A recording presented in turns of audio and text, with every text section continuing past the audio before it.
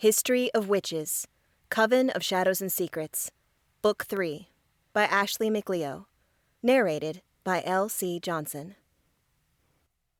Chapter 16, Meredith. No one in our trio thought the giant would be my last test. I just hoped there weren't many more. 3 is the magic number, right? Keep your ears open, Tobias ordered softly. I was pretty sure he took the appearance of a literal giant out of nowhere personally. The oversized man had knocked Tobias flat into a tree. I nodded, though I had no doubt that he or Benedict would hear something before me. Still, we were a team, and suddenly I stopped short. Hot air, so out of place in the English woods under the cover of the moon, washed over me. The magic. I barely dared to breathe. It shifted.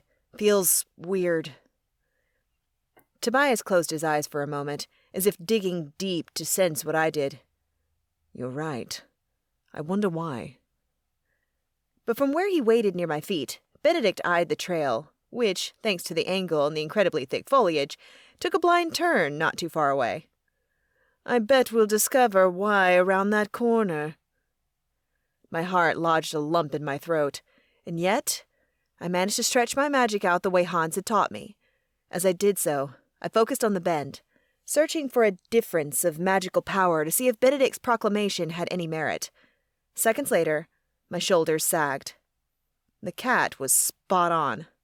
The strange heat, a shift in energies, was coming from around the blind turn up ahead. The question was, what was emitting it? Stay together, Tobias directed, as if Benedict and I were likely to run into the woods and frolic like assholes.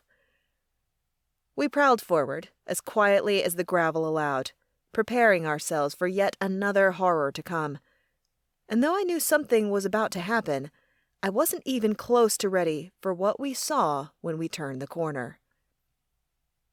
A dragon? I breathed, taking in the creature with green scales and wings. It was smaller than I'd always imagined dragons, and only had 2 legs.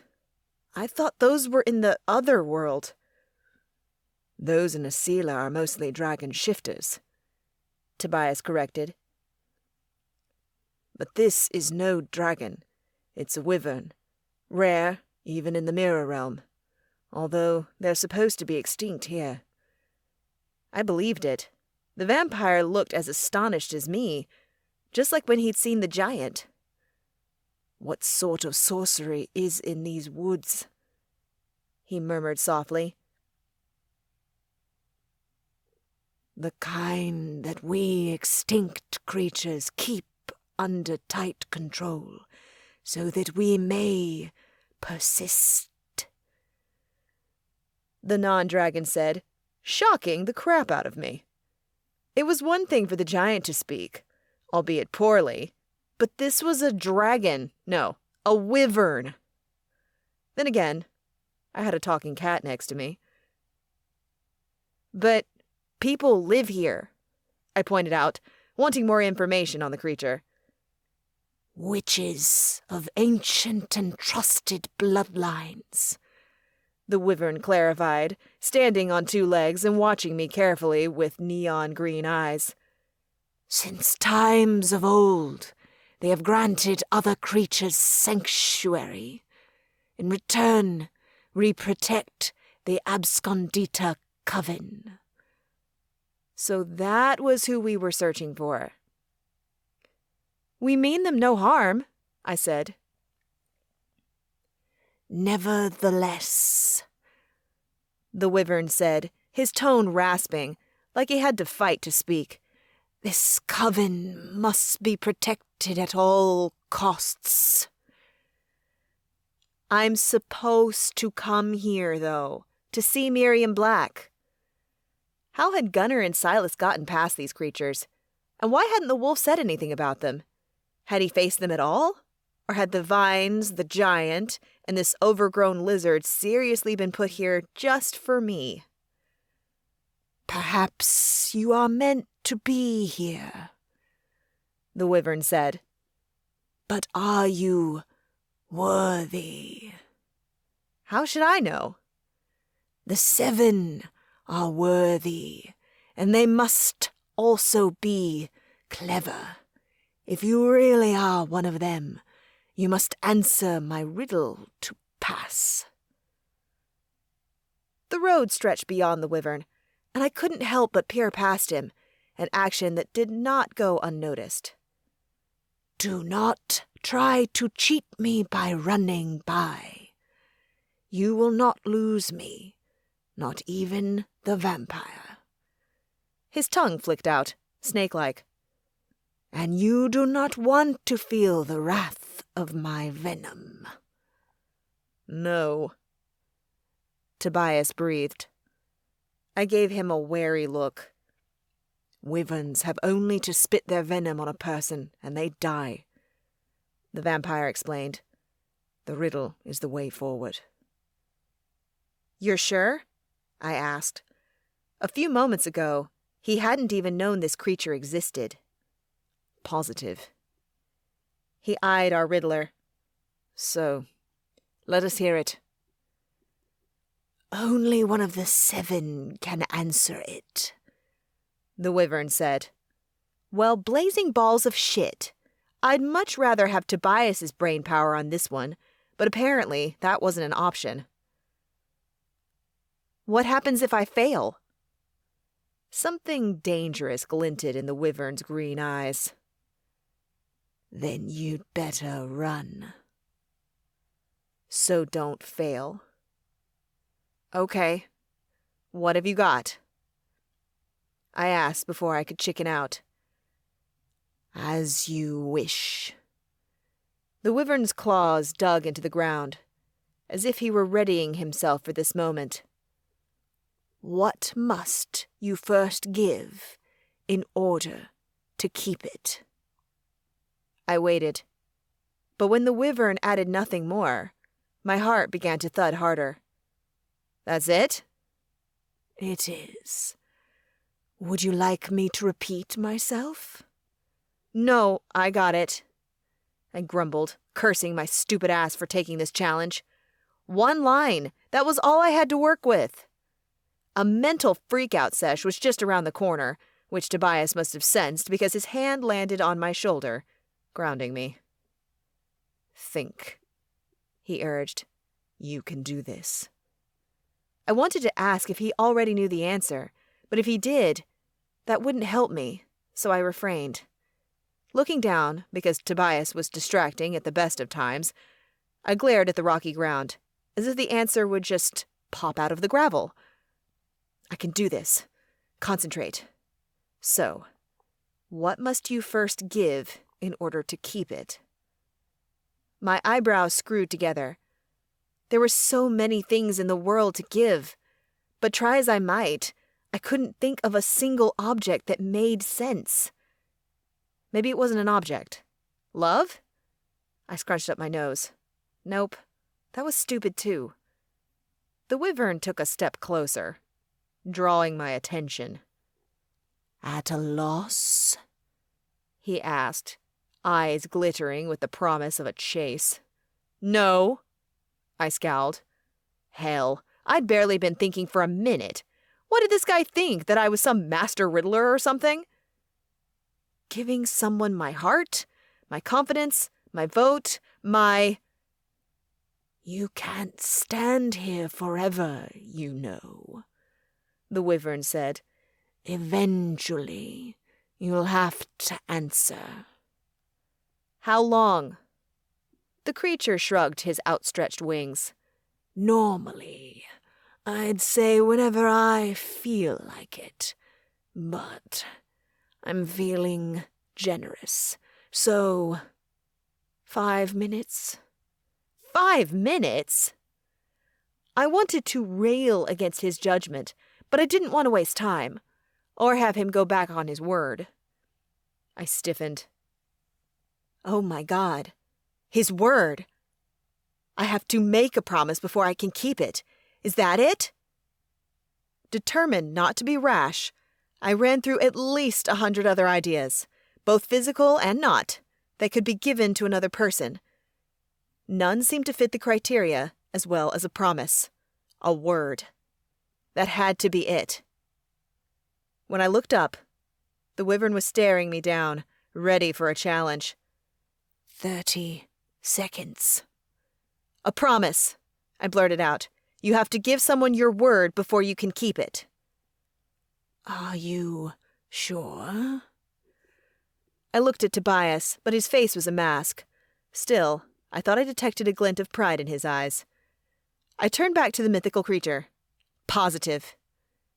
The wyvern let out a long breath. I almost got my hunt. Am I right? You are. You may proceed. I pumped my fist in the air and shook my ass to a song of victory heard only in my head. Yes! Suck it! I'd rather not, the wyvern replied dryly. A chuckle escaped Tobias, but Benedict didn't seem as pleased, more like irate. Are there more tasks? My familiar asked. Go forth and see. The winged creature stepped aside. Now faced with the possibility of another task, I pulled myself together, and our trio continued on. But as it turned out, we didn't need to go far at all. The moment we passed the wyvern, a gate appeared, like it had been there all along, though it most definitely had not been. Behind the gate stood a lady with short gray hair. I sucked in a breath, surveying the woman. I placed her at about 70, and could easily see her being a strict headmistress at an all-girls boarding school. "You're Meredith, I presume?" the woman asked, raising her hand in greeting. "I am." "Brilliant. I'm Miriam Black." "Really? Tobias stepped in front of me, my vampire shield. "We come here in trust and peace, but I have your word that you won't harm Meredith, nor her familiar." He didn't ask about himself, which made my heart clench. When Tobias had first acted as a guard, I hated it, but that was changing. With each passing day, I enjoyed his presence more. "I have no intention of harming anyone in your trio," Miriam said. "Can you say the same, vampire?" "I shall do no harm." "Then we're in agreement." Miriam waved her hand, and the gate disappeared. "Which means the three of you should follow me." Tobias and I shared a skeptical glance, but the woman didn't notice, as she'd already turned her back on us and began walking down the lane. In the distance, I thought I caught sight of a house. Figuring that was where Gunnar and Silas were being held, I made a choice, jogging to catch up to Miriam. "Are our coven mates okay?" I asked when I reached her. Tobias fell in at my side, and Benedict next to him. "They are," Miriam replied. "You really are going to let them go, right? After you prove who you are." I held up my hand, showing her the ring. "Isn't this enough?" Her eyes latched onto the piece, eyes widening for a moment before she resumed her unimpressed appearance. "It is convincing, but not enough. After all, anyone can wear a stolen ring. We have one simple, foolproof test, however." "I already took 3 tests." I gestured back to the lane we'd walked down to get here. "We can't be too careful," I huffed. "If that's the case, when does it stop?" "Is that a serious question?" Pale blue eyes latched on me. "Why wouldn't it be?" Miriam laughed humorlessly. "Because the quest before you is nothing but a series of tests, child. Each one is more difficult than the last. If you're looking for an end to trials and tribulations, then you may not be the person we need, even if you prove to be one of the 7. One of the 7? The wyvern had mentioned that name. What does that— Enough questions. I will answer no more until you have passed your final test here. So follow me and meet your destiny, Meredith." Miriam's gaze raked over me, as if assessing my every cell. "That is, If you dare. If I dared? This old biddy was daring me? I stood a little straighter. No way was I backing down now. Miriam caught the gesture and nodded her approval. Good girl. We walked a ways further down the lane, staying quiet until a manor came into view. At that, all my air left me in one go. It was exactly like one of those huge homes you'd see in Downton Abbey. A true estate, sprawling and magnificent. Who owns this? I breathed. Coven. The Abscondita Coven? I said no more questions, and I already permitted you a freebie. Scowling, I shut up again as Miriam led us around the home. She didn't stop until we reached a door springing up out of nowhere into what looked eerily like an entrance to a hidden underground dungeon. Or a crypt. We will descend now. Watch your step. I held up a hand. There aren't dead bodies down there, right? Though she'd shown little emotion since first meeting, Miriam's lips pulled up slightly. I won't answer, but I'm curious. Why ever would you think that? She opened the door. A damp smell hit my nose, which was saying something, because England wasn't exactly a dry climate. Because I've seen Game of Thrones, and this reminds me of where all the Starks are buried.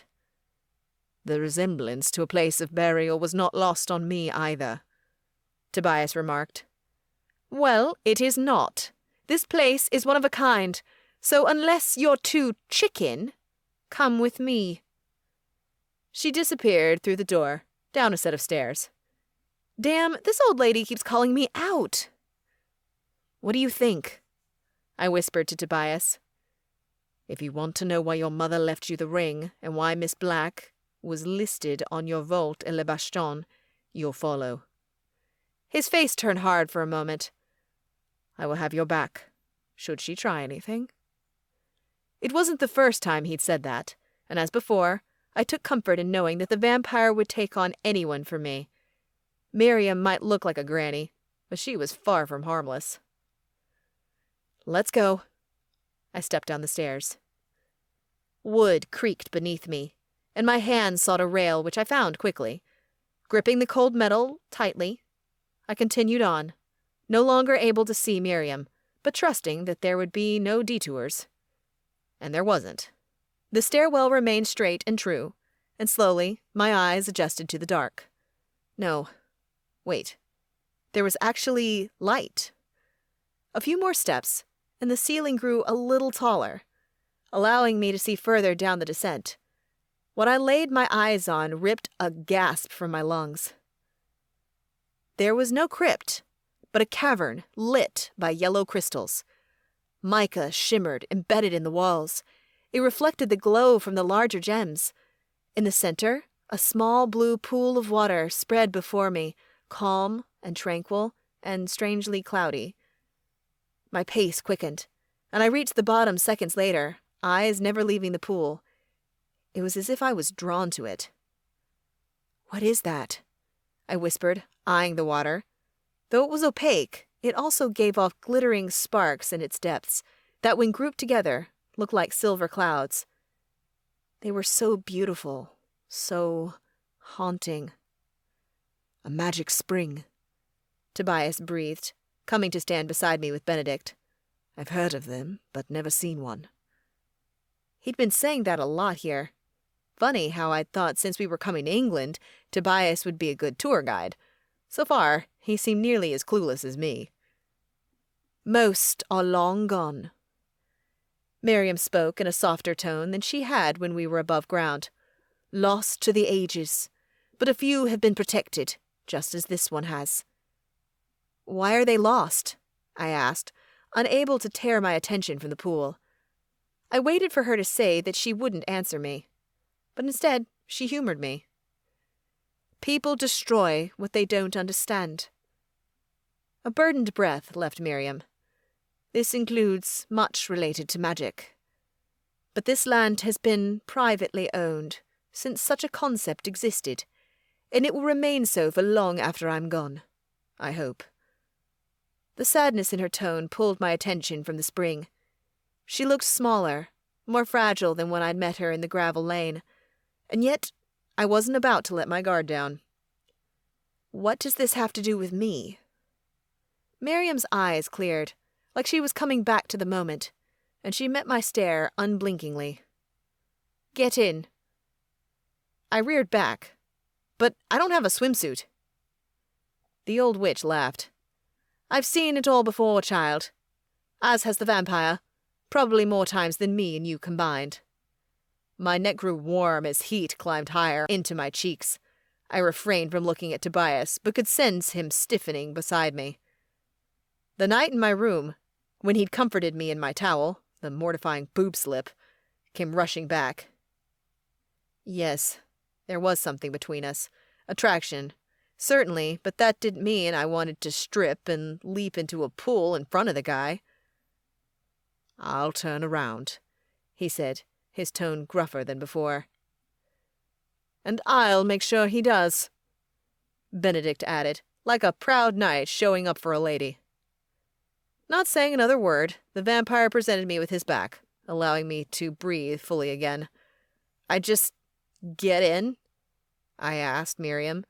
It won't hurt me. If the pool was clear and I could see the depths, I'd be a lot less scared. But there was something about the silver clouds that set me on edge. Nothing harmful will occur. This is merely your final test. How so? What happens once you're in the water will tell me if your parents were right about you all along, if the stars proclaimed the truth all those years ago. She swallowed, and for the first time, unease flitted across her face.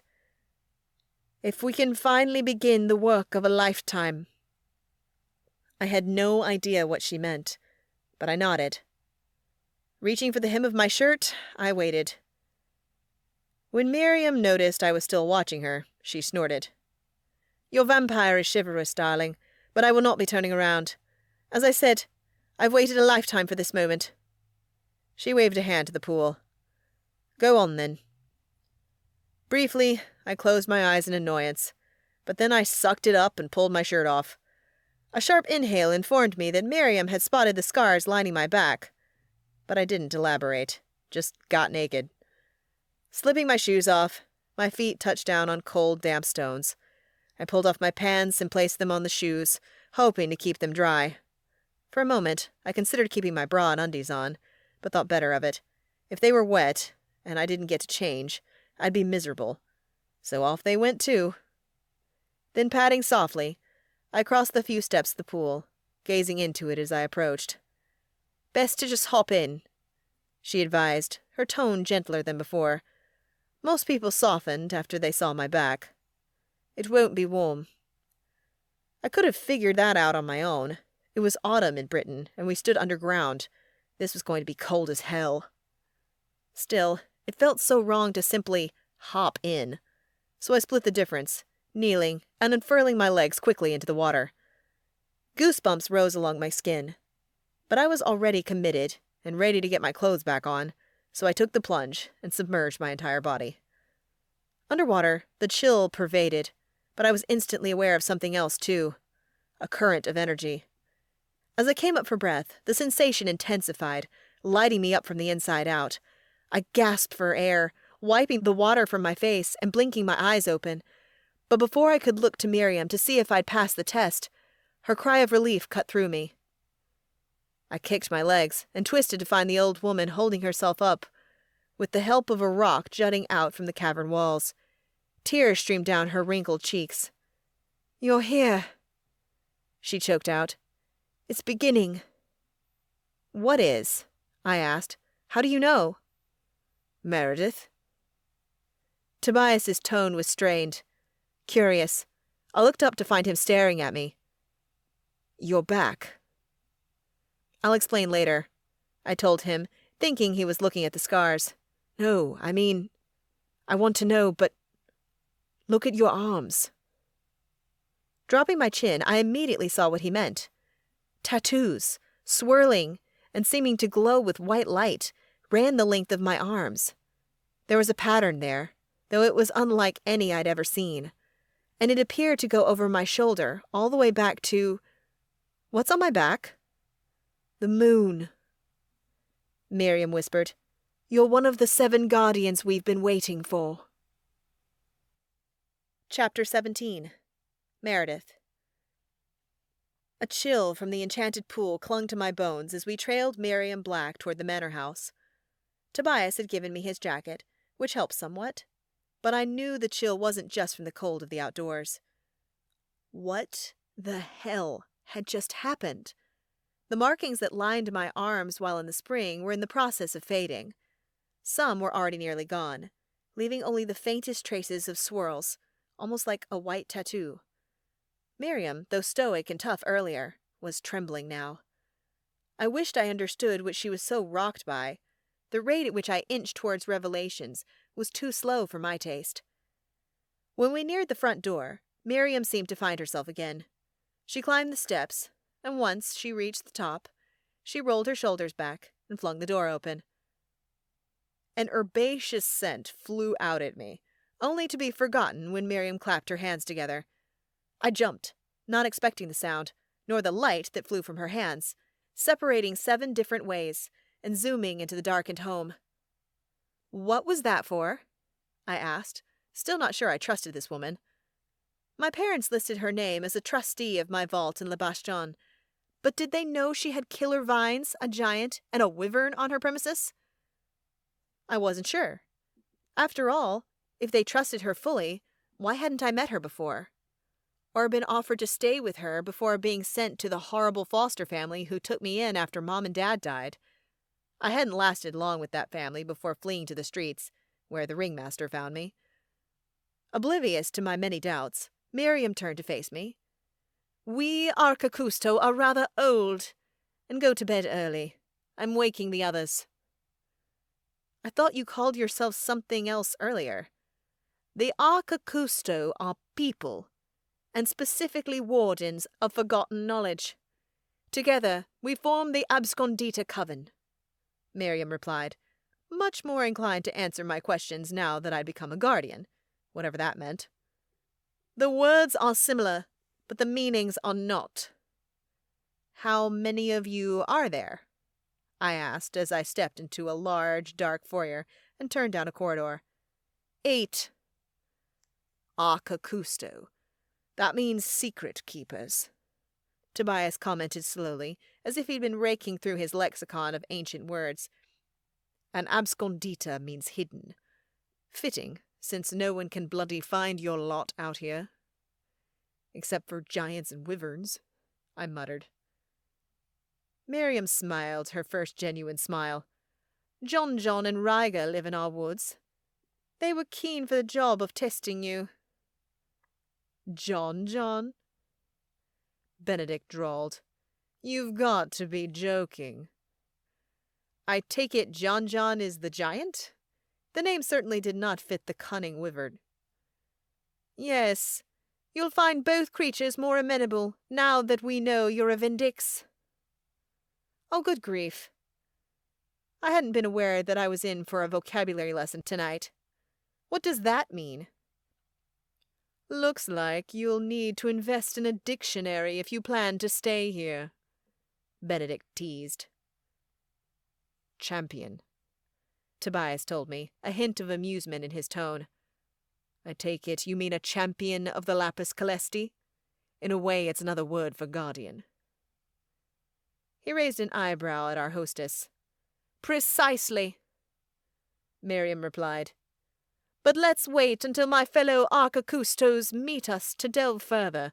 They should be but a few minutes." "Actually, I think we should see to Gunnar and Silas first," Tobias countered. "In fact, we insist." "Agreed," I said. According to Luca, Gunnar and Silas were being kept in a dark and damp dungeon. They don't deserve this to begin with, so they should be released now that I've proven myself, or whatever. Miriam let out a sigh, but she clearly heard the resolve in our tones, because she stopped and turned around. "In that case, a quick about-face is in order, but we must not dally. The other wardens will be desperate to meet you." Personally, I was less worried about the other wardens' needs when I was about the state of Gunnar and Silas. But I just nodded and allowed Miriam to lead us down another hallway and a flight of stairs. When we reached the bottom, I scanned the area. It seemed a lot like the hallway above, old, dark, manor-like, but also less occupied. A bit unkempt, too. Not quite the dungeons I'd imagine, though. "This is the right level?" I asked. "It is. Does someone who lives here stay down here, too?" It was the only way I could reconcile the images in my head. There must be a guard who uses up most of the hall, and the dungeons are at the end. "The archicustos are healthy for our age, but our knees prefer as few steps as possible." "So you just keep other people locked up and miserable down here?" Miriam shot me an amused expression and approached a door, cupping the handle. "I believe you'll find your friends taken care of better than you might have expected." I didn't reply as she opened the door. "What's going on?" Gunnar's voice called out. He sounded half asleep, and while it wasn't too late, I knew from my stint in an Egyptian jail that time of day didn't matter much when you were imprisoned. "Meredith and company are here to free you," Miriam said. "You do vouch for this, Wolf, correct, Meredith? And the Fae?" "Of course I do," I answered. Miriam waved a hand, and though nothing visible happened, I sensed a shift in magical energy in the area. "You're free, Wolf." "Thank the old ones," Gunnar barked out, barreling from the room. He passed Miriam, who sidestepped him just in time to avoid being run over. "Stony, Toby, Lil Ben." "Benedict!" the cat yowled, but the effect of his anger was dampened by the fact that he darted backward as Gunnar rushed him, arms open wide. "Bring it in, you two." The wolf howled and scooped us up into a 3-person bear hug. A long sigh rang in my ear as Gunnar squeezed tight. Then, to my utter astonishment, he laid a smacker on my cheek. I blinked and pulled back just enough to see Tobias, stiff as a plank and looking bored. "What's wrong with him?" I mouthed. "Wolves need connection, touch, and room to roam," Tobias explained. "A lot of each one." It appears I wasn't enough for Gunnar. Silas smirked, leaving his room next. Apparently, they'd been kept in adjoining cells. We even held hands. Connecting cells? What was this place? Gunnar released us, allowing me to breathe fully once again, and I was shocked to find a tear streaking down his cheek. "About the only thing that kept me sane, Si, my man. Thank you." Silas smiled. "You're welcome. If I had to be locked up with a wolf, I'm glad it was you." Confused because our friends seemed pretty clean and even smelled nice, I peeked into Gunnar's room. My mouth fell open. "There's a king-sized bed and a fireplace in there. Lucas said you'd be in a dungeon." I told Gunnar that was going a bit far when he talked to Luca. Silas shrugged. "But you can't argue with the results. You two got here fast." "Yeah, calling it a dungeon may have been a bit of a stretch." Gunnar rubbed the nape of his neck sheepishly. "I'll try not to take offense to that," Miriam muttered at the same time that Benedict proclaimed that wolves were divas. I turned on the cat, unable to believe his scorn. "Like you're one to talk, you made me buy a memory foam cat bed." "I have a bad back." "Probably because you sleep half on and half off your bed all night." "I did tell you to size up." "Oh my hell, these people and this cat."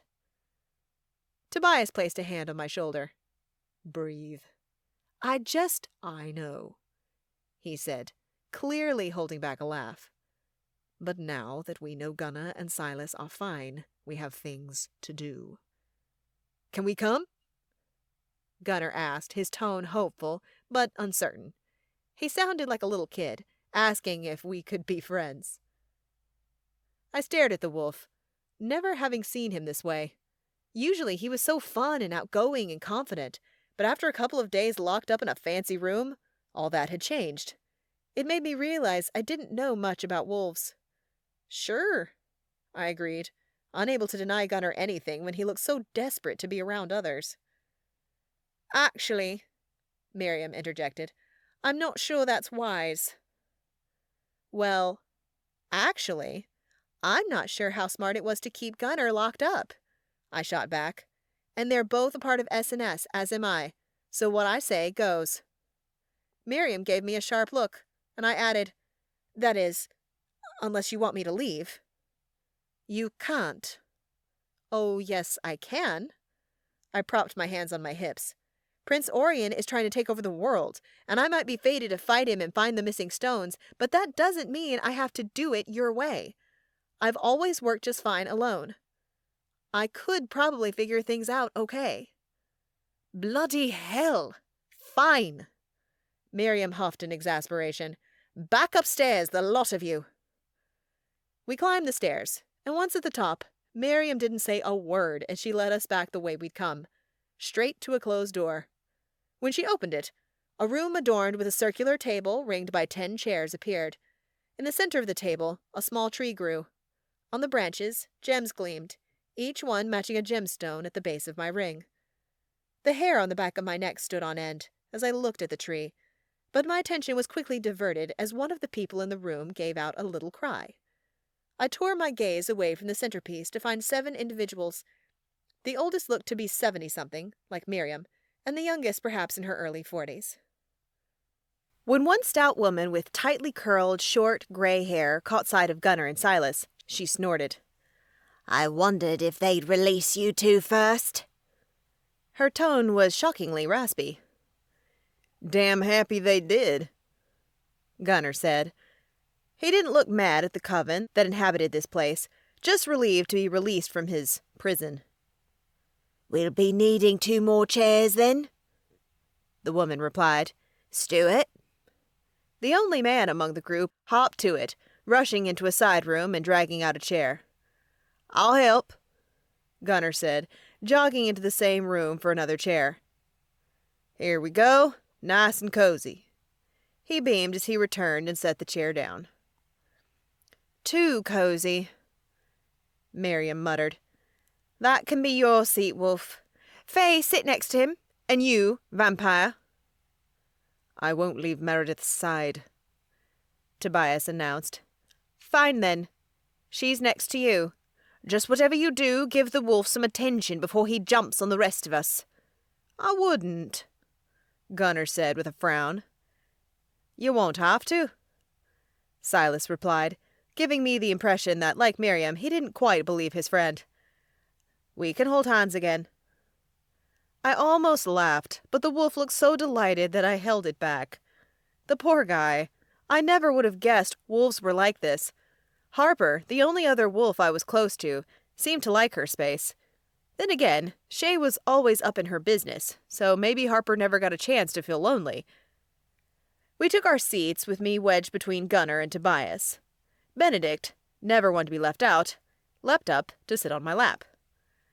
When we were settled, the wolf patted my shoulder, until Silas held out his hand, and Gunnar took that instead, content to lay his palm on the Fae's hand. Why don't we go around and introduce ourselves to Meredith? Miriam suggested as she took her seat. I stared at the 7 new people, who in turn stared at me. There was no way I'd recall all their names, but I didn't want to be rude. I'd worked too damn hard to get here to be cast out for showing a lack of respect. So, I resolved to try my best to commit their names to memory. Sure, I said, but I might need reminders occasionally. Lots to take in. Of course. Miriam waved her hand. We are far past the age of vanity, my dear. I wasn't so sure about that, but I nodded, as the woman next to Miriam leaned forward. I'm Claire. Meredith, I replied, smiling at her, and semi-envying her lilting Irish accent and long gray hair. I hoped I could pull off that look when I was older. The others introduced themselves too, but Claire, Stuart, Gloria, and Aya were the 4 that stuck out. Stuart, because he was the only man, at around 50, younger than everyone, except for a British woman whose name had already slipped my mind. Stuart also had flaming red hair, so he was pretty easy to recall. Aya seemed to be the second youngest. She hailed from Nigeria and wore bright colors that caught my eye. Even though they weren't my personal style, the palette looked great against her ink-black skin. And Gloria was the shorter one with the raspy voice that seemed to boom from her. Tobias and Benedict introduced themselves too, and when we finished, everyone looked to Miriam in a way that made me think perhaps she was the leader of this little coven. Now that's done. She leaned back in her chair. You'll want to know what we're here for. What we expect of you as a Vindix. I almost scoffed, and so much more. But I simply said, yeah. We had to start somewhere. Our coven formed shortly after the Vindix, otherwise known as guardians of the lapis caelesti, were chosen. Or the 7. Gunnar interrupted. That's what you called Stony when we arrived. Yes, or the 7, Miriam echoed, looking irritated. After your family lines were chosen to guard the sacred stones the angels had created, it was decided that others should be aware of the Vindix. These wardens were tasked with knowing what the Vindix were entrusted with, who they are, and what the repercussions of the stones are, in case they ever fell into the wrong hands. Which the wardens did, for a long time, Claire said, softly. But it didn't work out completely as planned. In retrospect, it was a bit short-sighted to entrust so much to just 7 witching families. It was only a matter of time before a Vindix went off on their own, and others would follow. People gifted with that degree of power and authority do not like to be controlled by anyone, no matter how slight the control. My eyebrows knitted together. I had a feeling they didn't know where these people were, and that might be where I came in. But first, the Vindix are all witches? I asked. Originally, Miriam answered. As are we. Why? I asked. Why wouldn't the angels spread the stones out to other orders? No one can be sure, she said. But it's said witches were the first supernatural order the angels created. We were easier than some, a mix of magic, which the angels had loads of, and human. But of course, that's just hearsay. No one can expect the angels can know for sure which order was created first, and the angels don't bless us with their presence often. I thought of Shay's father, an archangel. Shay was older than she looked, though I'd never asked her exact age. Had Uriel's coupling with Shay's mom been the last appearance of an angel on Earth? All we know, Miriam continued, is that the 7 families who guard the stones and the 8 families of this coven possess witching blood.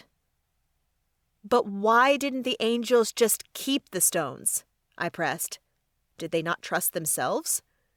Every time a morsel of information was presented, a new question arose. Stuart snorted.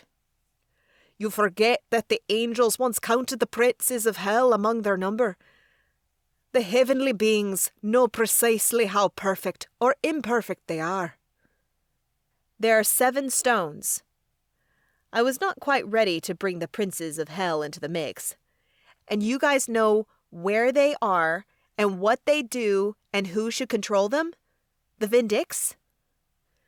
The Archicustos once again shared glances, and this time everyone except Miriam leaned back in their seats, the excitement gone. We know what the stones do. We have the texts explaining each one. We know how they interact with one another, too. Miriam reiterated. But we were only certain of the location of the opal of heaven. My stomach sank. Which is now with wrath. Tobias ground out. Precisely. Miriam swallowed thickly. A massive roar came from outside, followed by a crack. I gripped the side of the table, and Benedict leapt to the floor, taking cover. As one, Stuart, Aya, and the young British woman whose name I'd forgotten shot out of their seats. What is that? Gunnar drawled. That'll be John, Claire replied. Gloria pinched the bridge of her nose. How did you get past him, Meredith? Sort of knocked him out? Bloody hell. Stuart dashed to the door. He must have just woken up. We must calm him. Hannah! Very well, then. Another chair pushed back, and the 40-ish woman with long blonde hair ran after Stuart. Hannah. That was the youngest one's name. Aya, Claire, and 2 others followed more slowly, their bodies not as spry, leaving just Miriam and Gloria in the room with us. You go too, Gloria, Miriam said. John adores you, and you know how he gets when he feels slighted. Gloria stood. Don't worry, child, she assured me, steel in her eyes as she headed toward the door. We'll give you a proper introduction to the overgrown baby tomorrow. Set things to right. A pit formed in my gut. I wasn't sure I wanted that, especially seeing as the roaring hadn't stopped and the cracking sound was becoming clearer. I was pretty sure John was downing trees. And I'd seen the trees around this place. They were huge. Miriam sighed. Things are never quiet around here. How can they be, with a forest full of creatures? I shrugged, unable to answer that. Do you wish to continue? The secret keeper asked. Kinda, although I am tired, I said, right as a yawn worked its way up my throat. I feel like I won't be getting all the information tonight anyway. She smirked. Absolutely not. There's far too much. Then what I really want to know is, what is my part in all this? Miriam nodded. We shall teach you enough about the stones so that you know how to use them. Then, when you're ready, you will be sent to find the other Vindicts. I dug my teeth into my bottom lip. Since the moment it was admitted that other Vindicts had set off on their own, I'd been afraid of this. They didn't know who the others were, and I wouldn't be able to help locate them. Seekers can't find people, I said uneasily, only things. The other Vindicts have adornments, rings, necklaces, bracelets, and the like, similar to yours, Miriam explained. And now that you've been dipped in the enchanted spring, the ring has been, turned fully on. I frowned. But it already worked before that. Kind of. When it felt like it, which was like once, when it wanted to be whole. Come to think of it, the ring was actually kind of a POS. So this ring will help me find other pieces like it, because their stones all come from the same place? Precisely. But what if other families have lost their jewelry? Or worse, their stones? The pearl was lost, and Wrath has mine. I shuddered at the idea of facing the Prince of Darkness again. It hadn't worked out well the first time, and now that he knew who I was, he could strike at any moment. It's a possibility, but we have to trust that, one way or another, the Vindicts will be called to each other, Miriam said. It's what the angels decreed, and though you're correct that the other gifted families might have misplaced their lapis caelesti, the stones will still exist somewhere in the world. They are heaven-made, impossible to destroy. Together you will find them. And once they are found, their power will be obvious. Another roar, followed by shouts, came from outside, and Miriam stood. I'm sorry, this meeting must draw to a close sooner than I'd hoped. We will pick up again in the morning. But I have so many more questions. Like, what are the Vindicts supposed to do? Just watch the stones? And what exactly do the stones do? Miriam swallowed. Very well. Just a bit to sate your curiosity. And this is perhaps the most important bit. She took a deep breath. Together, the chosen 7 are fated to use the lapis caelesti so evil does not devour our world. Oh, is that all? Now, allow me to show you to your quarters so that I might help calm John before he destroys the manor. Miriam waved for us to follow her out the door. Chapter 18. Tobias. Our rooms were side by side, and far from where the archaic slept. A layout I appreciated. In our own part of the manor, it was easier to relax, to rest. Not that I planned on sleeping.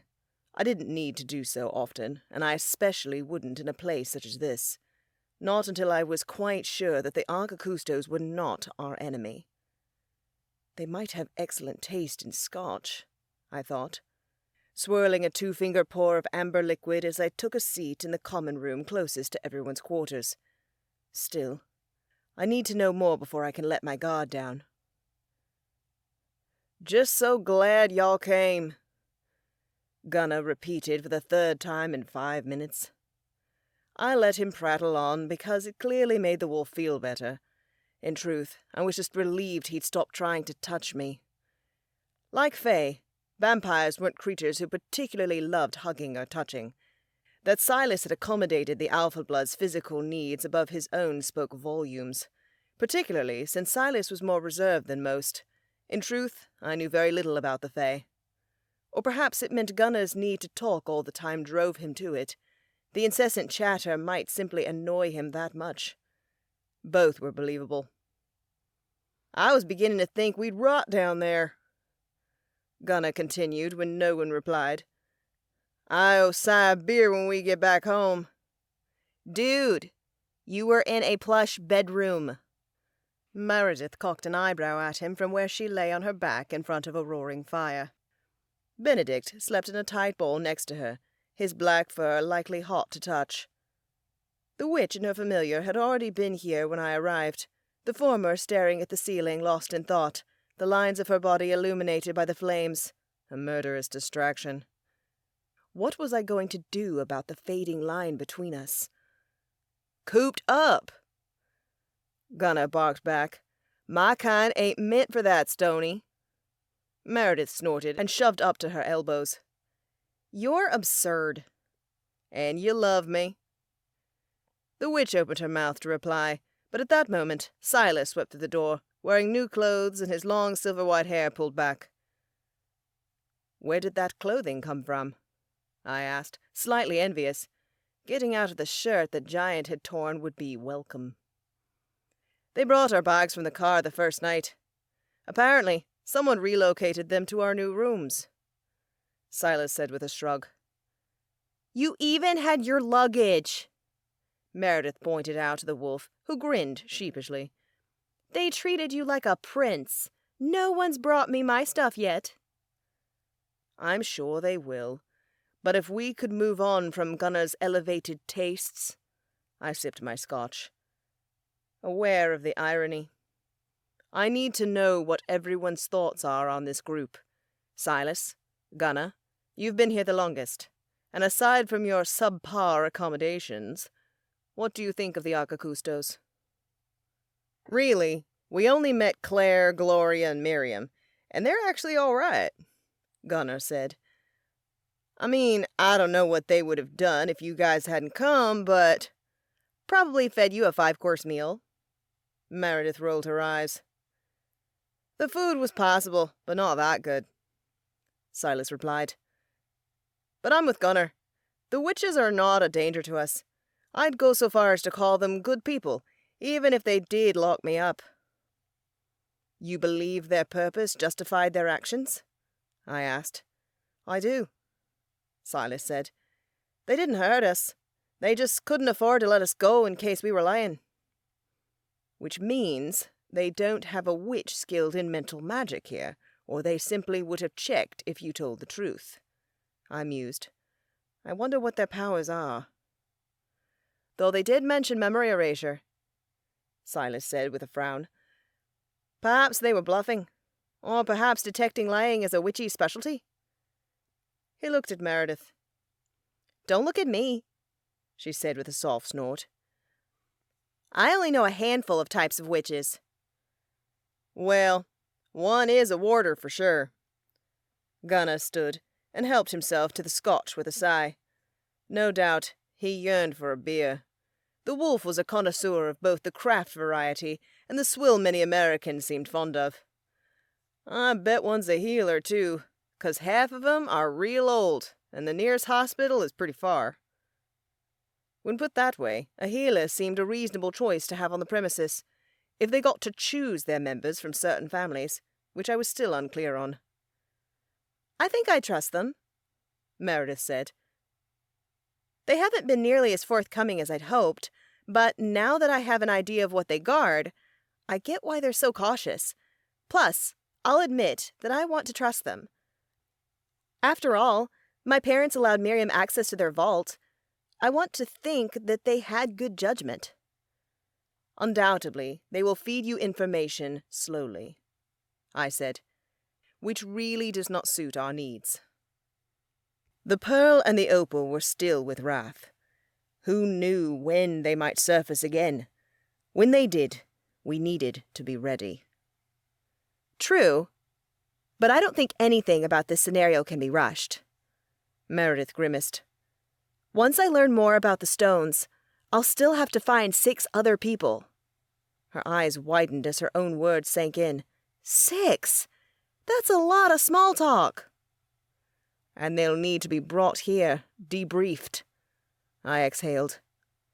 Possibly trained, Silas added. Until recently, Meredith didn't know she was a witch. What if others don't either? Bloody hell, this was getting complicated.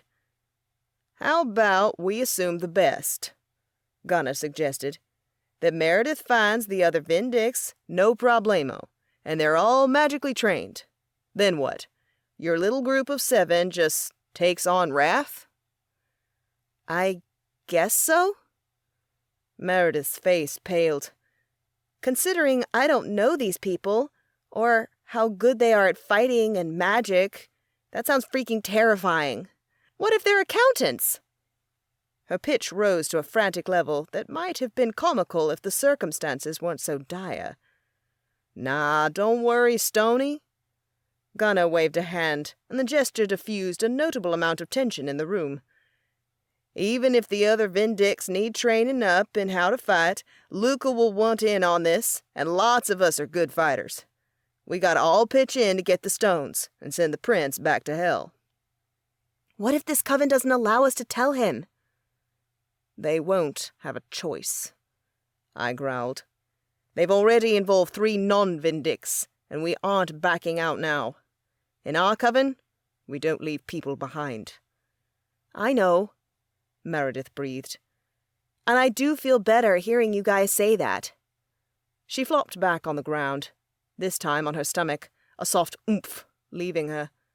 Mercifully, her long hair fell forward to cover the cleavage that instantly snared my attention. I think me and Cy should head back to New Haven tomorrow, Gunnar said. Who knows? The witches might be planning to kick us out anyway, but I just want everyone to be on the same page. We'll catch Luca up to speed. That way, we can be ready to go if you need help finding the Vindicts. I betcha you can do it all yourself, but won't it be easier as a team? Meredith nodded. That's something I'm beginning to understand. She looked like she wanted to add more, but when she opened her mouth next, a giant yawn came out instead. Her hand flew to cover it. Sorry. I've been so tired since the meeting. I can't imagine why. You traveled a day after you stayed up all night fighting demons and a prince of darkness, I teased. 'Bout that. Gunnar leaned forward. I want to hear all about New York. We only read what was on the message boards. We want details. Meredith rose quickly to her feet. I hope that you're up for that, Tobias, because I don't want to talk about that night. See you all in the morning. She scooped up Benedict, who didn't so much as stir. We bid her good night, and I watched the witch leave, waiting until I heard her shut her bedroom door behind her. All right, Toby. Quit pining for the hot witch and tell me what happened. Gunnar scolded, a gleam of mischief in his eyes. Yes, I'd like to hear too, Silas added. I ignored the part about Meredith and began to relive the danger, the terror of that New York City night. Hours later, I set to putting out the fire. Gunnar and Silas had long since retired, leaving me alone with my thoughts, which, upon revealing the story of Wrath and the ringmaster, had turned dark. More drink helped, and eventually I felt as though the scotch had done its work. I was not quite sleepy, but no longer furious at what had happened to Meredith in New York, and felt like I could finally lie down. Seeing as I'd be able to listen for any sign of foul play just as well from my room as this one, I chose to do so in a bed. When the last embers died, I let myself into the drafty corridor. Humans romanticize homes built in this period, which I estimated was the 17th century, but they were a pain in the arse to maintain and keep warm. I tilted my head. Come to think of it, the 1600s are rather recent, compared to how long the abscondita claimed to have been in this land. Did their previous residence burn down? Such a fate wasn't uncommon, so I wasn't suspicious, merely curious. I added that query to the heap of them we had on the agenda for tomorrow. Passing by Meredith's room, wedged neatly between mine and Gunner's, I paused to listen. Her breathing was a touch fast, but she was still asleep. "All's well," I murmured, trying not to imagine her plump mouth, slightly open as she slept peacefully. The scotch, while calming my anger, was not helping me maintain chaste thoughts. Not that I'd been having much luck with that since Meredith had dipped into the enchanted pool.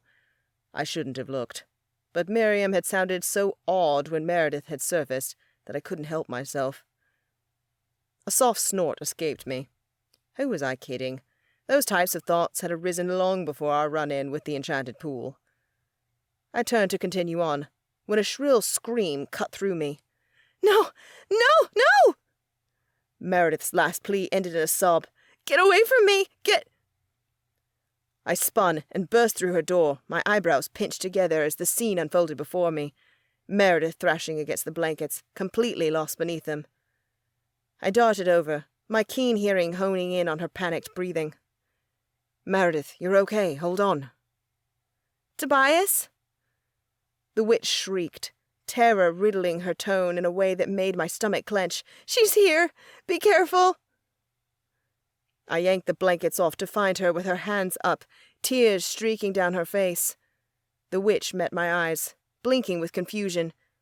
When her hands fell, I knew she understood. "A dream?" "A nightmare," I corrected, perching on the side of her bed. I wouldn't leave until I was certain she was okay. "It was the ringmaster," she whispered. I thought as much. And though it went against my instinct to keep my distance, I held out my arm. She hesitated, but eventually snuck beneath it, leaning close to me as I wrapped my arm around her. Unable to stop myself, I inhaled her scent of jasmine and pine, and nearly groaned. It was even more intoxicating than before. How could that be? "Sorry if I woke you," she sniffled. "You didn't," I assured her. "Vampires don't sleep much, and I hadn't planned to while we're here." She twisted to look up at me. This close, the track marks of her tears were pronounced. I hated the ringmaster for making Meredith Stone, a tough-as-nails woman, feel this way. "We might be here a while," Meredith croaked. It struck me that she hadn't said she might be here for a while. Didn't insinuate that I needn't stay. A month ago, she would have. "I'll sleep eventually," I promised. "Just not tonight." A tear brimming in her lashes fell down her smooth cheek, and I reached out, ending its trail. Her breathing stopped, and abruptly, I realized just how close we were. Our faces mere inches from one another, our breathing mingled. Hers smelled of sweet mint, and beneath her nightshirt, her mortal heart thudded hard against her breastbone. "This is a bad idea." Meredith cupped my face, the touch unraveling my reasoning before I could shield myself with it. "I don't know what it is about you, Tobias. I feel like I know you in a way I've never known anyone." "The blood you drank," I choked out. "No," she exhaled instantly. "It's more." Her finger slid to my lips, tracing the bottom one so lightly, so sensually, it was almost painful. I was powerless to correct her now, to lie again. Instead, the predator in me arose, needing to claim her, to have her, to truly make her mine in a way it had wanted to since that one disastrous training day. A low growl rolled out of me, and she froze. "Am I in trouble?" she asked softly. "We both are," I rasped, wrapping my hand around the back of her neck and pulling her lips to mine. The kiss was hungry, fulfilling every one of those that had never quite come to pass, bringing to fruition nights of fantasizing. With this new connection, my skin tingled, begging me for more, to claim her wholly. Her tongue swept mine, and I groaned before responding in kind, pulling her closer. My eyes were closed, but I felt the moment the witch shifted, and the next thing I knew, a weight landed on my lap as she straddled me. Immediately, my heart began to beat. Slow and steady, but harder than it had in ages, as if it wished to thrust out of my chest so this marvelous creature could hold it in her hands, claim it. Down below, I responded too. Bloody hell. I hadn't reacted like that to a woman in decades, hadn't used my manhood for its intended purpose in far too long. Just the thought of doing so with Meredith made my blood burn. I'm a goner. "Tobias," Meredith whispered, shifting again, her lips trailing down my neck, offering gentle butterfly kisses. "What is this? What are we doing? Why does it feel like this?" I don't know, I said, and my traitorous blood pumped harder through me. I could practically feel it beginning to vibrate. If it started singing now, as it had when Meredith was missing, I didn't know what I'd say. I was not about to bring up what Giselle believed. For right now, this is just a kiss. I lied to myself. Whatever this was, it was so much more than a kiss. "It's not just that I drank your blood," Meredith pressed, suddenly mastering herself and leaning back to stare me in the eye. "That might have kicked it off, but my feelings for you have only gotten stronger in time. Even when you piss me the hell off, which for the record is fairly often." When I barked out a laugh, a smirk grew on her face. Cheeky, sexy bugger. Only you could insult me and attract me to you like a moth to a flame, I replied, my tone deeper than usual. More like how it sounded when I'd been a rough-and-tumble human, a young sailor, still learning to be a man and playing the part. I sounded so human, and who could blame me? The woman before me made me feel human again, alive, burning, lusting. Desperate to taste her again, I licked my lips. From her, they tasted like honey, as if she were bewitching me. Not that she needed to use magic to do so. The gesture seemed to captivate her, and Meredith leaned closer again, kissing me, her fingers tangling in my hair. Gods help me. My hands fell to her rear, world-class, if I did say so myself, and I cupped her luscious curves. A man could die happy holding a woman like this. A seductive laugh ripped up her throat. "So you're an ass guy?" "Appears so." "Well, I have that Oh, no, no, no! What is going on here?" Meredith stiffened, and I closed my eyes, unable to believe this was happening. The cat, the same bloody cat that had been sleeping while we conversed in front of the fire, the cat that had slept through her nightmare, had woken as Meredith and I whispered. Had I still been a devout man, I would have thought God hated me. Benedict leapt onto the bed, his amber eyes glaring daggers at me. "Anyone care to explain?" "Ugh!" Meredith groaned. "Why do I feel like my dad just caught me making out?" "That is not what a protector does, vampire." Benedict yowled so loudly I was sure Gunnar would wake. Bloody hell. We couldn't allow that to happen. We might be able to tell the cat to shove it, but the wolf would never keep quiet. I slipped in my role, I admitted, before looking Meredith in the eye. And I don't regret it. Her lips quirked up. Me either. Whereas I very much regret the eyeful I got. Benedict yowled again, and with my keen hearing, I heard Gunnar mumble next door. "Meredith, I don't want to, but I should go," I said, ignoring the fussy feline.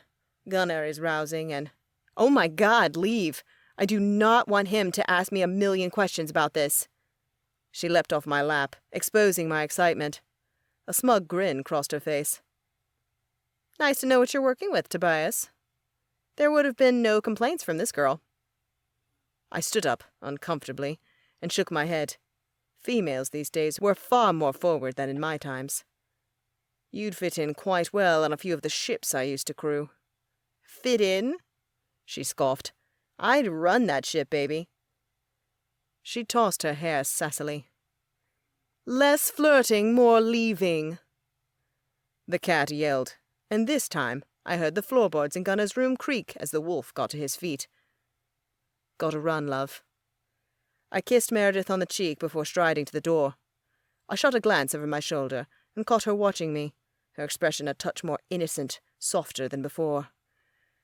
I winked and slipped out the door, zooming into my own room seconds before Gunnar opened his door to check things out. A laugh escaped me as the wolf prowled up and down the hallway a few times before giving up and going back to his room. For now, our secret was safe.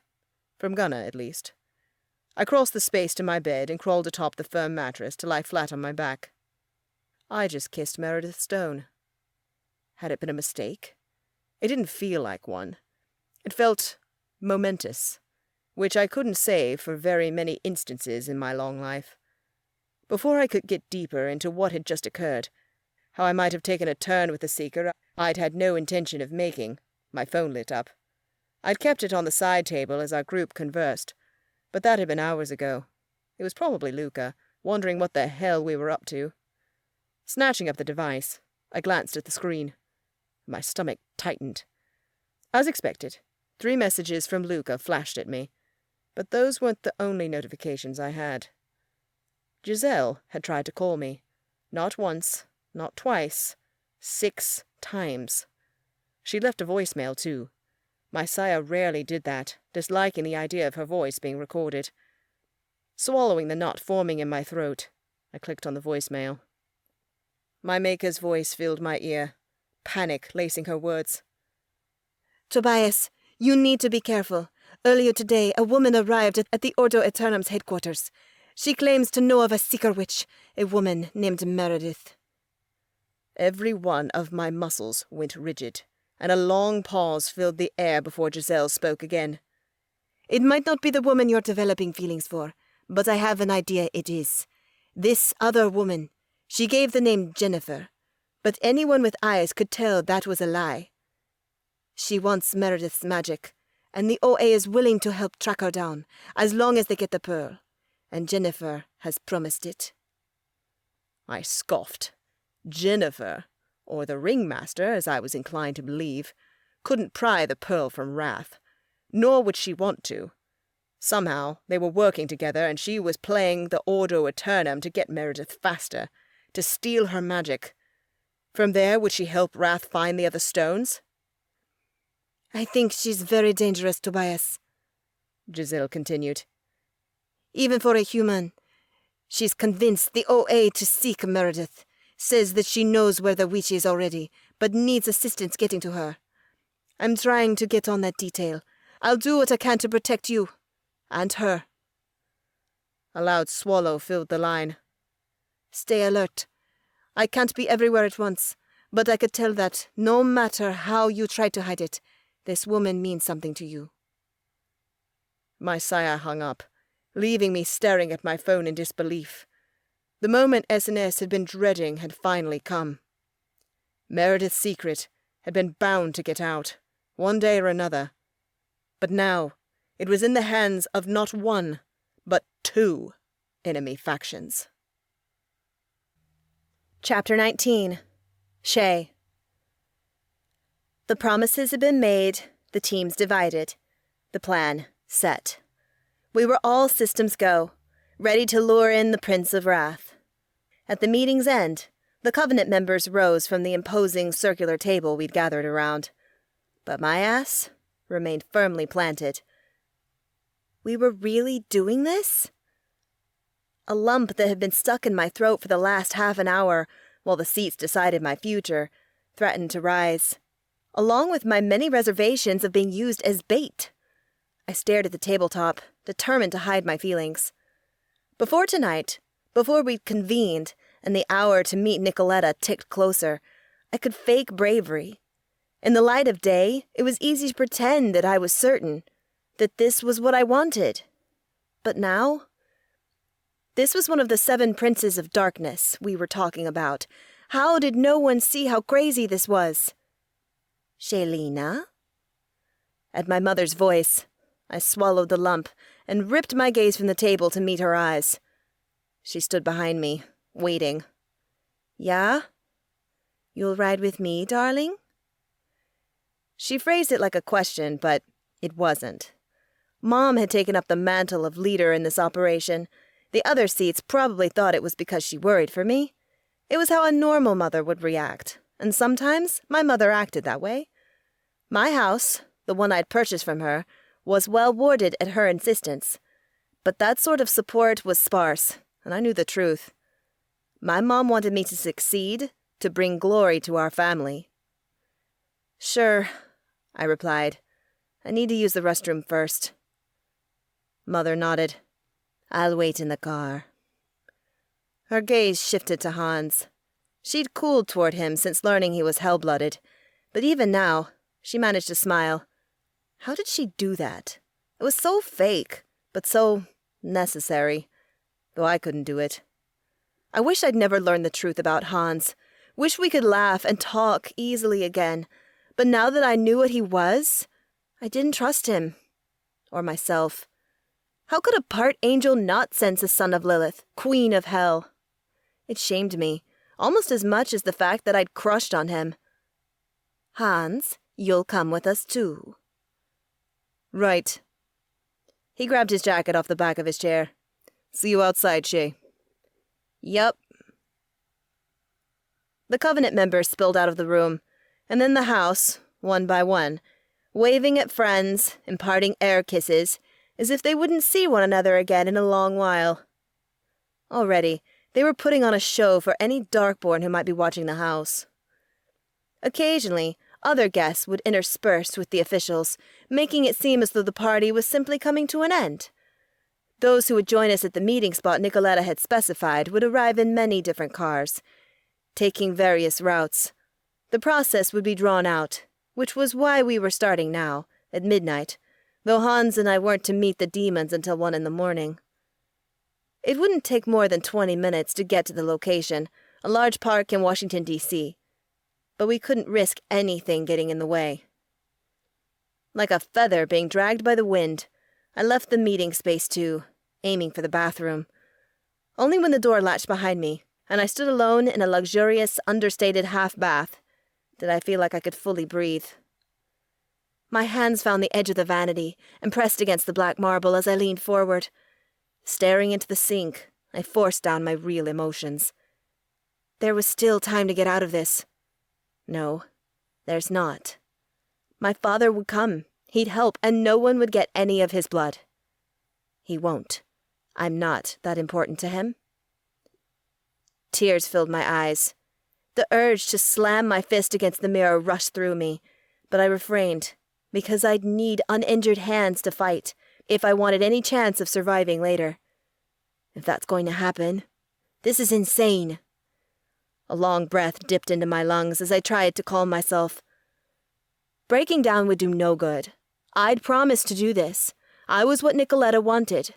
If Bronze was correct, her actions were on behalf of Prince Orion, and she would do her best not to fail her lord. So Hans couldn't just arrive at the meeting place without me.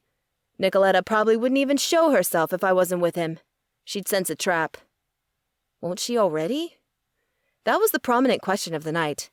We'd spent hours discussing the routes, places for teams to hide, how Hans and I would attempt to position ourselves out of the line of fire. But would it be enough? Could the Covenant's plan go off without a hitch? "Anyone in there?" called a voice I recognized as belonging to Richard Bronze as a fist landed on the door. "Just a sec," I yelled back. Though what I really wanted to do was fling the door open and punch that asshat in his overly tanned face. I couldn't believe Igor and Bronze had basically forced Hans into making a vow of intent earlier.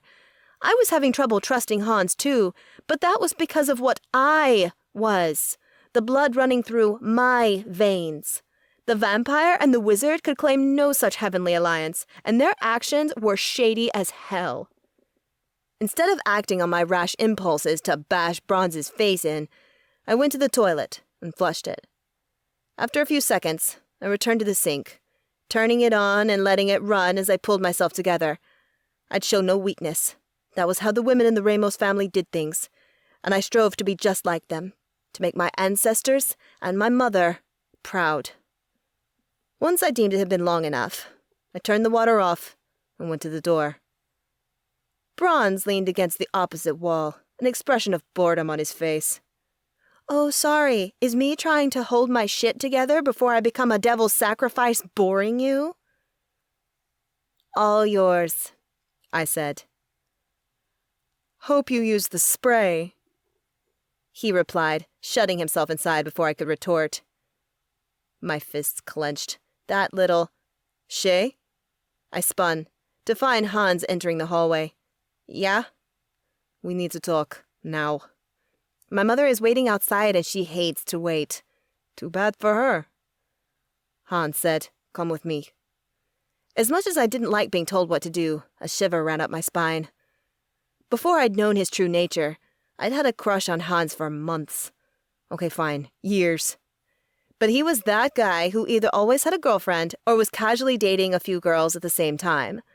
I'd refused to be another brief fling, or worse, a notch on his bedpost. I was all for sexual liberation, but that just wasn't my style. And though I kept telling myself he was a demon, off limits, an enemy, there were moments when the attraction still struck me like it used to. Like when he was taking control and bossing me the hell around, apparently. Heavens, I'm so messed up in the head. "Hurry," Hans said when I didn't make a move to leave the hallway. "We don't have a lot of time." "What about using a please?" I snapped. "Please, Shay, I really need to speak with you. It's about the mission." Unable to deny our objective, I fell into step behind him as he led me away from the front door, away from the people and their prying ears. We were almost all the way back to the meeting room when Hans turned and stared me dead in the eye. "You don't have to do this. We don't. It's too much. I can tell that you're having second thoughts." I jerked back. No, I'm not. Don't lie to me, Shay. You're horrible at it." "I'm not." "Okay, fine. You're not horrible. But when it's something like this, you do a shit job of hiding your feelings." He got closer, and though I knew there wasn't a drop of the stuff on him, I thought I smelled that motor oil scent that usually clung to his skin. A manly aroma I loved, mixed with soap. A study in contrast, if there ever was one. That was the man in front of me. "We're asking too much of you. My sister, she's brainwashed and won't hesitate to—" "I know what she's like." I cut him off. "In case you forgot, I fought her too. And as much as I appreciate your concern, Hans, you can't make this choice for me. I want to do this." "I do, right?" "There." He pointed at me. "The doubt. It flickered in your face." I slapped his hand down. Damn it, was I really that bad at lying? I had to lie for missions all the time, and I thought I was pretty good. "Tell me I'm wrong," he demanded. "Tell me, and I'll drop this." "You're wrong," I hissed, because not only did I despise being told what I should or shouldn't do, I hated that, out of everyone, it was Hans who could see me so clearly. I want to do this. I have to. For my family. He exhaled. "Your mother is pressuring you. I don't understand why, and I don't like it one bit." "So what? Parents do that all the time. Can you tell me that your parents haven't pressured you? If you can honestly say that, then I'll consider bowing out." I lifted my chin in defiance and waited. He looked like he wanted to deny my claim. But when his shoulders drooped, I knew he couldn't. I'd won. Won a chance to face a crapload of demons. Woo, go me. Fine, Hans grunted. If you insist that you want to go ahead with this. You made a vow of intent anyway, dude. I said, we have to do it. No, I have to, he retorted. But you seem determined to put yourself in danger for a little recognition. So, let's go, Shay. Let's go make your ridiculous mother proud. Don't you dare talk about her like that. Unable to deal any longer, I whirled and marched away from him. I stomped through the home, fists clenched into tight balls. By the time we emerged in the foyer, only a few Covenant members remained. And when they saw me, looks of relief swept across their faces. We thought you'd done a runner, one of the siren seats joked. Nope. I forced nonchalance into my tone. Was just having a few words with my partner. I jerked my thumb over my shoulder, sure that Hans was following, even though the smarter thing would be to sprint the other direction. He wasn't like that, though. He didn't back down from a challenge, or run in fear. Hans faced his fears, including the hard stuff, which right now included me. Oh, right, the siren said, clearly put off by my tone. Your mother is outside. Got it. I exited the house to find the car waiting front and center, my mom in the driver's seat. I darted down the stairs and slid into the passenger seat, relieved that I wouldn't be forced to sit next to Hans. Everything all right, Shailena, darling? You were in there for quite a while. Is your stomach testing you?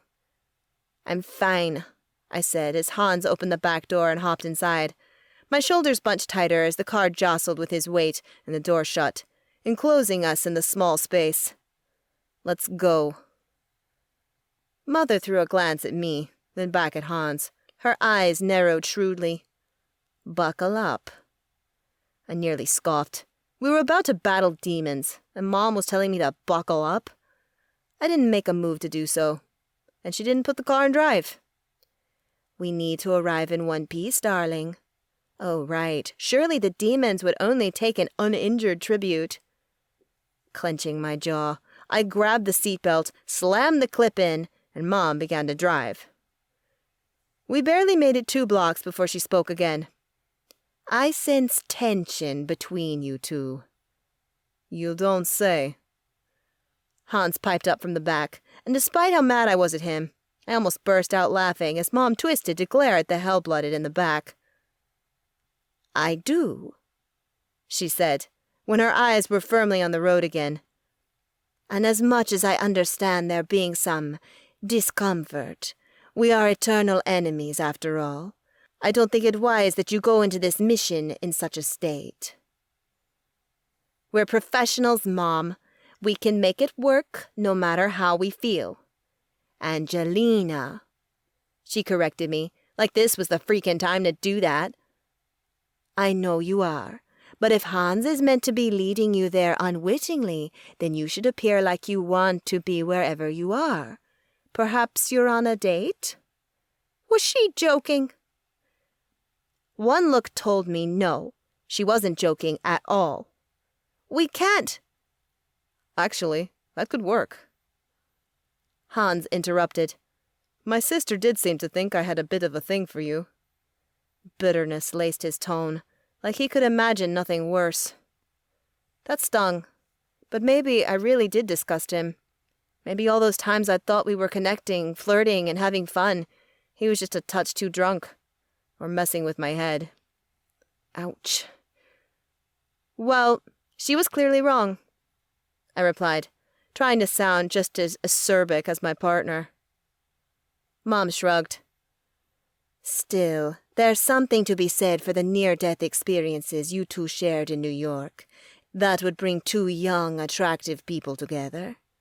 An angel and a demon? I prodded. Stranger things have happened, Shailena. I exhaled. As much as I hated to admit it, she had a point. Our cover would be more convincing if we looked like we were having a fun time, like Hans had managed to convince me to go out with him after we survived New York. I turned to face him.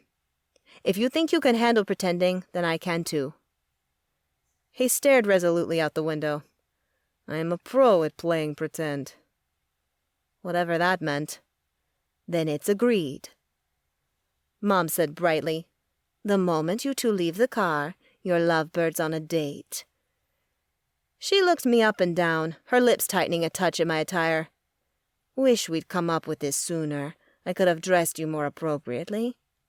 "This is fine." I gestured to my leggings. If we were going into a fight, I didn't want to be forced to wear heels and jeans, all for a fake date. "Everyone in the Covenant changed out of their party clothes, though, right?" "In our vehicles." My mother nodded.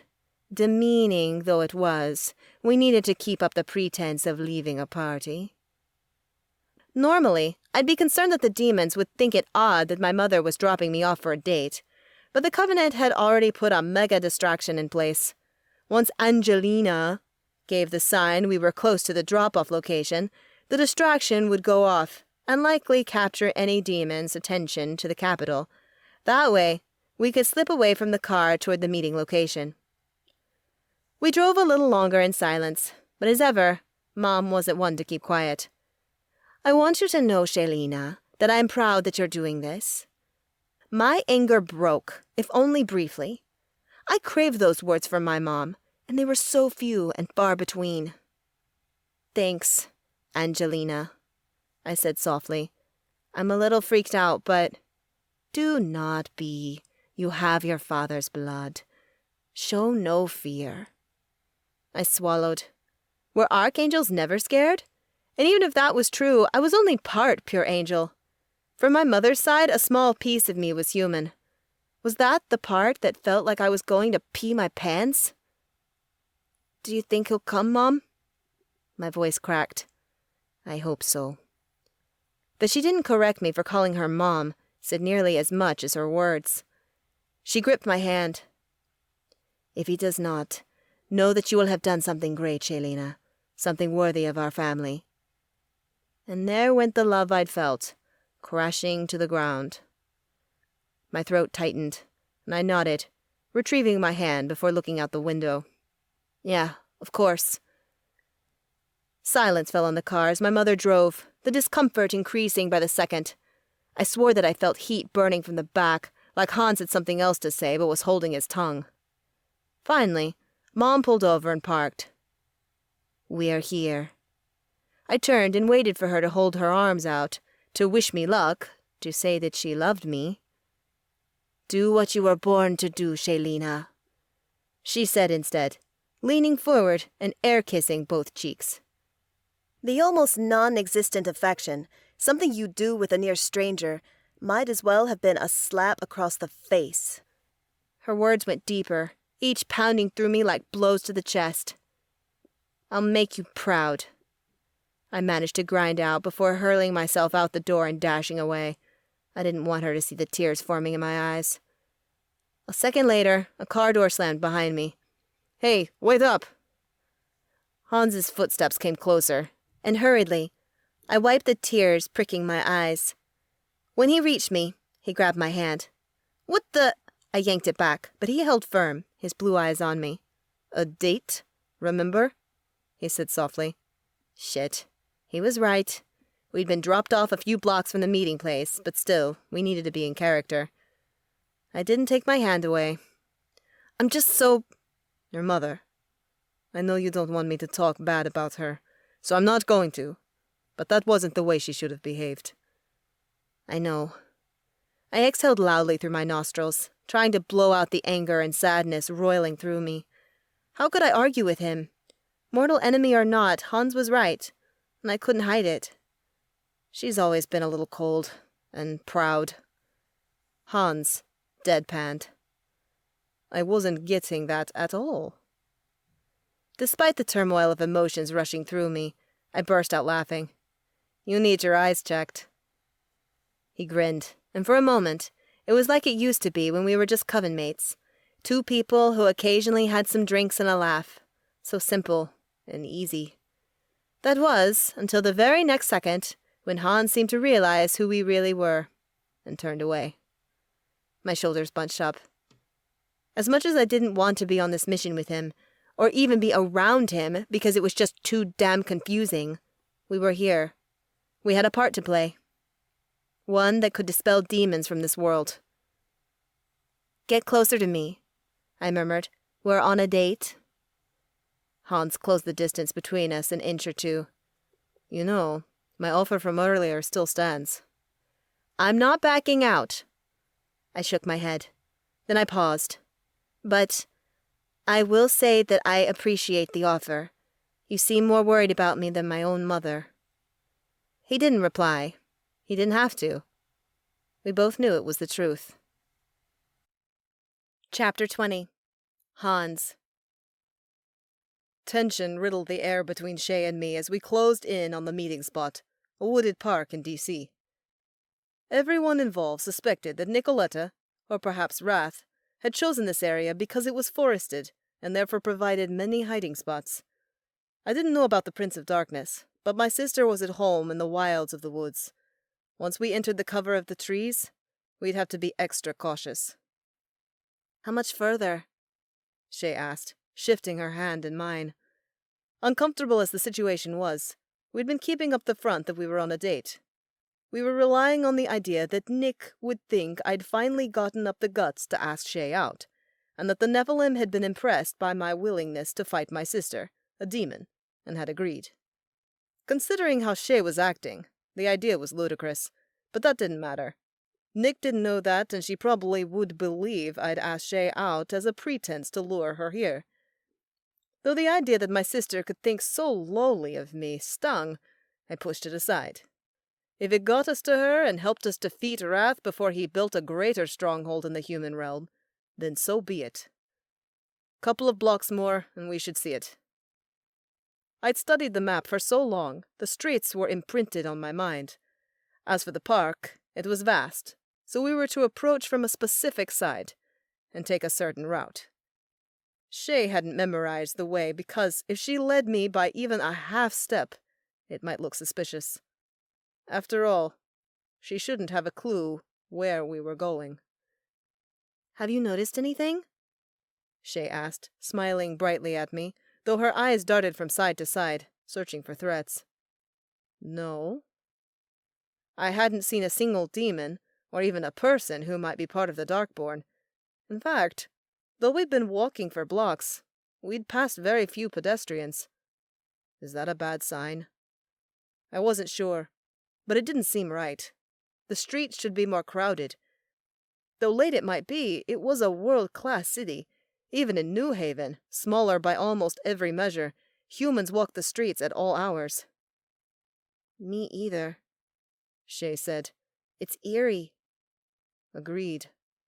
We crossed an alley, and I peered into the darkness, knowing that 2 of our people should be in there. A brief flash of fire gave away their position, reassuring me. The Phoenix and Igor were ready and waiting, one having flown, the other having used his super speed to get by any watching demons. I exhaled softly, relieved to have the backup, even if one was Igor.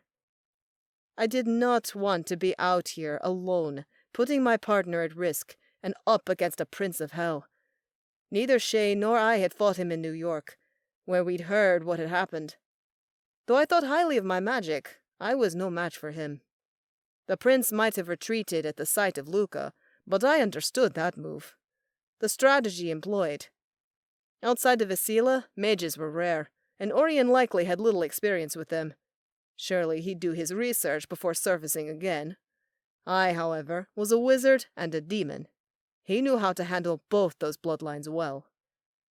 That's the park, right? Shay whispered, leaning closer. I looked down the street and saw she was right. Street lights illuminated trees in the distance. I grinned, trying to pretend like my big surprise was finally coming to a head. "You're going to love this," I said loudly. "This place is magical." Shay snorted so softly I might have imagined it, but when she spoke, her tone was energetic. "I'm so excited." We kept up the charade, chatting about stupid shit to keep our cover in place for another 2 blocks. When we crossed the street and entered the woods, we stuck to a cement path joggers used. The trail would lead us to a lake where Nicoletta should be waiting. My shoulders tightened. With each step deeper into the woods, my instincts urged me to grab Shay and run. But we couldn't. No matter how dangerous this was, no matter how much I wished Shay had decided to bail because I didn't want her hurt, we'd committed ourselves. I'd made a vow. A shiver ran up my spine. I prayed to the goddess that my promise hadn't been a huge mistake. "Is it a picnic?" Shay asked coyly. "Where is the basket?" "Quit trying to guess," I purred, as if I were enjoying our evening instead of scared shitless. "You'll see in just a second." "I didn't know you were so creative, Hans." "Guess you bring it out in me." I gave her a brilliant smile as she met my eyes. My heart slammed against my ribs. Fuck, she was beautiful. Why hadn't I really seen her before the world began to collapse around us? That line of thinking wasn't doing me any favors, so I tore my eyes away from the angel and kept them on the trail. After a couple of minutes, we arrived at a fork in the path. I still hadn't seen or sensed anyone watching us in the park. The skin on the back of my neck began to prickle. Was it possible we'd gotten this all wrong? That Nicoletta really was going to meet us alone? "What's that?" Shay asked, pointing. I looked up, and she squeezed my hand, as if to say, "Get it together, man."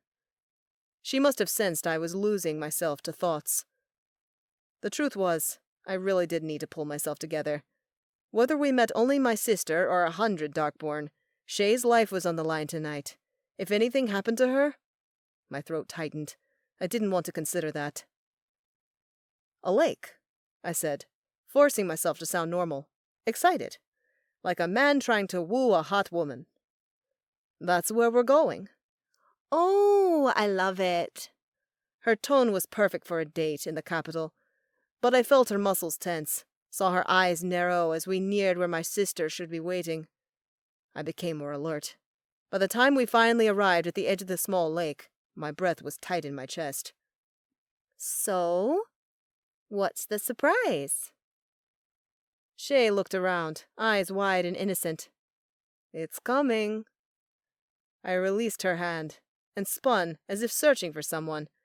One glance at my watch told me we were right on time. "Any minute now, I promise." A scream cut through the night, and still in character, Shay leapt closer to me. "Hans, what was that?"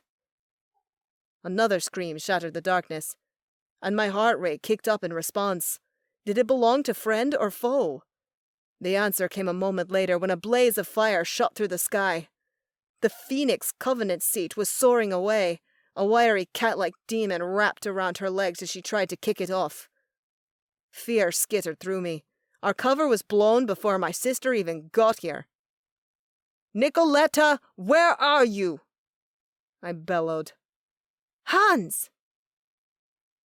Shay hissed, dipping out of character. "Stop! Nick!" I shouted, cupping my mouth with my hands. "We're here, just like you asked." "Not exactly how I requested, brother."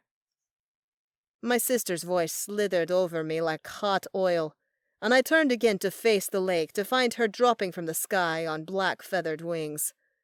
On her chest rested the necklace my father had given her, the Novak family heirloom with a blue-black stone in the center. For a moment it gave me hope. My sister wouldn't wear such a thing if she had completely forsaken her witch side, right? She glared daggers at me, and that sliver of hope faltered. There was such disgust, such hate in her eyes. "You brought others, more than just the Nephilim." "Nick, "You acted just as we suspected." My heart lodged in my throat. "We? Do you mean Wrath?" "You will refer to him as Prince of Darkness," Nicoletta roared, her face the embodiment of fury. "And if you wish to save your little angel whore, you'll bow to him." "I won't do that." In response, my sister's black ribbon shot out, fast and deadly. They wrapped around Shay like snakes, tightening and constricting. "Ugh!" My partner struggled, dropping to the ground as she tried to unbind herself. Where the hellborn power touched Shay, her skin grew red, irritated by dark magic. Heart rate spiking, I fell to my knees, grabbing at the ribbons and trying to rip them off, but they only tightened and more unspooled from Nick, covering Shay's skin with black, gleaming tendrils of magic. Within seconds, the Nephilim was completely wrapped in dark magic that I could not pry away. "Let her go, Nick." "If you want her, come and get her." My sister launched herself into the sky, a laugh rippling from red lips as one of the ribbons remained attached to her and whipped up bound Shay into the air. I lunged after my partner, but Nick was too fast, and Shay slipped through my reaching fingers. Neck craning, I followed their trajectory and sprinted around the lake, through the trees. It seemed my sister truly did want me to trail them, because she wasn't going as fast as I knew she could. In my pocket, my phone buzzed. It had to be the Covenant, wondering what the hell I was doing. Well, they'd just have to figure it out. I didn't dare take my eyes off Shay and my sister. For the first time since we'd reunited, I wished I was a bit more like Nick. Wished I had wings to chase her down. I couldn't see Shay's face. Black ribbons wrapping her up completely, now obscuring her whole body. But she had to be terrified. Nick veered sharply left, and I leapt over a park bench, then sprinted down a dirt path, and charged toward the gate surrounding the park. Vaulting it, I landed on the sidewalk. Where was she going? It struck me that the lake had never been the real meeting place. Nicoletta flew with far too much purpose. She had a reason to change the location, and that reason had to do with Prince Orion. And she's pulling us away from our allies. Why didn't I foresee this? Again, my phone buzzed, and again, I ignored it. Occasionally, my sister would glance over her shoulder, checking that I was behind them. Whenever this happened, she'd flash me a victorious grin and keep right on going. "What are you doing?" A blur of a person zoomed up beside me. Startled, I nearly fell flat on my face, but caught myself at the last second. I twisted to find Igor running next to me, bronze on his back. Someone had clawed the vampire's face, resulting in deep gouges that were healing before my eyes. "My sister has Shay." I pointed to the sky. "Where is she going?" Bronze spoke this time, his voice a low growl. "I have no idea." "Don't you?" Igor demanded. "Dude," I spat out, "I took a vow of intent." "But you didn't know you were going to?" The vampire countered, annoyingly not out of breath in the slightest. "You might have planned this with your kin."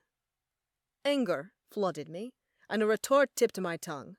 But at that moment, Nicoletta descended, dipping out of sight. "She's landing."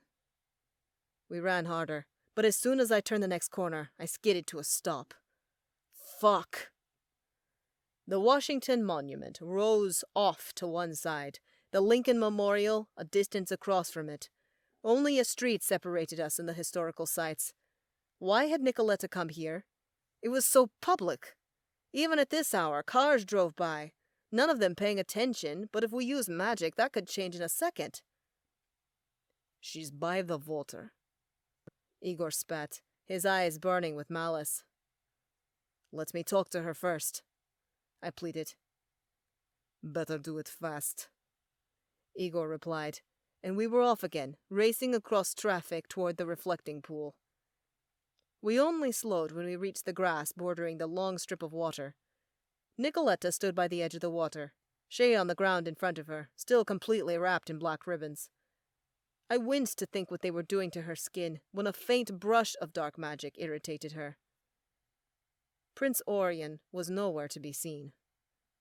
Nor were others, darkborn or demon. But they had to be around here. Nicoletta had lured me here, and there was a reason for that. I put out a hand, stopping the vampire. He was already too close for my taste. "Stay here. You aren't supposed to be here."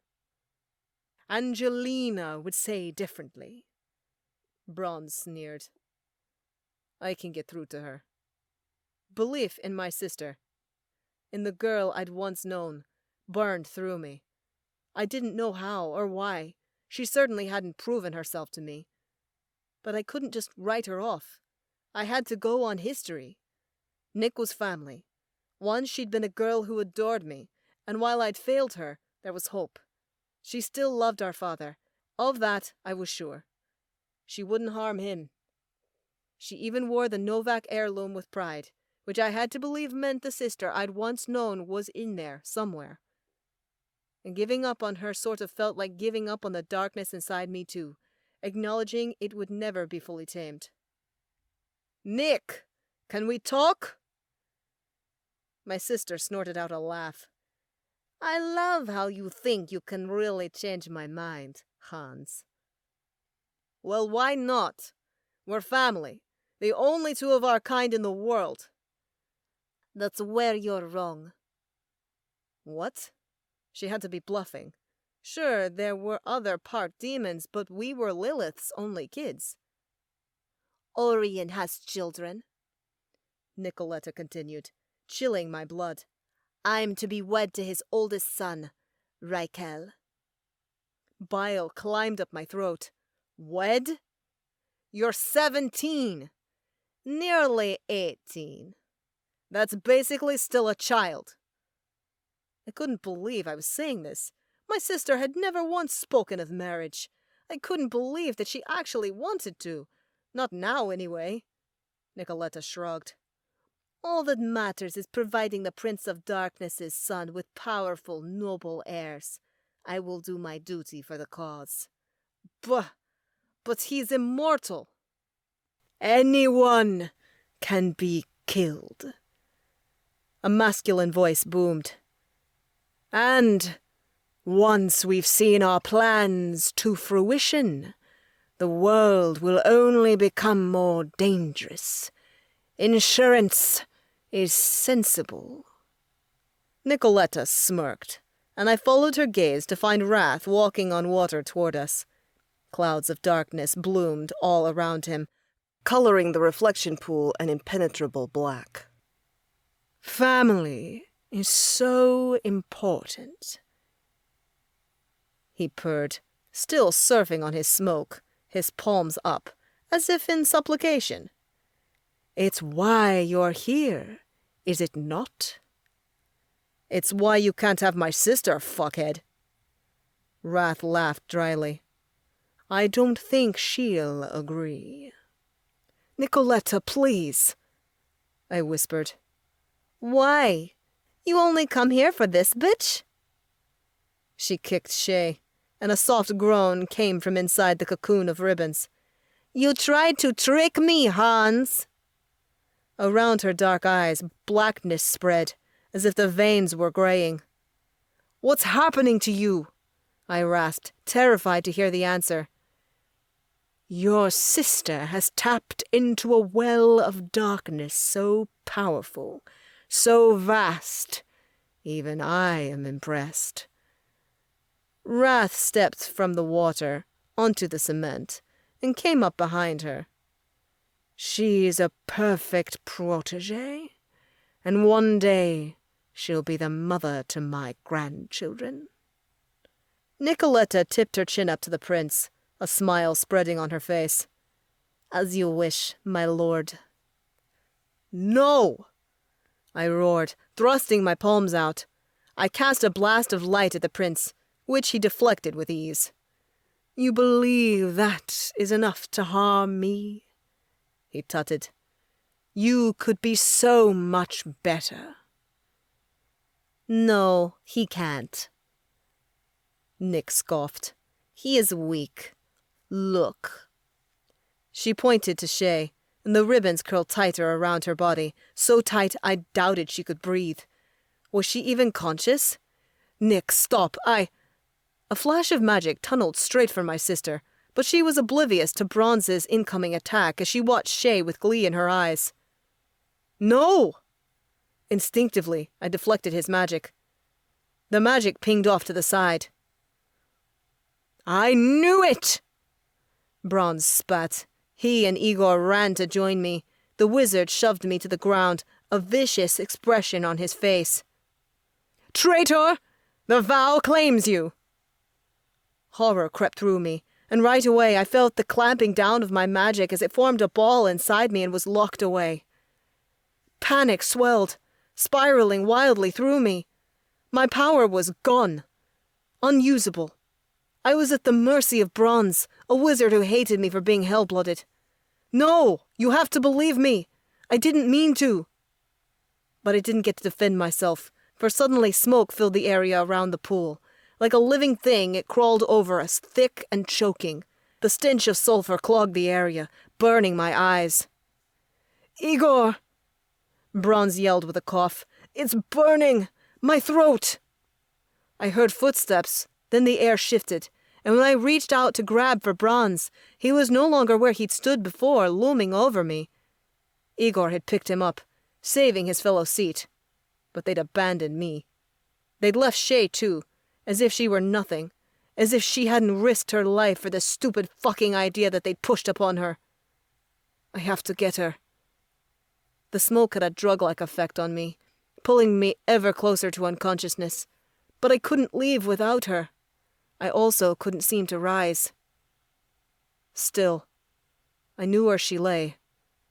So on hands and knees I crawled toward her. "Shay!" I screamed. "She's with us," Wrath taunted, "as are you, son of darkness." Suddenly, the smoke pulled in tighter, constricting my every motion until I could inch forward no longer, until I couldn't draw breath, until I couldn't see, until the smoke was all there was. Chapter 21. Meredith.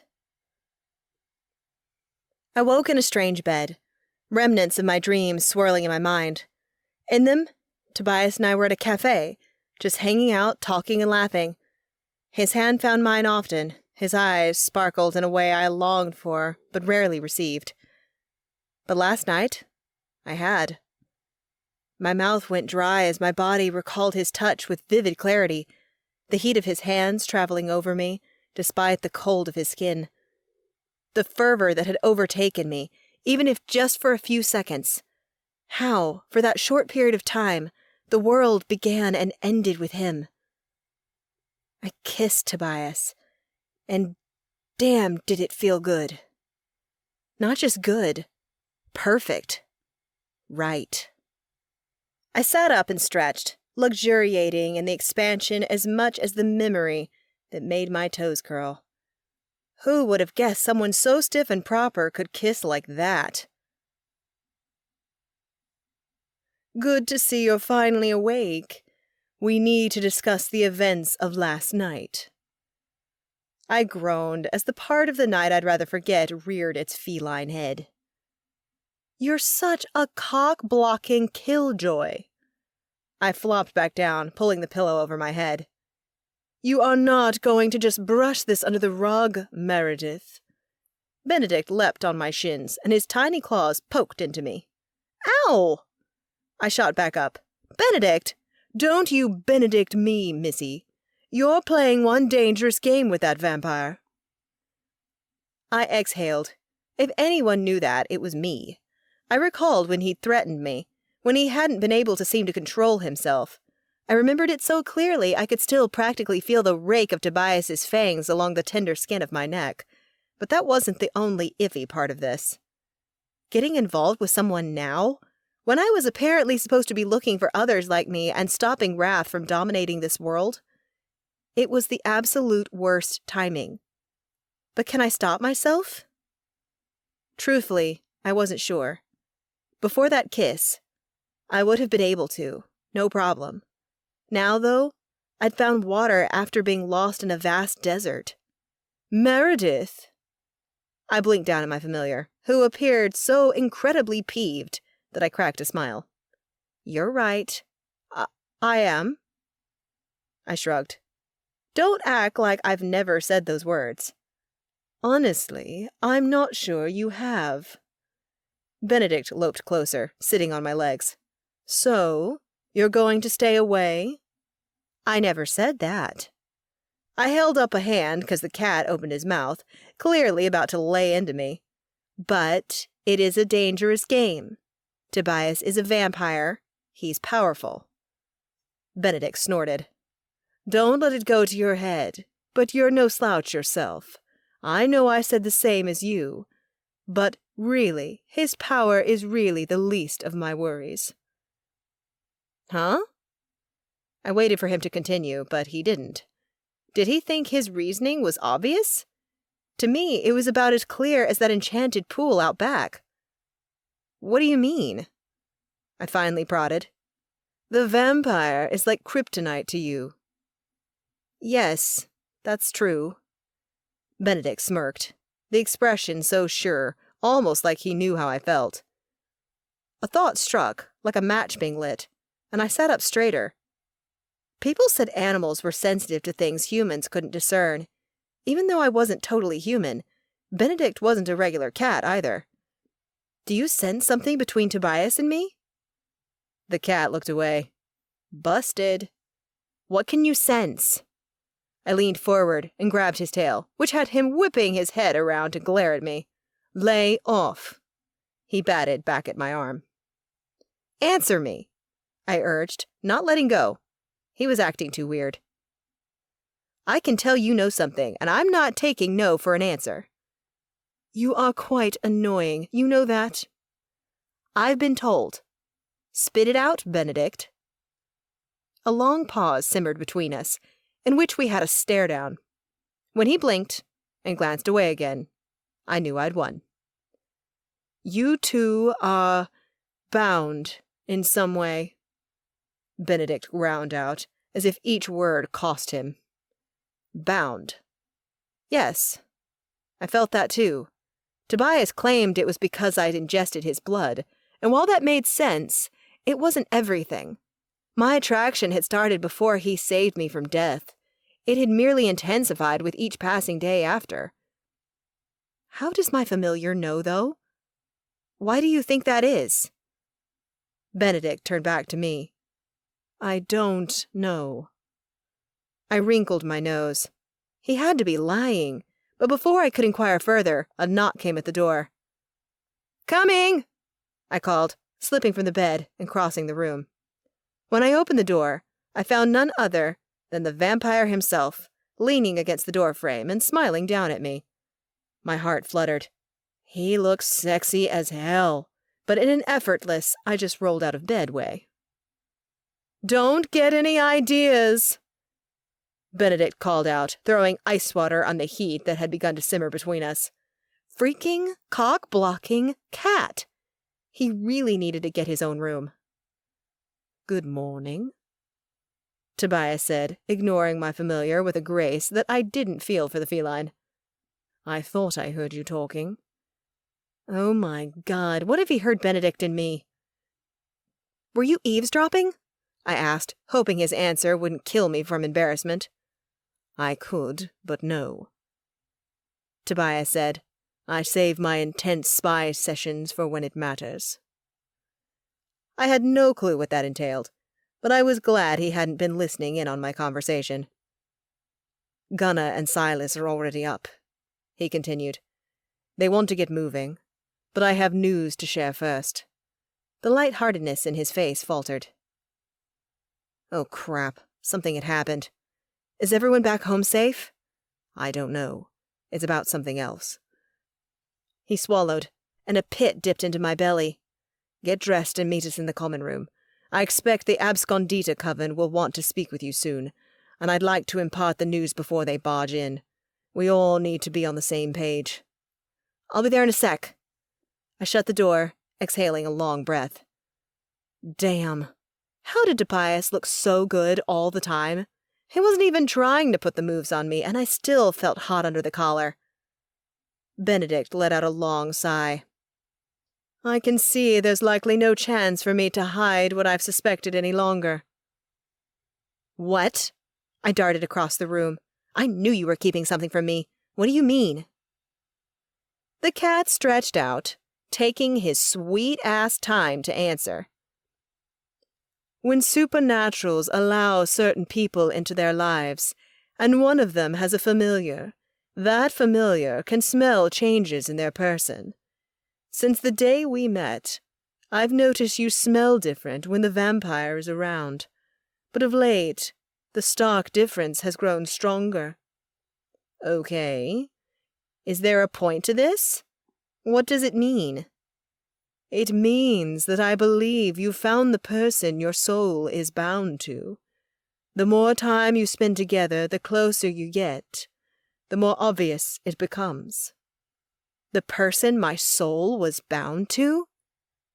Did that mean like a soulmate? My pitch elevated. Those are real? Benedict nodded. A soulmate, a fated mate, a blood-bound. The magical community has various names for it, but they all mean the same thing. He paused, and I waited, desperate for him to go on, feeling more lost to uncertainty with each passing second. What did this mean? How could I, someone who just learned to make friends, bond to someone so intensely? Just the thought made the hairs on my arms stand up. Meredith. The vampire is the one person in this world you can love completely, the one person who is meant just for you. I shuffled toward the common room, dressed, ready for my day, and feeling awkward as hell, and stunned, so stunned. Benedict hadn't had much more to say besides the teensy fact that he was 90% sure Tobias and I were soulmates. That left him 10% uncertain, and me 100% reeling. Not long ago, Tobias and I had despised one another. We were just barely starting to get along. And yet Benedict said he'd smelled something funky, eau de soulmate, or whatever, from the first moment he'd stood with Tobias and me. Never mind that he'd claimed not to want the vampire as my guard, and they routinely fought. I'd deal with those nuggets later. I had to wrap my brain around the big idea first. More than likely, I had a soulmate, and he was a vampire. I got to the door, my hand hovering over the handle. Did Tobias know too? Or was he just as clueless as me? No, surely not. I didn't believe Tobias had been clueless a day in his long life. Maybe he wasn't sure, though. It was a crazy idea. Did I dare bring it up? My throat tightened at the idea of posing such a personal question to anyone, even a person whose soul was supposed to be the other half of mine. I'd rather wear a wool sweater in a sauna. That stony I smell? Gunner's jovial voice came through the door. What you doing out there, girl? Damn these supernaturals and their keen senses. Unable to deliberate in private any longer, I entered the room. A smile plastered on my face so no one suspected that, inside, an emotional war raged. Hey! I cringed. Hey? I just learned that I probably have a soulmate, and Tobias already proclaimed he had important news, and all I can muster is, hey? Thankfully, the guys didn't even blink. Tobias just gave me that small, confident smile, as Gunner beamed like a goober, and Silas stared into the fire. Another fire? I asked. Not that I didn't like it. I loved a good fire. Who didn't? But it was morning, and that just felt weird. Old homes such as this are all drafty. Tobias replied like he spoke from experience, which he probably did. Oh my God. My soulmate is so old. My room is fine, I protested, trying not to latch on to that thought. I had enough to think about without coming to terms with the fact that Tobias was 8 times my age. Then again, I was snuggled in bed, my favorite place. At that, Tobias's lips curled up a little more, and flashes of last night, of those lips on mine, forced heat through me. My cheeks burned. Why was I talking about my bed? I didn't need any sexy thoughts while Gunner and Silas were around. Why was everything I said right now so stupid? There are lots of covers, I added, trying to pull my own mind from the gutter. Big, bulky, totally unappealing, but warm. Stop, Meredith. Just freaking stop. Tobias's eyebrows knitted together, and his lips compressed, as if he were trying not to laugh. If you say so. He patted the chair next to him. Come sit. It was only then that I realized I'd stopped walking. I was just standing in the middle of the room, like an idiot. This soulmate thing was really screwing with my head. Trying to muster as much false confidence as possible, I strode over to join the guys. Settling into the chair, Tobias offered me a glass of water. I blinked. Had he felt that I was thirsty? Could soulmates do that? I noticed that our rooms had none, but someone set a pitcher in the hallway for us. He explained, making me feel vaguely ridiculous. Yeah, most people did want water when they woke up. It was totally normal. This wasn't some special soulmate thing. Wish it was coffee. I managed to get out, because I'd just been staring at the vampire in that smooth way of mine. Good God, could I just die now? Gunnar leaned forward in his chair so that his elbows rested on his knees. We can find some Java after you tell us the news, Toby. I'm dying to hear. I'll get on with it then. Last night I received a voicemail from my sire. Tobias began. I cannot tell you much about her, but she's well informed in the landscape of various supernatural groups, and she claims that a blonde human woman approached the Ordo Aeternum with information. He looked at me, his gaze darkening. She said she knew of a seeker and wanted to find her. That, if the OA helped her, this woman would give them the pearl, an artifact that they want dearly. Ice trickled through me. Aside from SNS and the Archaic, only the Darkborn know what I am. Wrath is working with the Ringmaster. If the person was human, that has to be her. I believe so too. Though she went by the name Jennifer. Has a sweeter ring to it than Ringmaster, Gunnar said, drawing a chuckle out of me. If she gets the OA's help, she'll have access to surveillance across the globe, Silas commented, catching everyone's attention. What do you mean by that, Si? The OA have many hackers in their group. They'll be able to find Meredith's passport, and from there, hack into cameras that can follow her. The Fae met my stare. It won't be hard for them to find you. Perhaps not even here. But how did she know to go to the OA? Gunnar asked. She has supernatural connections, I replied. When I was captive, she told me the man who wanted dens was magical. Obviously, that's his sire, who we know to be super strong because Tobias couldn't fully compel dens when he tried. Not just strong, Tobias corrected. Of the vampire royal line. Otherwise, I would have been able to compel him with no issue. Right, I said. But even though she's human, the Ringmaster realized it right away, and somehow she formed an alliance with him. She gave up dens and got introduced to this world. The man is likely Darkborn as well as a royal vampire, Tobias mused, his chin tilting up.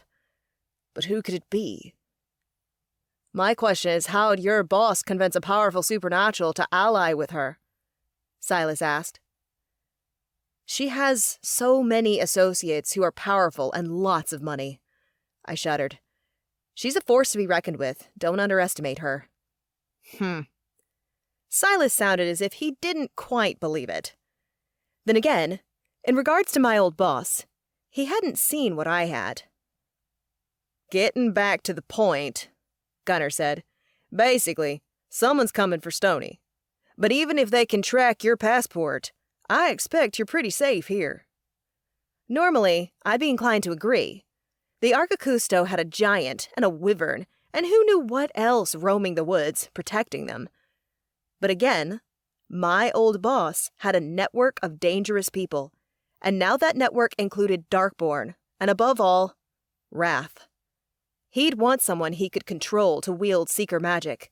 He already had 2 stones, and I'd bet that they would make finding the other lapis caelesti easier.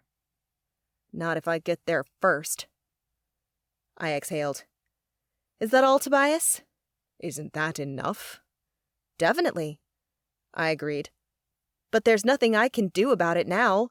There's really nothing I can do about anything until this Coven teaches me about the stones, and I find the other Vindix. If I can find them, then maybe we can band together with their stones and shoot Wrath back to hell." "What a vision." Silas chuckled. "I try." I grinned, rising to my feet. "But if there's no more bad news, I say we get breakfast." "I'm game." Gunnar rose too. "I think I smell bacon frying." As a group, we made our way down the hall, Gunnar following his nose, which proved spot on. We found the dining room, complete with one of those long tables I always saw lords and ladies eating at in the shows. It was brimming with food, complete with a platter of bacon that made me salivate. "Oh good, you're up." Miriam swept in through a side door. Behind her trailed Claire and Hannah, the youngest Archicusto. "It's late morning, so everyone else already ate, but we saved food for you. I trust it will be enough?" I gaped. Yeah." "You look shocked, but the wolf has been eating us out of house and home." Turning, I assessed Gunnar, who just shrugged. "Wasn't much else to do but eat, and I've always had a healthy appetite." Admittedly, he was one of the biggest guys I'd ever seen. I had absolutely no trouble picturing him devouring a whole rack of ribs or something equally enormous. "Well then, what are you waiting for?" Miriam waved at the spread. "Sit down and eat. Meredith, make sure you get enough. We have much work to do today." Wondering how much she'd reveal, I took a seat. Tobias claimed the one next to me, and the moment we were both sitting, I felt a hand land on my knee, hidden by the tablecloth. Electricity zinged through me, igniting my every nerve and hurling fire through my body as a gasp parted my lips, drawing the attention of Gunnar. He looked at me over a plate somehow already piled with bacon, potatoes, and what looked to be beans. "You okay, Stony?" He sat across the table from me. I wished he was further away. I swallowed. "Yeah." "Bit jumpy today." "Just all the new stuff, I guess." I didn't dare look at Tobias, but I felt his smug smirk all the same as he squeezed my knee and then removed his hand. Its absence opened a hole inside me, one I didn't understand, but that I wanted filled with him, his touch, his attention, his presence. What was going on with me? Would this only get more intense? Can I handle that? "Your plate." Though it had been sitting right in front of me, Tobias lifted the plate, handing it to me. Gunnar didn't miss the interaction, and as if that small thing clicked the pieces into place, a knowing little smile tugged at his lips. For what I was pretty sure was the first time in his life, though, the wolf managed to stay quiet, if only by stuffing a whole piece of toast into his mouth. "Dude, you're going to choke," I said, frantically searching for anything that could pull my attention from the vampire. The one who'd just touched my leg. The one I'd kissed. The one who was apparently my soulmate. What the actual hell? Had one kiss really changed everything? "You know, Stony," Gunnar replied, chewing noisily, that aggravating, teasing grin still crinkling the corners of his eyes. "I'm not the only one about to choke. Something is up with you, girl." I didn't reply to that. Didn't know how to. So I just loaded up my plate and prayed to get through this breakfast without making a total fool of myself. Chapter 22. Hans. Pain sliced through me as I opened my eyes and quickly shut them again. The light was too much, too blinding, and the world spun so violently that my stomach began to revolt, threatening to empty itself. I felt like I'd been run over by a Hummer. What happened to me? My face was pressed up against something hard and cold. A window? I shifted, and my cheek made a sucking sound as I peeled it away from the hard surface. Only then did I notice that I was moving up, not to the side. I inched my hand out and felt a vague impression of squares. Tile? Was I on the floor? The last thing I recalled was crawling across cement to help save Shay from Nick and Wrath. But this wasn't cement. While being cold and hard and smooth, it also had raised portions, like it was painted. Though I wanted to see where I was, the intense vertigo I'd already experienced stopped me from looking again. Any motion on my part would probably result in me spewing my guts out. Breathe, just breathe, and the spinning will stop. It took a disturbingly long time, but eventually, I was proven right. The spin stopped, and finally, I was able to chance opening my eyes. When I didn't immediately want to hurl, I went a step further and pried myself off the cold floor. What the hell? I was in a circular room with stone walls. The place was fairly bare, containing only a bed, a rocking chair, and a side table. The most ornate feature was the floor I was so well acquainted with, the tiles painted in an elaborate style that was probably stamped on my cheek. Whatever fucking asshole had stowed me here, they'd apparently tossed me just a few feet inside the door. The sound of a motor from outside hit my ears. Was I still in D.C.? It didn't seem likely. This room, with its shape, almost like a castle turret, was too old-world for Washington. Then again, maybe it wasn't. People here had stupid amounts of money, and they could make their homes look however they wanted. Still, I needed a clue. Anything to help pinpoint my location. Once I did that, I could make a plan to find Shay, and we'd escape. Struggling, I pressed my body off the tile, wondering why I felt so awful. Once standing, I took a step and immediately wobbled. Fucking hell, what happened to me? I ground my teeth together, tightening my muscles and holding firm so I wouldn't topple. That I couldn't remember all of the events that led me here infuriated me. I suspected I'd hit my head, probably when my captor threw me on the damned ground. A quick check revealed no bumps or bruises on my skull, so I had no way of knowing for sure. But a head injury would explain a lot. Balance renewed, I walked toward the only window in the room. It was small, and the glass looked dirty, and if the wavy appearance of it was any indication, old. When I finally reached it, I grabbed at the wall to steady myself before peering outside. What the... A lake, vast and deep blue, spread out before me. Trees bare of leaves waved in a faint breeze as the sun beat down on them. From the sun's position, I guessed that it was midday.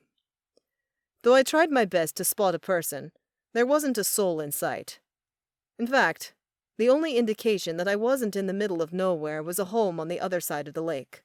Even that seemed out of place. It looked more like an old European mansion rather than a modern American home. Since I didn't see a road, it was likely the motor I'd heard hadn't been a car, but a boat. Where the hell am I? I whispered, trying to reason where Wrath could have gone that looked like this. Another scan of the room provided no more information, nor did a more formal search, which consisted of checking the underside of the rocker and mattress and opening the single drawer in the side table. As those were the only places to hide anything, the search took all of 2 minutes. When I was done, I strode over to the door, which was old and wooden. Being optimistic, I tried the handle. It was, of course, locked. Wards likely gripped the door, too. But would their wards be able to stand against my spells? There was only one way to find out. Rekya. I spoke the spell that allowed its caster to open doors with force, hoping it would be sufficient to break whatever ward might be placed on this one, then tried the handle again. Nope. How about this? I held my hand out, certain now that I was dealing with a stronger-than-average warder. Dissolve. Normally, when I used the spell to dissolve other magic, I felt the shift as it worked, but there was no such indication here, which only left me with one interpretation. Some of the Darkborn knew demonic spells. Wrath would have taught his people. If he hadn't, he was an idiot. Unfortunately for the Prince of Darkness, the demon spell for opening doors and portals was among the few Mom had taught me. Otkrix. Boom! I was thrown backward, my arms and legs flailing, before I slammed into the far stone wall. I groaned, my head pounding as blood began to pour from a cut along my cheek. Motherfucker! Quickly, I inspected the injury with my fingers. It wasn't large, only a half inch or so, But damn it, now I'd be a bloody mess too. Not about to be defeated. I hauled myself up again and stared at the still intact door. The old wood now glowed red, as if the door itself was screaming, "Ye shall not pass." I snorted. "Watch me. Just gotta put a little protection in place so you don't try to kill me this time. Bestu." The moment the charm left my lips, I realized something was terribly wrong. My power was often invisible, unless I was working with light or specific spells whose effect could be seen, but I could still feel it. And yet, I hadn't.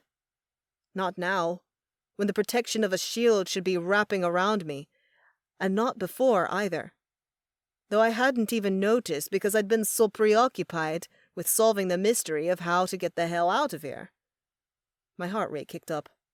What was going on? "Bestu!" I cast again, thinking maybe I'd misspoken. Casters had to be exact in our pronunciation. Even being a syllable off could render a spell useless. Or different, perhaps even a disaster. Again, nothing happened. And this time, I was certain I'd spoken correctly, used the right inflection, the right word. I'd done everything right, yet my magic was acting as though I'd said nothing, as if, like a souped-up Bugatti racing down the track straight at me, my recollection of last night returned, stopping my heart. The vow of intent. My power was gone. Bound to Richard fucking Bronze. That's why nothing had happened when I'd spoken the words, why I felt nothing, because I had nothing. No! I roared, spinning and marching to the bed so I could pummel the pillows, which I did with a vengeance. This can't be happening! The pillows were old, like everything else in this damned place, so after a few dozen punches, they split open. Feathers flew into the air, the smallest ones tickling my nose. I took a step back, chest heaving. Where the hell am I? I demanded to the room at large, and stomped back to the door. It had ceased to glow, and I still had no idea why it had reacted to me earlier when I'd used the demon spell.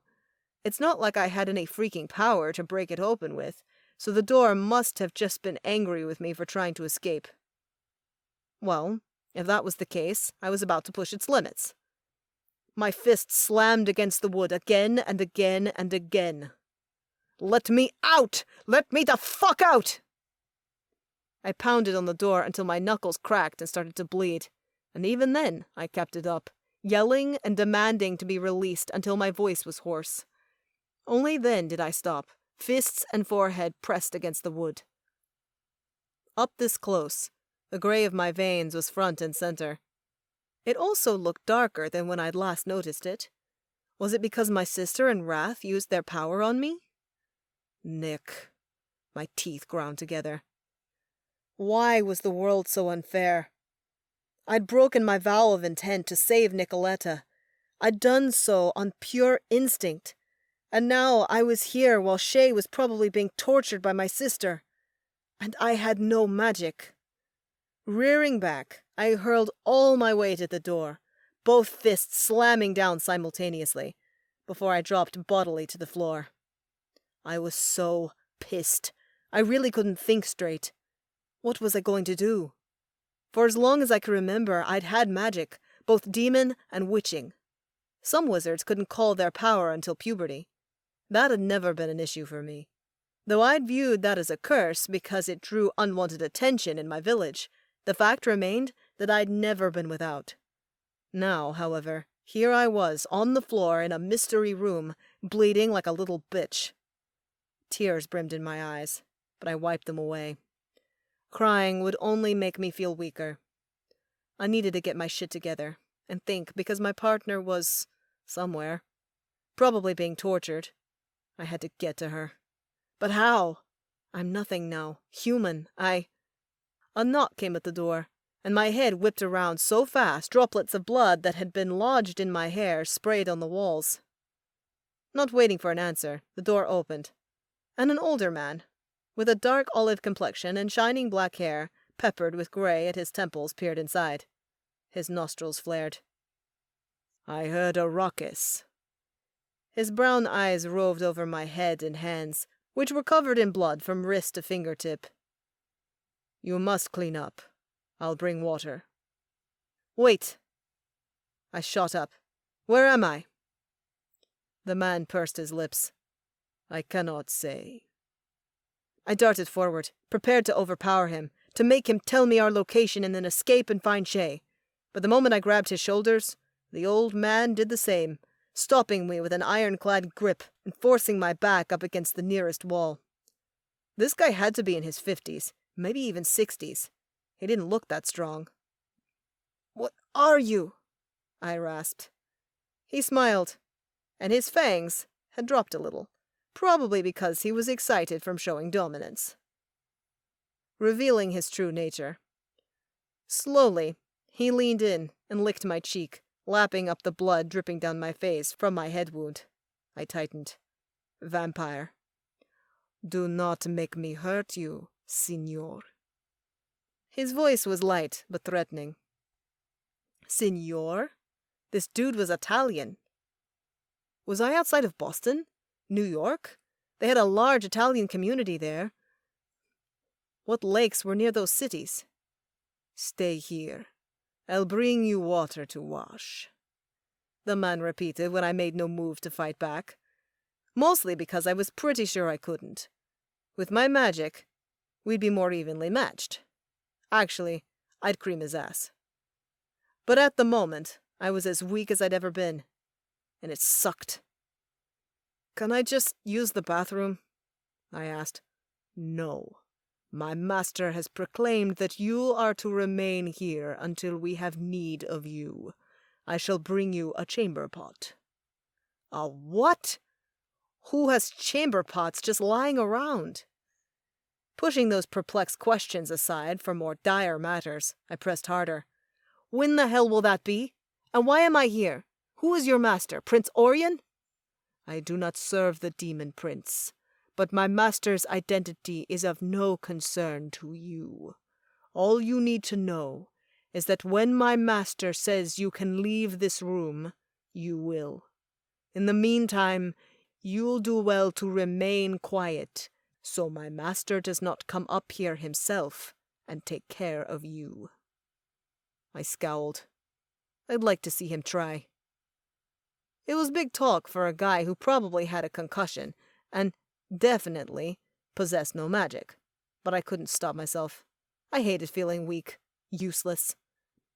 I thought I saw a flash of pity in his dark brown eyes. He learned discipline from vicious lords. You would not survive much measures. I swallowed. Okay, so this guy's master was no aristocrat with a penchant for rough discipline, but a brute. Any other time I'd be begging for a fight, but not now. Now, I needed to really consider my plan of attack. I was weaker than normal, which meant I had to be smarter than usual. Understood, I said. Apparently, appeased with the fear he'd struck in me, the vampire released my shoulders. I'll return with a chamber pot and a basin of water so that you may wash. I didn't reply as he let himself out the door, which glowed red once again, locking me inside. Chapter 23. Meredith. We stood at the entrance to the manor home as Tobias gave Gunnar and Silas the rundown on what the ringmaster looked like and exactly what to tell Luca. After learning that the OA was searching for me, the idea that our phones might be being monitored soon, if they weren't already, meant we needed to be careful with the information we sent. Yet another reason for Gunnar and Silas to vamoose. Not that the abscondita Coven would allow them to stay for long anyway. During breakfast, Miriam had made at least 3 thinly veiled comments that the wolf and the fae needed to be on their merry way. She said nothing of the sort to Tobias, which made me wonder if Miriam, like Benedict, could tell there was something between us. Once Tobias finished relaying the particulars, Gunnar caught my eye, his own twinkling with mischief. He thinks we don't know a thing, doesn't he? I snorted. Tobias was a little overbearing at times. It was just his way. I'm thorough, Wolf, Tobias said. Luca will be wanting to know what's happening here. I'm actually surprised he isn't calling every 5 minutes. I'm not, I scoffed. We left New York in a post-apoc state.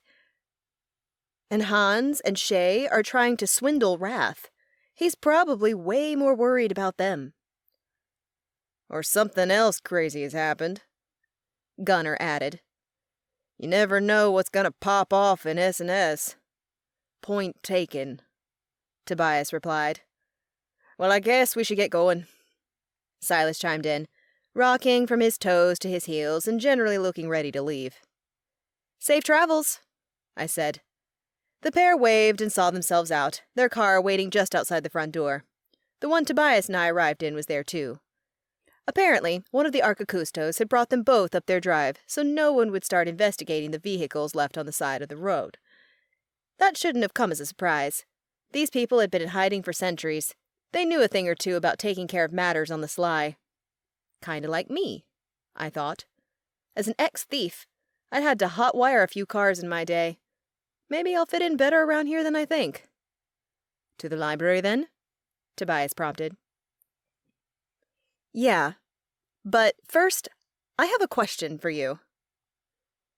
There hadn't been time or the privacy to ask him about being soulmates earlier, but I had both now. I needed to seize it. What's that? He came closer, until there was only a few inches of space between us, and his scent of leather and spice and something fresh all mixed together in an aroma I found hard to resist. I inhaled deeply, the pleasing aroma making me weak in the knees. It had always had an effect on me. Was that because we were soulmates? Or just 'cause he smelled scrumptious? If I didn't know better, I'd think you were a vampire, Tobias teased, tucking a stray lock of hair behind my ear. Scenting me so deeply. I swallowed, slightly embarrassed. Well, you smell good. As do you. Like what? He tilted his head, a slow, devastatingly sexy smile curving his lips. Like jasmine, and pine, and rain. Jasmine is so floral. My nose scrunched up. I was a rocker, and a once thief, and black was my favorite color. Jasmine reminded me of prom queens and Stepford wives.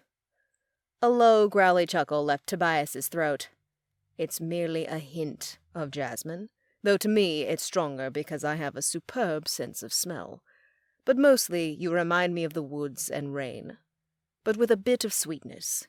More when you use your magic, of course. Magic smells like something? Like honey. The more powerful the witch, the sweeter it is. That's unexpected. Tobias's hand found the small of my back, pulling me closer as he leaned forward, softly brushing his lips against mine. You were unexpected. I savored the kiss. The surprising gentleness of it after we'd claimed one another so thoroughly last night. This vampire kept surprising me, and I wasn't sure when that would end. If it would end. Did I want it to end? When I pulled back, I looked into his eyes, and the question I was dying to answer filled me again. It pressed into my every nook and cranny, demanding to be answered. Benedict thinks we're soulmates, I blurted, before I could stop myself. Tobias's eyebrows pinched. He does. This morning, he says people smell different around their soulmates. I cleared my throat. Did you know that? He paused. I was aware that some have said that, but I cannot smell if someone has found their blood-bound love. Blood-bound. That must be how vampires prefer to think of soulmates. You didn't know? Relief sailed through me that I hadn't been the only one totally oblivious. But the vampire frowned, and my relief halted. Tobias? The idea was presented to me by my sire, he said finally. I didn't think it could be true. I took a step back, confused, and a sliver of hurt plunged into my heart. Why not? I thought back to all the times he'd mentioned his sire, and latched onto one in particular. Did she tell you that when you went to Paris? After you returned, you were different. Had he had a notion that we might be connected all this time, and he hadn't brought it up, even when it was clear things were shifting between us? After I drank his blood? Don't get ahead of yourself. Give him time to explain. So I waited and watched. I searched for any clues as to what he was thinking. The vampire, however, wore a mask that was difficult to read, one honed by years of hiding who he really was to the world. Giselle, my sire, did bring it up in Paris, Tobias admitted, looking away, which I took as a hint of guilt. She saw that I was different, but I did not want to believe it. That sliver of pain deepened, grew into a laceration that began to creep through me. You hated me that much? Though it was painful to think about right now, I supposed I could see that. When we'd first met, I hadn't liked him much either. Well, actually, I had reasons other than our general dislike of one another. The question of what those other reasons, plural, could be, was on the tip of my tongue, when someone walked around the corner. There you are, Meredith. Miriam's tone was clipped. This has taken quite a while. Are you ready to see our library? I took a step back, because Tobias and I were intimately close, and wrenched my gaze away from the vampire. Can we have just a moment, Miriam? Of course. She folded her hands, and remained standing where she was. Okay. So, no privacy. Fine. Give me one reason, I whispered. Tobias cleared his throat, probably acutely aware that Miriam was still there, even though he hadn't turned around since she arrived. I didn't like the idea of being bloodbound to a mortal, because it would take away your options. Like what? Bearing children? My lips parted in shock. Children? Back the F up. I cannot have children in the usual manner, he added equally softly. Clearly, he didn't want Miriam hearing this either. Okay, I murmured, waving that mind-blowing detail away for just a moment. But did you really suspect that we were soulmates, blood-bound or whatever before last night? Even if you didn't want to believe it? And how strongly on a scale of 1 to 10? I did. My suspicion has been growing for a while now. I cannot give you a number, for it changed constantly.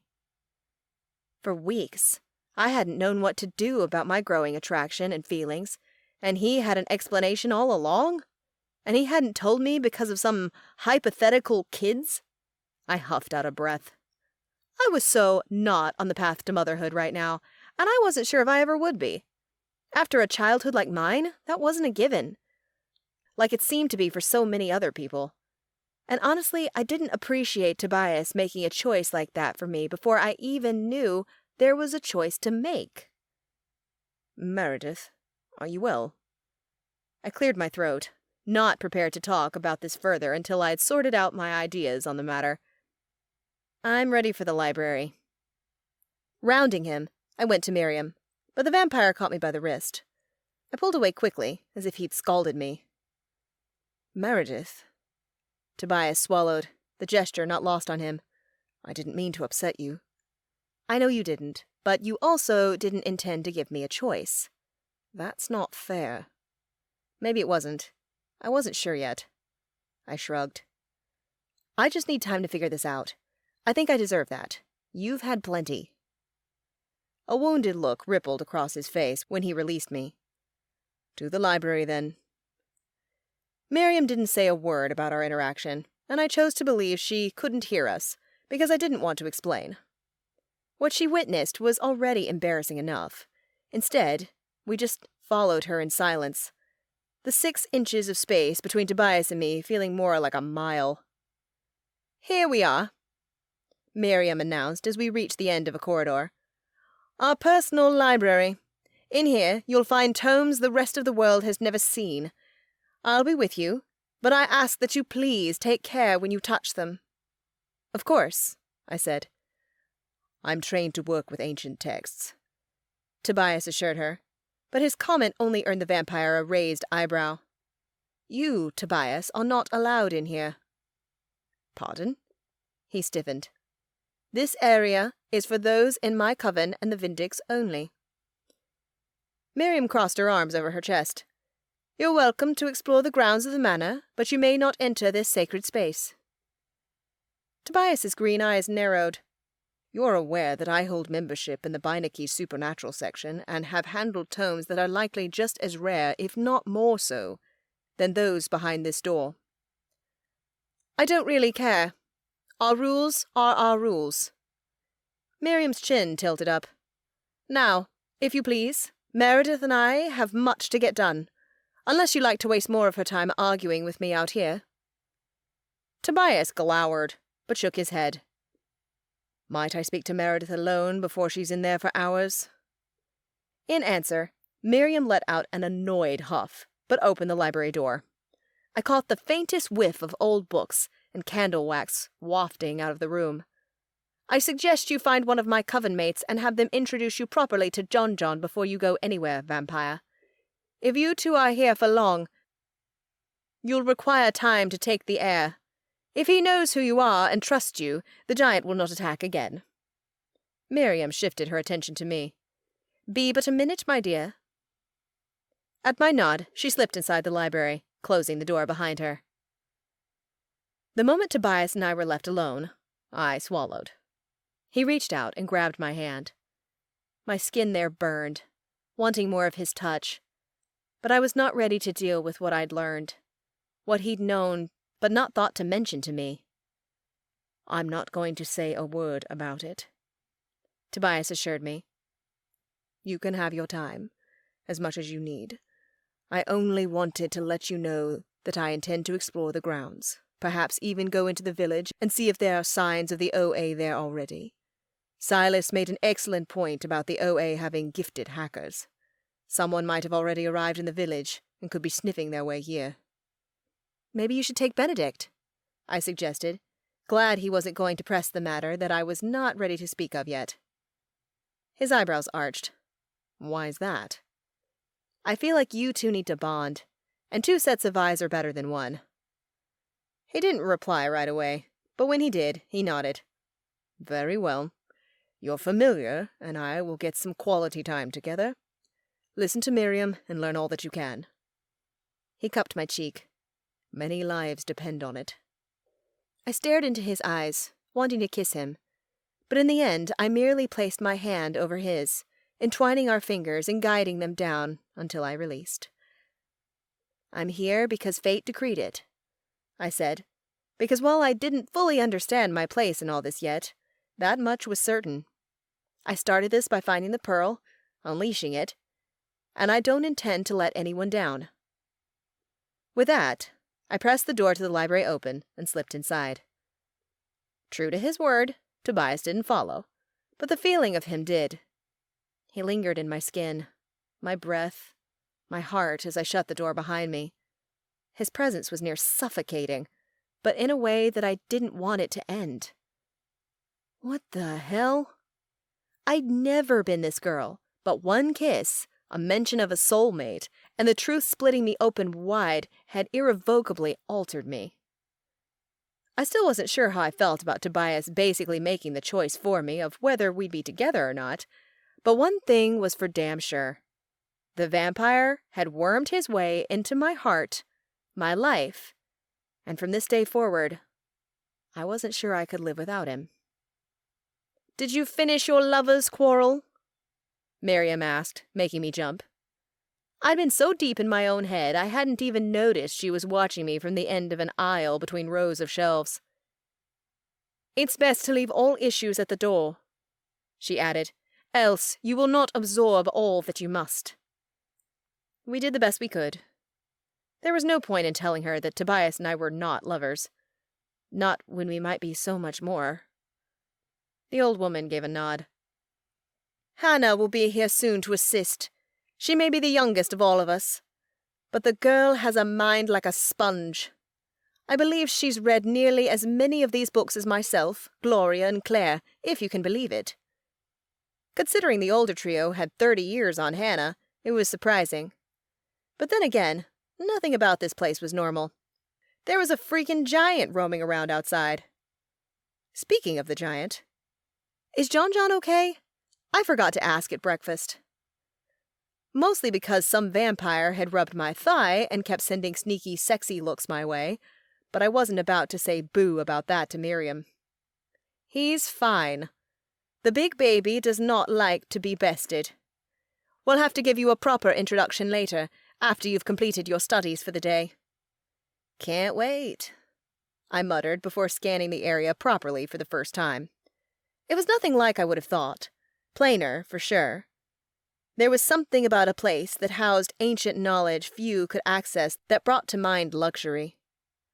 Gold and marble and glass, paired with soaring ceilings and books climbing high to fill that space. None of that existed here. The room was about the size of Tobias's and my bedchambers put together. Not that I should be thinking about us or our bedchambers. Get your mind out of the gutter, Mare. I averted my attention to distract myself. The library shelves were plain wood and heavy with books. Most did look old, but also worn, like they hadn't been taken care of properly. This was nothing like the library at Yale, with its temperature and moisture-controlled climates. So, how many of those am I going to have to read? I asked. There had to be at least 1,000 books in here. In time, I hope you will read all of them. So that will take me, what, just 80 years? Miriam snorted. Luckily, we don't need you to read them all now. There are a mere 10 tomes of vital importance to the Vindix. I've set them aside for you and bookmarked the pages that will most help ease you into this world. We'll start with the Pearl of Hell. Since you have some personal knowledge of it already, then move on to the Opal, your family stone. From there, you will learn of the other lapis caelesti. Finally, you'll learn of the families who should wield these weapons gifted by the angels. She gestured to a table large enough to seat 6. A stack of books, red and blue and black in color, sat atop it. So, Meredith, are you ready to begin? She gave me a look like she wasn't quite sure I was up for it. Like I hadn't traveled across an ocean, hadn't found this hidden freaking place, and hadn't taken on all their tests to get here. What more did a girl have to do to get some respect? Well, Miriam pressed, or are you still thinking about the handsome vampire? It was unlikely that Tobias would ever leave my mind. But for a few hours, a few days, even a few weeks if I had to, I could prioritize this. My destiny. I rolled my shoulders back and forced the vampire to the corners of my mind. No, I'm ready. Let's begin. Chapter 24. Meredith. I took a seat at the table Miriam had set out for me and looked at her expectantly, ready to do what she thought was best. We'd traveled far for this information, and it might help save the world, so I needed to shut up, listen, and learn. If there was one thing the ringmaster had imparted on me that I wouldn't forget, it was the importance of research and learning from the past. Miriam sat next to me, approval in the set of her lips, and opened the top book on the stack to a pre-marked page. Slowly, she turned the book to face me. I recognized the painted illustration right away, though it looked different from when I'd seen the stone I'd stolen from a tomb in Egypt. The lapis caelesti sat on a pillow of black silk, not set into a necklace meant to glorify the Egyptian goddess Isis. That's the Pearl of Hell, I said. Yes. A black pearl of extraordinary power. In real life it looks almost blue-black, I corrected. And opalescent, like a pearl, so sort of purpley too. It was unlike anything I'd ever seen. I hadn't thought much about the day I'd found the pearl. Hadn't had time to reflect after fate threw me into S&S. But now, the memory of finding it, of holding one of the sacred stones, sent chills up my spine. Really? The old witch asked, picking up a pen and scratching a note in the margin. I gaped at her. Is that kosher? I'm an archacusto, child. This is my job. My reason for being is in these books. I would never defile them, and your account is the only first-hand one we've had in centuries. She set the pen down. I must say, it is miraculous that you found it without any training, setting all this in motion. I used to think it was by chance, I admitted. My partner and I had overheard people talking about a necklace in a tomb. We were in Cairo for another artifact, but once we told our boss about the necklace, she pivoted, wanting to acquire it for a client. I was happy about it, too. The tomb was guarded, but not as much as the first location we'd scouted. I thought the job would be easy. I snorted. Little did I know. Was she supernatural? No, I said. Just ambitious. Though she is trying to become supernatural now. I didn't elaborate. We hadn't brought up the ringmaster or the OA at breakfast, and I didn't want to right now either. Both Tobias and I were of the mind that maybe his sire would send more information. Not to mention, I didn't want to show her the scar along my collarbone where Josiah had cut me to steal my power. It was fading, but the attack was still fresh in my mind. If word came that the OA was nearing, we'd tell the Coven. But for the time being, I just wanted to focus on learning about the lapis caelesti. Interesting. Miriam arched an eyebrow. When she realized I was not going to give more information, she pointed to the pages she had open, her finger straying to a line at the end. The Pearl of Hell was the first stone the angels used to create the supernaturals of Earth, Esila, and Hell. The holder of this stone is said to be a leader among the Vindicts. That was a relief. The Opal of Heaven was my stone. Obviously, the Pearl's holder probably had no idea they were connected to all this. They hadn't even held their stone. But that would change. When I found whoever could claim the Pearl, they could take the lead. When the time comes for the 7 Vindicts to defend those of Earth against evil... I paused in my reading and looked up. This doesn't say the Darkborn by name. Of course not, dear. The Darkborn are a threat now, but they have not always been so. There have always been supporters of the Princes of Hell, but not under such a name. What name? Too many to count. She waved her hand. These tomes are filled, not only with the information you require, but the names and histories of your enemies. Why not name the Princes of Darkness, though? As I said, you have many enemies. The princes are not even the worst. I gaped at that, and she added, They have always been nuisances, and quite powerful, but they are far from the only evil plaguing our world. Miriam exhaled a long, troubled breath. And though no one but the archicustos know it, this is not the only time the sacred stones have been called to do away with such evil. The previous time was millennia ago. Now, keep reading. I had more questions, but did as she said, bending my head and picking up at the sentence where I had left off. When the time comes for the 7 Vindicts to defend those of Earth against evil, it will be the Pearl of Hell that makes the first play. The first play? I whispered, recalling how the air had shifted in the tomb when I found the pearl, and how the snakes, those damn snakes, had started hissing louder. This book makes me think the stones have personalities or something. Are they sentient? Perhaps. I cannot know if the stones have a will. To my sadness, I've never seen one, nor held them. All I know is that, by finding the stone, you put it in play, after it had been dormant for many years. It fits. I guess so. I read further, and learned that not only did the Pearl of Hell cause madness in another person if the wielder so wished it, but once the wielder mastered the stone, it also submitted people fully to the holder's will. It takes away free will, I said. And those who are evil, like Wrath, would use it to create chaos, with or without the madness attached.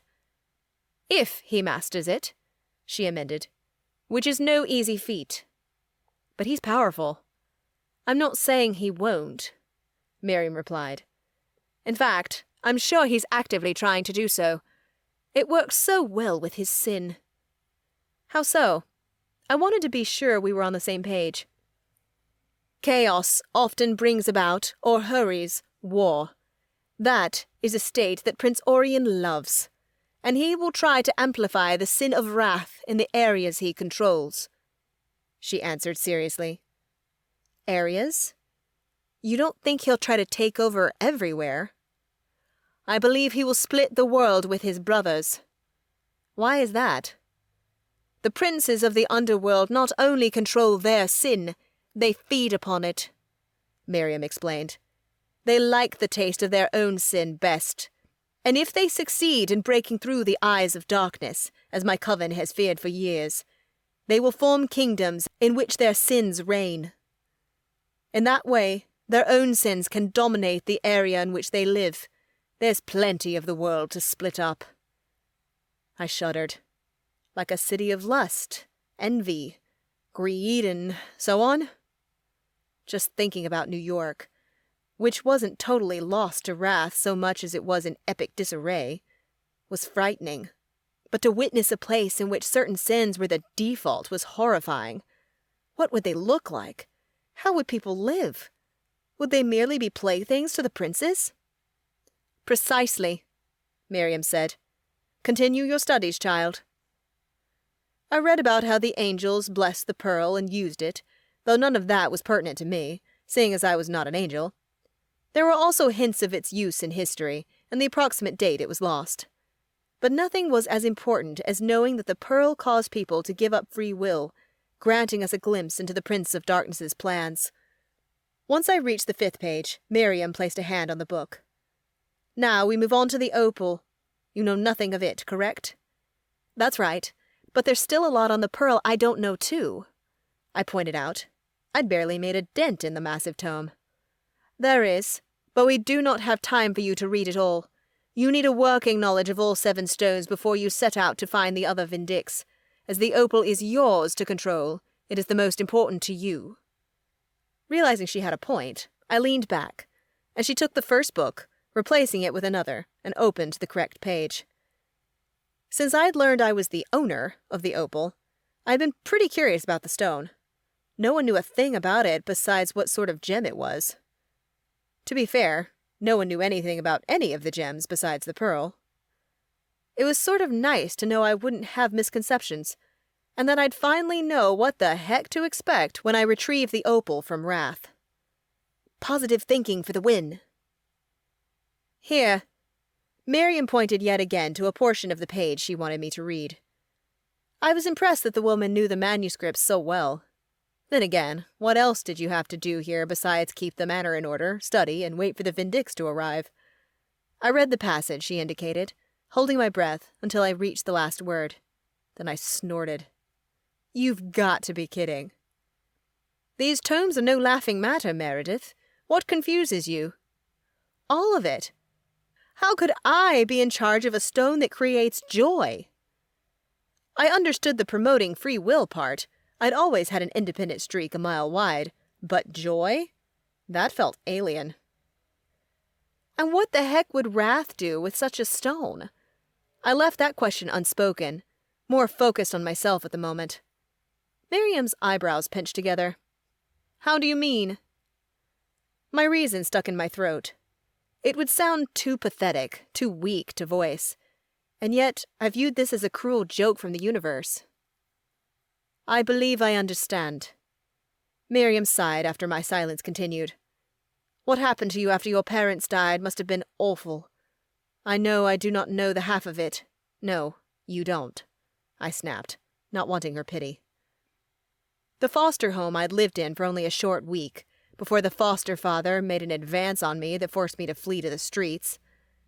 The nights of living in a cardboard fucking box, fending off creepers who tried to take advantage of me.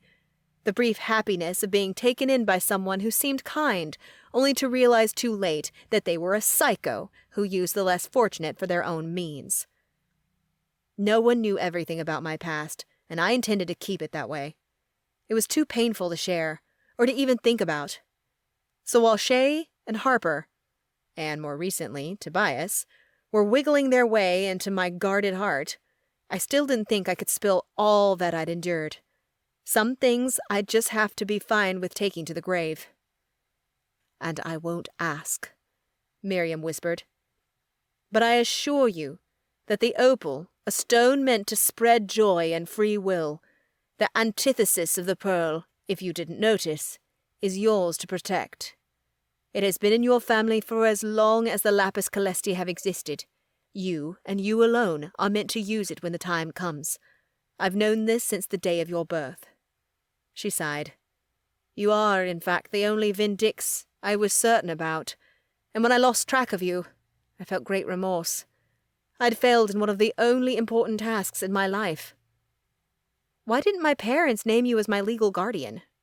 I blurted. So much of my suffering could have been relieved by that, and I wouldn't have been clueless about my fate now. Maybe then, the idea of being stuck with the happy stone wouldn't seem quite so absurd. We spoke of you coming here to learn of your heritage, of staying for some time so that you might get to know our coven. Then after you'd met me, they would have named me a guardian, but your parents wanted to put it off for as long as possible.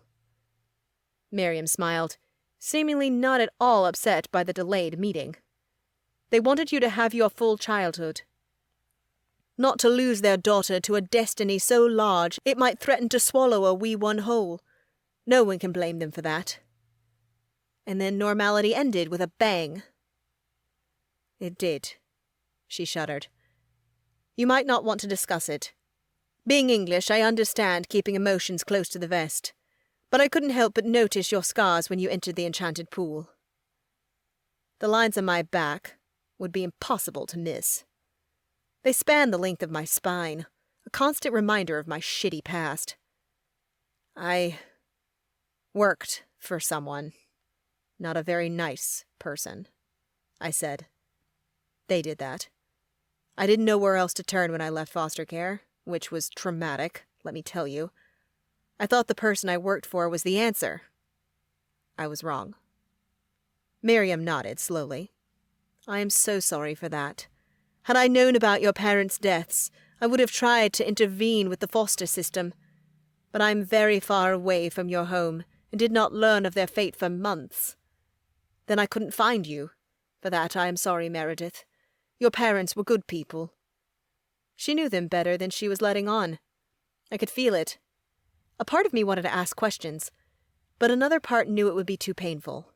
Not all of my memories had returned, and I wanted them to do so before I heard stories. I wanted to see the past play in my head like a movie, not have to reconstruct it from what others told me. I said nothing, and we stayed quiet for a few moments. Me staring at the book, at the drawn image of the opal. I'd almost convinced myself it was time to suck it up and move on, when the door to the library opened. I glanced up, daring to hope that it was Tobias, even though Miriam would probably flay him. Instead, Hannah smiled at me. Am I too early? She asked. Not at all, Miriam replied. In fact, why don't you sit in while Meredith reads up on the rest of the stones? So far, we've covered the pearl and the basics of the opal. The old woman stood, brushing herself off. I think I'll make myself scarce for a few moments. I exhaled. Yes, that would make things easier. At the very least, I wouldn't feel the urge to ask about my parents. Hannah was too young. She couldn't have known them. What do you say I prepare you two some tea? Miriam offered, perhaps sensing that I wished for her to leave, if only for a few minutes. It will fortify you through your studies. She spoke so lightly, Hannah didn't seem to notice the heaviness in the room. The young witch nodded.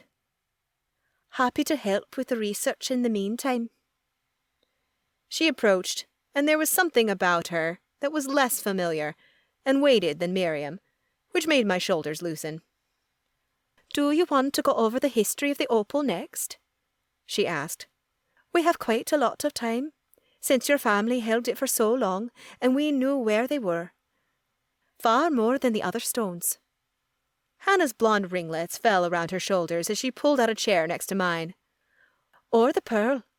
But most of that is rumours. Stories we can't be sure about. Still fun to read, though, don't you think? Yes, I said, as Miriam slipped out the door, presumably to give me space. But I'd love to learn more about the opal first. Chapter 25. Tobias. I heard the giant, but couldn't find him amidst the trees. An admittedly impressive feat for someone so large even in this thick of a forest. Then again, he did sneak up on us last time, the brute. "Are we sure this is a good idea?" Benedict asked, his tone tense, just like it had been when I went to Meredith's room to invite him on this outing. He wasn't pleased about the situation between me and his witch. Not that I could blame him. I was still coming to terms with it, and Meredith. "Did you hear me, vampire?" I laughed dryly. "How could I not, with a yowling tone such as yours?" "I'll show you yowling when I leave you to fight off that giant alone this time." Benedict scanned the woods. "This is a horrible idea." I shrugged. Maybe it was, but Stuart and his coven seemed to think it was smart. Seeing as I had little better to do, I decided to take my chances and follow the ginger wizard into the woods. Otherwise, I'd merely sit outside the library door like a sad puppy, and Tobias Blake Aston Laurent was many things, but a sad puppy was not one of them. "We can't be certain how long we'll be here. Do you want to be confined to the house all day?" I asked, eyebrows raised. The cat didn't reply, which was no surprise.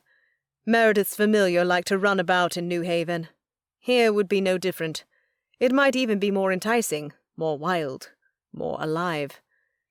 I, for one, felt my predator side emerging strongly as Stuart led us through the trees to where John liked to relax. Just knowing that the ringmaster had told the Ordo Eternum of Meredith, and that they could be closing in, was enough to set me on edge. I did not like that we had to be here when they came looking, rather than in New Haven. Back home we'd be guarded at all hours. We'd have people we trusted around us. Of course, the Archaic Coven had protections, but would they be enough to stop the supernatural organization? Meredith, Benedict, and I had gotten through, and we were only 3 people. The Order, known for disliking humans and attracting the worst kind of supernaturals, could bring many more with them. Being in New Haven with the protection of S&S would be far less worrying. But alas, that was not our reality. For the foreseeable future, we were here, and then, who knew?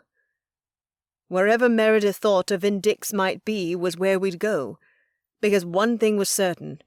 If we departed from this manor, these woods, I was not going to leave her side.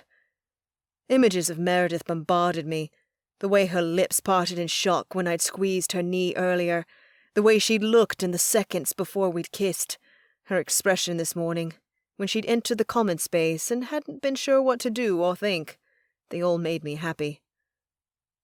But then there was the bad moments, like how hurt she looked when I admitted to knowing about soulmates, and that I'd had a hunch we might be connected in that way. It was enough to make my smile falter.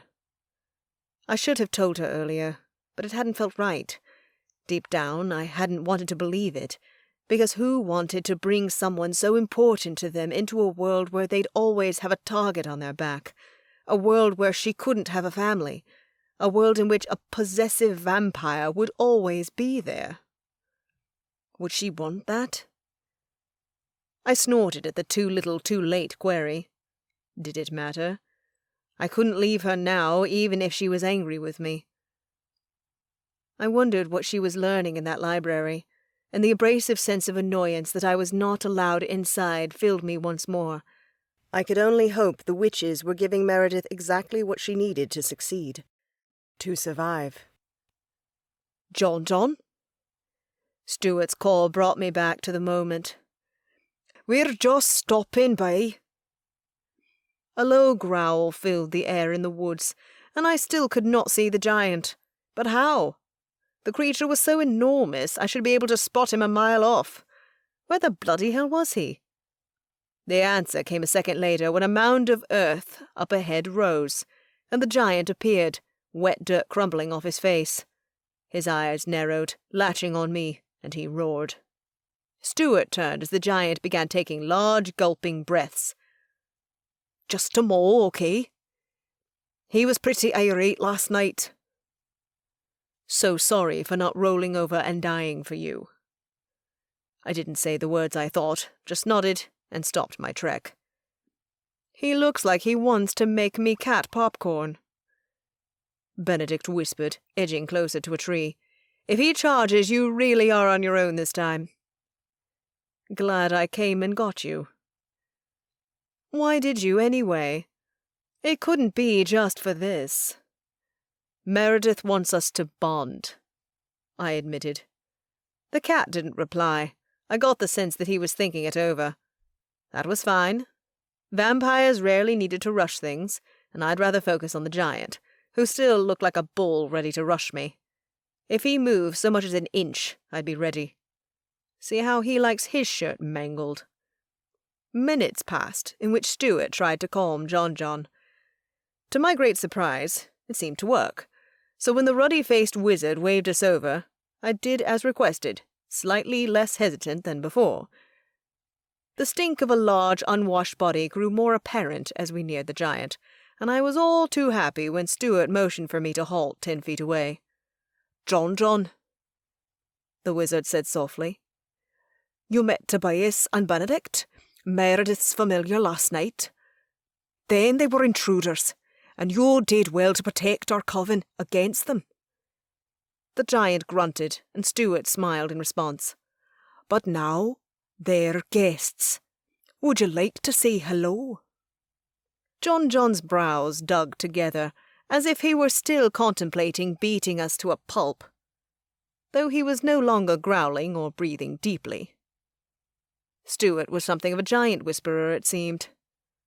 "Can't hurt John," the giant said after a moment, using a beefy finger to point at Benedict, who remained a good 5 paces behind me. "Bad cat." My lips twitched in a smirk. Apparently, the big lout was fine with me, but Benedict would have to grovel. Seemed about right. After all, I had been the one thrown through the woods, not digging my claws into John's face. So I turned and gave Benedict a serious look. I was going to love every minute of this. "That's true, you know. I expect you do owe him an apology."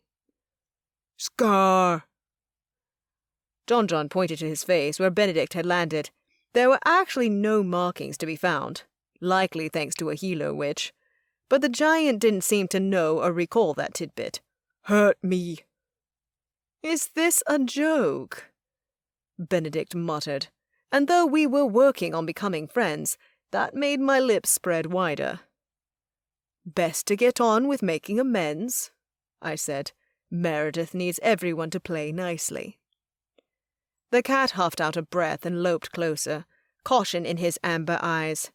When he halted, he was still notably out of John's reach. "Hello," Benedict said to the giant. "I feel horribly for scratching you, even if it was to save my own fur. Can you forgive me?" At the half-assed apology, I nearly let out a chuckle, but stopped my mirth just in time. John seemed to be considering Benedict's words, and surely laughing would only further confuse the oversized man. After a prolonged silence in which Benedict seemed to stiffen by the second, the giant took a step closer. The cat darted backward, stopping at my feet. "Hold on," I hissed. John didn't appear threatening, and when he held his meaty hand out in a familiar gesture, I knew I'd judged his expression correctly. "Friends?" he asked. "No more hurt?" I nodded, and extended my own hand, wrapping it around one of his fingers. "I accept. Benedict does too. Right, chap?" "I do, but I'm not great at shaking." The cat held up a trembling paw. A roar of laughter burst from the giant, nearly bowling me over, it was so forceful. When he stopped, Stuart approached, looking relieved. He'd seemed so sure that John would accept our apology before, but judging by how much his shoulders had loosened, I now suspected he'd been putting up a front. "Very good. Now that we're all friends, you can patrol the woods safely," the wizard said. "We won't happen upon any other surprises?" You haven't got, say, a manticore roaming about that might eat Benedict, or perhaps a werewolf?" I felt the cat's glare, but chose not to meet his eyes. He'd been scared of John eating him, so really, I said nothing wrong. "Manticore? Of course not. Those live in a cellar." "Like giants," I commented.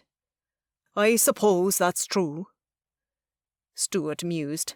"But no. We have John, the wyvern, and a few other creatures that take refuge in our woods, but none as dangerous as the two you've already met. You should be fine." He waved a hand dismissively. "So I'll let you get to it." "All right," I said, somewhat stunned that he was fine with just leaving us. But by the determined glint in his eyes, he had something he wanted to do. "Are you going to assist Meredith?" To me, that was the most important thing any of the Arcacusto could do. I hoped they felt similarly. "I was planning on going to the library," Stuart said, a blush filling his pale cheeks. "So yes, I'll check on her." "Good. Tell her I'm thinking of her." Stuart froze, eyes widening. I couldn't blame him. I sounded like a besotted fool, not like the vampire guardian most of these witches knew me to be. "Sure," the wizard said with a slow nod. "Now, if you two are certain you won't need help in the forest, I'll be going." "We can find our way back," I assured him. Now that I was more familiar with the land and how things smelled, I'd be able to track a path back to the manor. "See you around, then." With a bob of his head, Stuart left Benedict and me with John, who watched the exchange with interest. I turned my face up to the giant. "We're going to patrol the woods. That okay with you, mate?" John nodded slowly. "I help." Should have seen that one coming. I now trusted the giant not to snap my neck between his fingers, but that didn't mean I wished for him to join. "How about we divide the woods so we can cover more ground?" I suggested. "The cat and I will go this way, and you take that direction." I gestured to the back of the property last, determined to scout the front and see if anyone had tried to breach entry yet. "Good," John said as he turned. "Bye-bye." "Best of luck," I replied, relieved it was that simple with the creature, and began to stride through the undergrowth toward the road. "So, tell her I'm thinking of her, huh?" Benedict said, running up next to me. I'd hoped that comment would sail past him.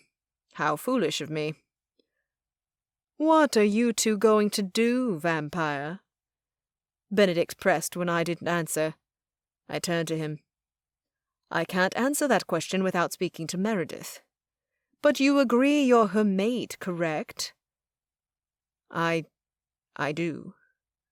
Fully admitting it out loud was still difficult, but the longer I thought on it, the more sure I became.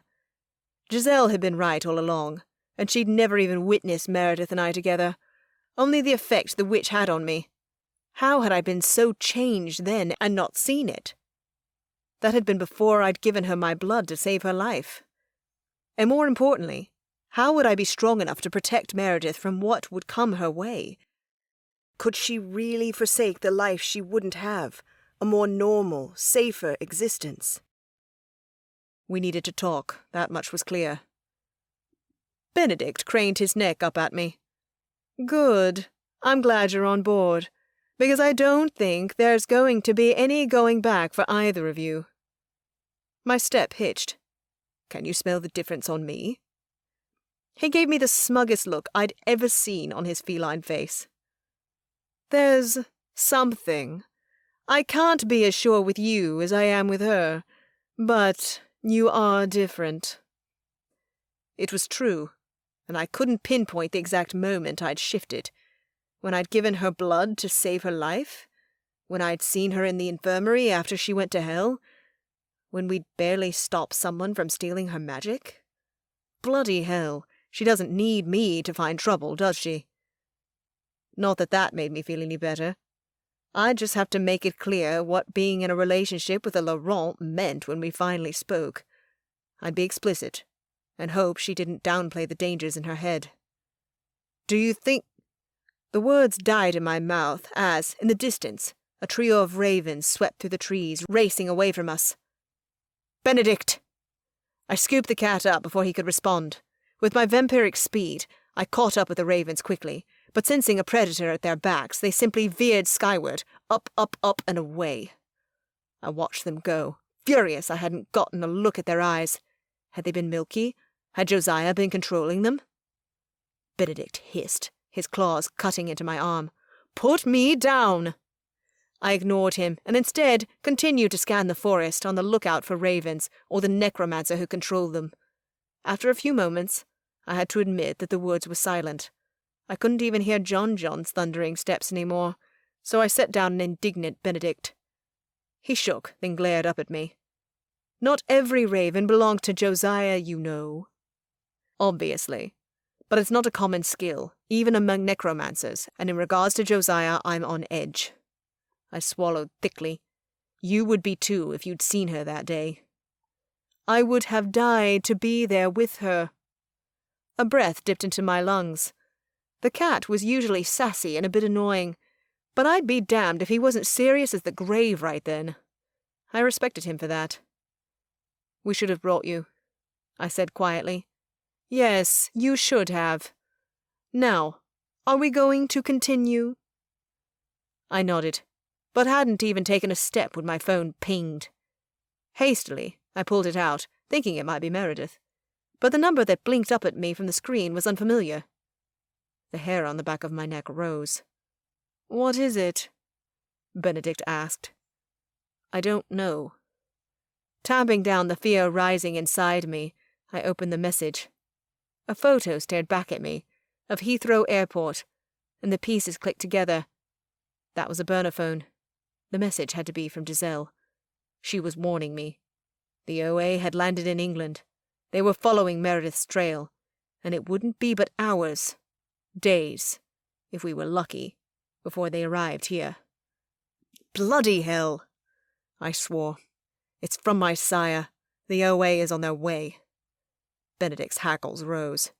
"Then we'd better hurry and search the woods. And afterward, I'll demand that the witches strengthen their protections," I growled. "The ringmaster will not be getting anywhere near Meredith again." Chapter 26. Meredith. Hannah and I spent the better part of 2 hours covering the lapis caelesti, which included their history and individual powers. Thankfully, most of the sacred stones were not that hard to understand. The emerald of earth, sapphire of seas, amethyst of air, and ruby of flames were all elemental-based, their gems' colors correlating to their respective magic. The angels, apparently, weren't very creative, though Hannah was quick to assure me that being the master of any of these stones would be like being an elemental on steroids. The likes of such power the world hadn't seen in a long-ass time. The specific example she'd used was that the keeper of the sapphire could, once trained up, act as powerfully as Poseidon had in Greek myths. Just thinking about that made me squirm. I'd read many of those myths, and Poseidon had done some real shit, which made me determined to become besties with all of the elemental vindicts once I found them. The diamond, like the pearl and the opal, was different. The full name was the Diamond of Souls, and the wielder of this specific lapis caelesti could call upon ghosts, astral travel, and journey to the spirit realm, just to name a few of their abilities. I had a million questions about the spirit realm, but Hannah told me we'd have to tackle those later. She had a basic understanding of the spirit realm, but not enough to feel comfortable teaching me. Aya was their resident spirit expert. And though all of the stones held my interest, and each was powerful and terrifying in their own right, the two that I'd learned of first still held the most intrigue for me. Perhaps because they were the only two posing a threat at this very moment. The pearl and the opal. Diametric opposites. One could undo the power of the other, and the pearl and the opal affected people the most directly, in their hearts and minds. The same could not be said for any of the other stones to the same degree. The people who wielded the first two had too much power, which was probably why the Darkborn had gone after those first. Though, if they get the others, that will suck. Are you ready to move on to the families? Hannah asked. Sure. I set down my teacup, the dainty, flowery kind that I'd never used in my life because it seemed pointless. Miriam kept bringing tea in, and I didn't have the heart to ask for a mug. But come on, the teensy cups had precisely 3 gulps of tea, which, come to think of it, was probably more a reflection on my unladylike table manners than anything else. Tobias probably loved these stupid little cups in his human life, I thought, and immediately shook the vampire from my mind for what felt like the millionth time. Let's get back to business. Okay. Hannah smiled and went to a shelf. I thought Miriam pulled all the books out already. I pointed to the stack. It had dwindled, but there were still 5 we hadn't touched. Those are all wonderful resources, but if I'm to introduce you to the royal covens, I like to start with when they were formed. Royal covens? I haven't heard the term, I admitted. Hannah twisted. No. It's what we call the families of the 7 Vindicts and their closest supporters. Besides the Archaic, of course. We're our own little club. She smiled brightly. The cool kids. For sure. She laughed musically. So the families were all in the same coven? Well, no, really. Back in the day, families in general were much larger and often made up their own covens, including extended family and all that. Then those of the other Vindicts would marry in, to keep the secrets, you know. So in a way, they were of the same coven, but only when they chose to be. Wouldn't that cause incest, eventually? I cringed, not liking where this was going. It wasn't quite that strict, Hannah assured me. However, had the families been smaller and the marriages more restricted, then you'd likely be correct. I don't think it ever got to that, though, seeing as the last time the Vindicts protected Earth was shortly before they split. After that, bloodlines were lost, killed, actually. 2 of them, to be exact. And, of course, after that happened, the other families hid, so we can't be sure what happened then. The family who held the Pearl of Hell and the one that held the Diamond of Souls are the ones that were murdered, right? We'd gone over it briefly while discussing the latter, but I'd also learned approximately 600 other facts since then. A refresher couldn't hurt. Exactly. Hannah looked pleased that I remembered. You think the rest are all still alive? I do. What makes you think that? Have you guys felt something? I recalled when I found the pearl, and Luca claimed that unearthing it had a ripple effect felt by supernaturals around the globe. Call it hope. She shrugged. Hope did not seem like enough to me. What happens when the Vindicts are not around anymore? Like with the families that died out. What happens to their stones? They will choose worthy replacements, Hannah said with a shrug. We don't know how. Again, the way she spoke made me think the stones had a mind of their own. I hoped that soon I could get my hands on one and learn if that was true or not. But that will make it much more difficult for you to find them, she added after a moment, as if she didn't quite want to admit such a thing. As if finding 6 other random people in the world wasn't going to be difficult enough. Seeker magic applied to objects only, not people. Ugh, one thing at a time. So, why are those families called royals? I asked. I thought witches didn't have royalty like other orders. Isn't that more of an Asila thing? It is, and we don't. But that doesn't mean that we did not have them at one point. Hannah pulled out a book and opened it to an image I recognized right away.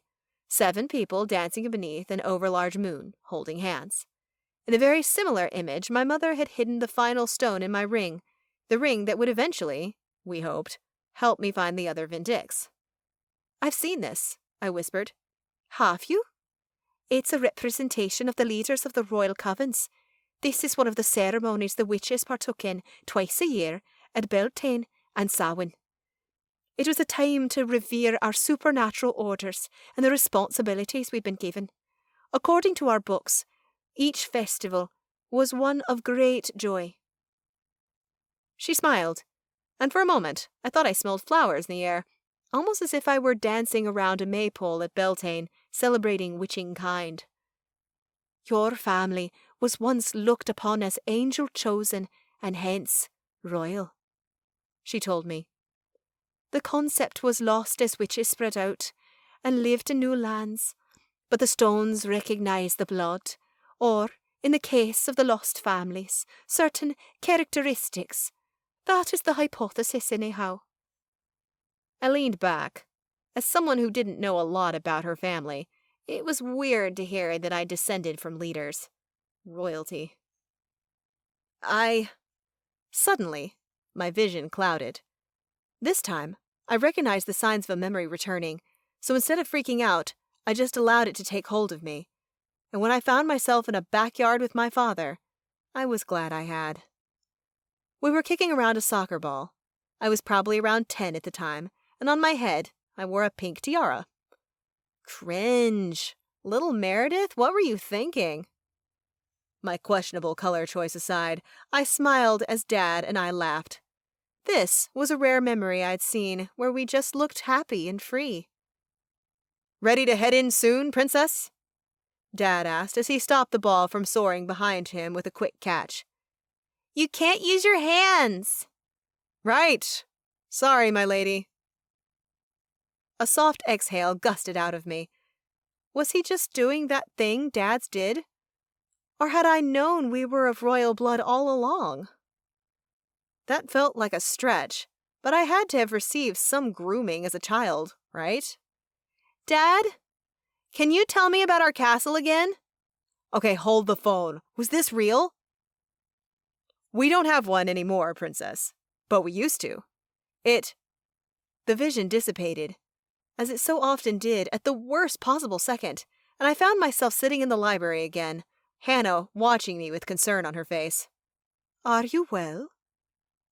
I blew out my lips. My memories were lost when my magic was bound. Long story. And they're slowly coming back. A lot of times it seems like the conversation I'm having triggers them. Like now, I just saw one in which my father told me that our family had a castle. Hannah laughed.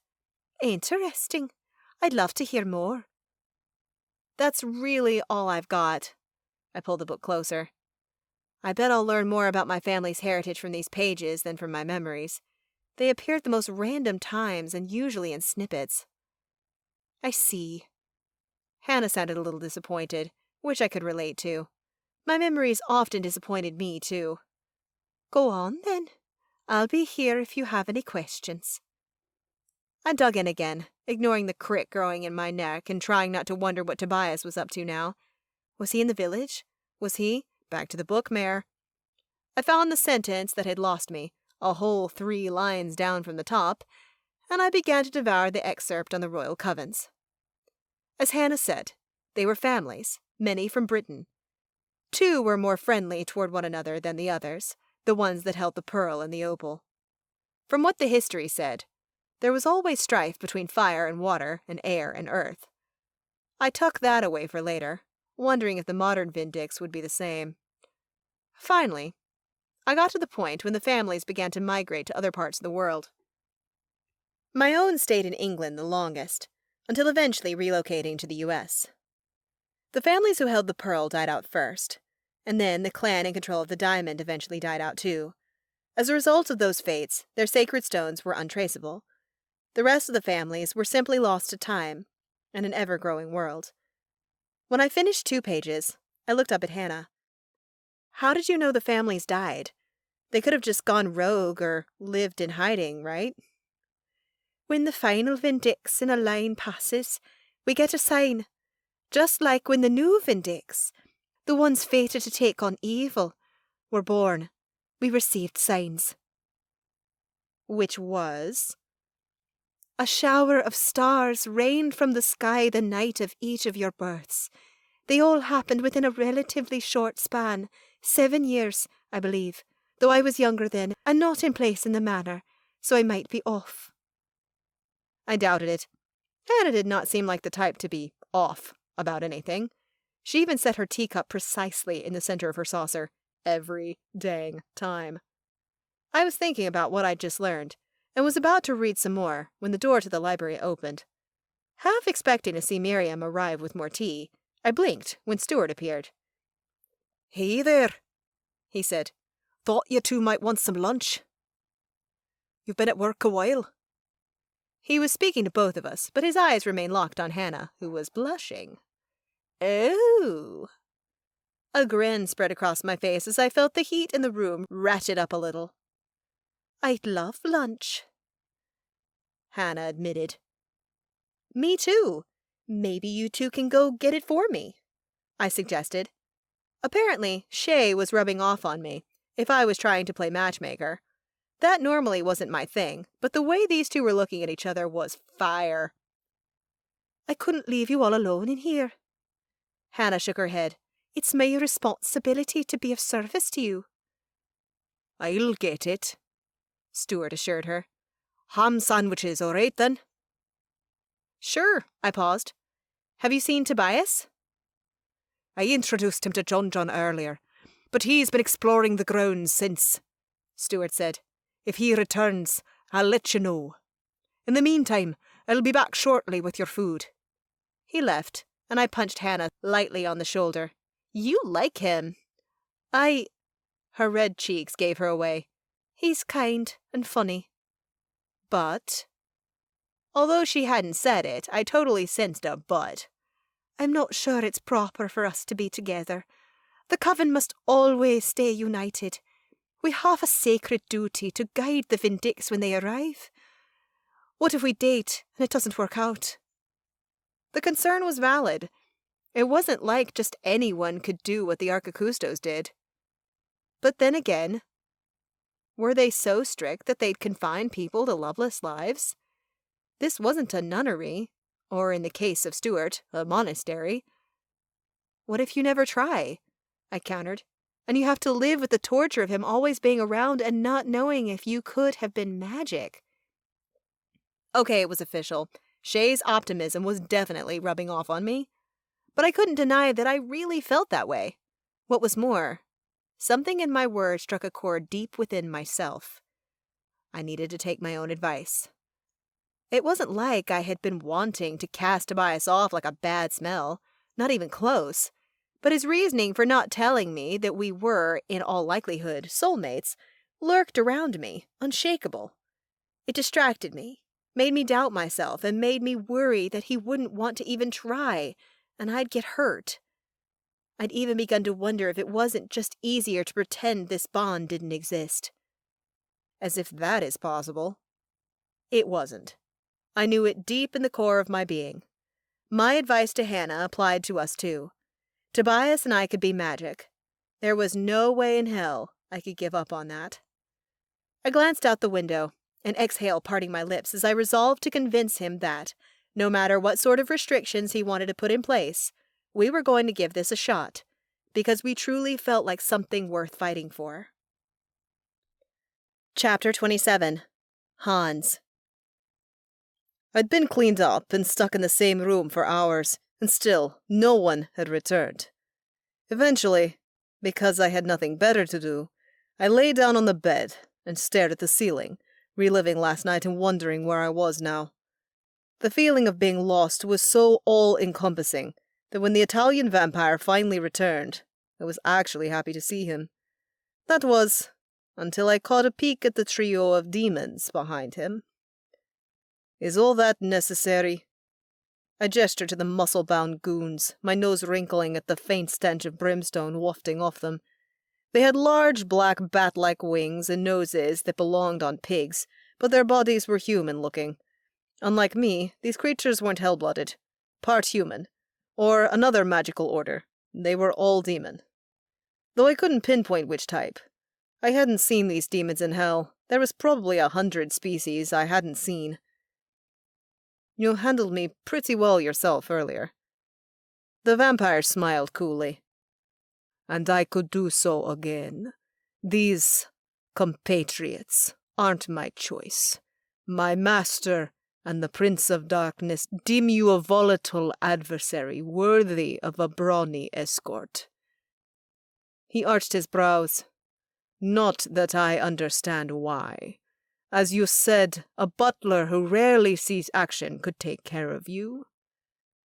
Pain at losing my power gripped me, but I kept my face a mask of indifference as the vampire butler assessed me, trying to determine why others would think I was a threat. I sure as fuck wasn't going to mention that my magic was gone. Seeing as I was being kept here, it seemed no one suspected that yet. I doubted even Shay knew. She'd been tied up in black magic when it happened. I shuddered as I rose slowly from the bed. Somehow, I had to get them to believe I still had my power. Otherwise, what would stop Wrath from making me his plaything? Or killing me? I needed to keep my secret for as long as possible. And in the meantime, I'd do my damnedest to try and figure out where the hell I was being kept and save Shay. If she isn't already dead. My jaw clenched. Nicoletta hated Shay, but I had a growing suspicion that the Nephilim was here for more than just my sister's amusement. Nick must have mentioned Shay's sword of fire and light, a dead giveaway that she was related, or at least blessed by, the Archangel Uriel. And Wrath knew how to use Shay's lineage to his benefit. It was the only thing that made sense. Hurry up, the middle demon grunted, his red eyes narrowing. What's in it for me? I tilted my chin up, though I didn't stop striding toward the door. Pushing my luck was sort of my thing, but this guy didn't seem like the sharpest tool in the box. He might rage out on me even if his boss wanted me unharmed, which I could only imagine was the case since Wrath hadn't paid me a visit yet. You have 2 legs. The demon cracked his knuckles. The snapping of bones is one of my favorite sounds. You make a convincing point. I shrugged as if I wasn't scared at all. Lead the way, Muscles. Batboy looked as if I'd insulted him, which only made me smirk. Too bad Wrath wasn't an idiot like this guy. I wouldn't even need my powers to defeat him. My escort, with the vampire in the forefront, led me down a spiraling flight of stairs. While the room I'd been locked inside hinted that this home was old, the stairwell made me even more certain. No modern builder would install steps this steep. They were a lawsuit waiting to happen. At the bottom of the staircase, we entered into a hallway that was basically an alternate reality from my barren room. Marble sculptures dotted the corridor every few feet, and chandeliers marched down the length of the hallway. Tapestries hung from each wall, one of which I was damn sure was a work of art I'd seen an image of in a book in the Beinecke. It depicted witches and a unicorn. I didn't know they made such convincing replicas. I pointed to the wall hanging in question. The vampire glanced my way. That's an original? I stiffened. Your master has an original tapestry from the Middle Ages? But that must be worth hundreds of thousands of dollars. Obviously, people in and around D.C. had money, but that was beyond extravagant. Over $1 million, he corrected. Master deemed the investment worth it, as it used to belong to the Medicis. As in the family from Florence? I was no history whiz like Tobias, but I knew enough to get by, and who hadn't heard that name? Who else? He scoffed. Oh, right. Who the fuck else? Instead of asking more questions that would probably seem stupid as hell, I decided to take in the home as I walked. At the very least, I needed to figure out where the exits were located. But the deeper we went, the less I concerned myself with exits. Partly because we didn't pass any, and partly because more signs of immense wealth stole my attention and made me wonder who the hell I was up against. Is that a Fabergé egg? I asked as we strode past a room in which an ornate gold and amethyst egg was perched on a coffee table, like it was nothing more than a candle. It is, the vampire servant replied, without even looking at what I'd referenced. A real one? He turned, stared at me blankly. Why would it not be real? I stopped walking. This was too much. Am I in a castle or something? I didn't know why it hit me then, but the stone, curved walls of my tower came rushing back, bolstered by all the finery that we'd seen. Of course you are. The servant paused, stopping our group. Did you think we were in a shack? Touché. To be honest, man, I had no idea. Still have no idea where I am. My room was clearly a tower, but I couldn't see much out the window. I don't know of any places in the U.S. like this. That's because you're not in the United States. I didn't know why he was giving up this information now, other than perhaps I'd find out in a few seconds anyway. But what the hell? I wasn't in the U.S.? I frowned. Canada makes even less sense. One of the demons sniggered. Idiot. My muscles tensed, primed to punch the crap out of him, but I remembered that I had nothing more than strength to back up an attack. And no doubt they would expect me to use magic rather than physicality. Best not to start something that would hint at my secret. You're not in Canada either, the vampire said impatiently. You're in Italy. Lake Como, to be precise. Italy? But how? Since my realization that I had no magic, my memories of the night had returned slowly. I recalled Wrath's black smoke enveloping me, choking me into darkness, and then I'd woken up here. How could they have gotten me to Italy? By private jet? Customs just let them come into the country with an unconscious person? Probably too, actually. I doubted they treated Shay any better. How much did you have to pay off customs for them to be down with that? The demons busted out laughing, and this time, it took all I had not to slam my fist into their chins, one after the other. Unlike the goons, the vampire's face shone with pure pity. You didn't fly. You appeared on the lakefront. All at once, my stomach tightened as things clicked together. Little was known about the princes of hell, but I seemed to have just learned something important. Wrath's smoke could just... poof! Transport him places? No wonder he'd left no trace when he retreated from New York. There wasn't a path to follow. Yes, the servant said softly, clearly reading my shock.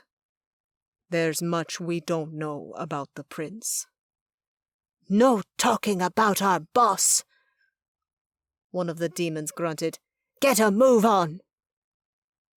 For a moment, the vamp appeared irritated, but then a mask slipped over his face. No doubt well practiced, and he nodded to me.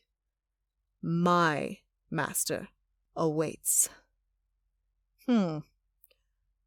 From the sound of it, the butler was not totally aligned with Wrath. He had a different master, likely a vampire.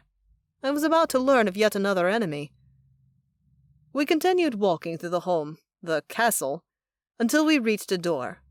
The butler opened it, and I was shocked to see stone steps leading outside. The lake I'd seen earlier glinted beyond a vast expanse of lawn. No boats traveled its waters, and the sun was setting fast. Outside, everything was calm, peaceful. The vampire descended, and I was nearly shoved down after him by one of the demons. The others chuckled at their pal's brilliant attack. Rolling my eyes, I followed the bloodsucker, and when we got to the bottom, he cut across the lawn, aiming toward a wooded area. Not breaking a step, I glanced over my shoulder, pointedly ignoring the demon snarling at me. My heart skipped a beat. Yup, the whole time I'd been in a legit fucking castle, and it looked even larger from the outside than it had felt inside. How much land does your boss own? I thought I spotted a building through the trees behind us, but wasn't sure. The trees were dense, and if a structure was there, it was far away. In the direction we headed, there were just trees. The vampire didn't answer right away, as if he were determining whether or not the question was safe. Many hundreds of hectares. Most of it, on this side of the castle, is his land. Had I been American, I would have been clueless at the term, but I wasn't originally from the US, so I knew that was a lot of land. I looked across the lake. The manor I'd seen earlier stood out to me, and now that the tower's stone walls weren't cutting off my view, I could clearly see homes tucked in the trees on either side of it, though they all looked large, qualifying more as mansions or villas. They didn't have much land around them, not like this castle did. Whoever lived here was a real power player. As we entered the woods, I stayed quiet, still observing. Though to be honest, escape seemed less and less like an option. Could I swim across the lake? No. Even if I did that, at least 3 of the demons on site had wings. Nicoletta was sure to be here too. She had wings, but could also just fish me out with her dark magic. Not to mention that if Shay was worse off than me, which was probably the case, could she swim? Run? Damn it, think, Hans, think! I did, and all the while we trekked through the woods to goddess only knew where. I still hadn't come up with a solution, or even an option that seemed reasonable, when voices hit my ear. I stiffened. One of them was feminine. Was that Nicoletta? "Don't try anything, hell-blooded," one of the demons said. "No magic. If you do, we'll attack." I exhaled slowly. Yet another excuse not to use my power. Wouldn't dream of it. Mere minutes later, we exited the trees into a clearing about as large as my home back in New Haven. My eyes went first to my sister, hanging onto some dude who looked a few years older than her. Wrath's heir, no doubt. About 20 demons and a dozen other supernaturals milled around them, acting as guards. Though, knowing Nick, she didn't want them. Nor did she need them. If my sister had proven anything to me since our reunion, it was that she was vicious and could take care of herself. I swallowed thickly, wishing that she was still the sweet, carefree girl I'd once known, the one who lived in books and ran wild in the woods.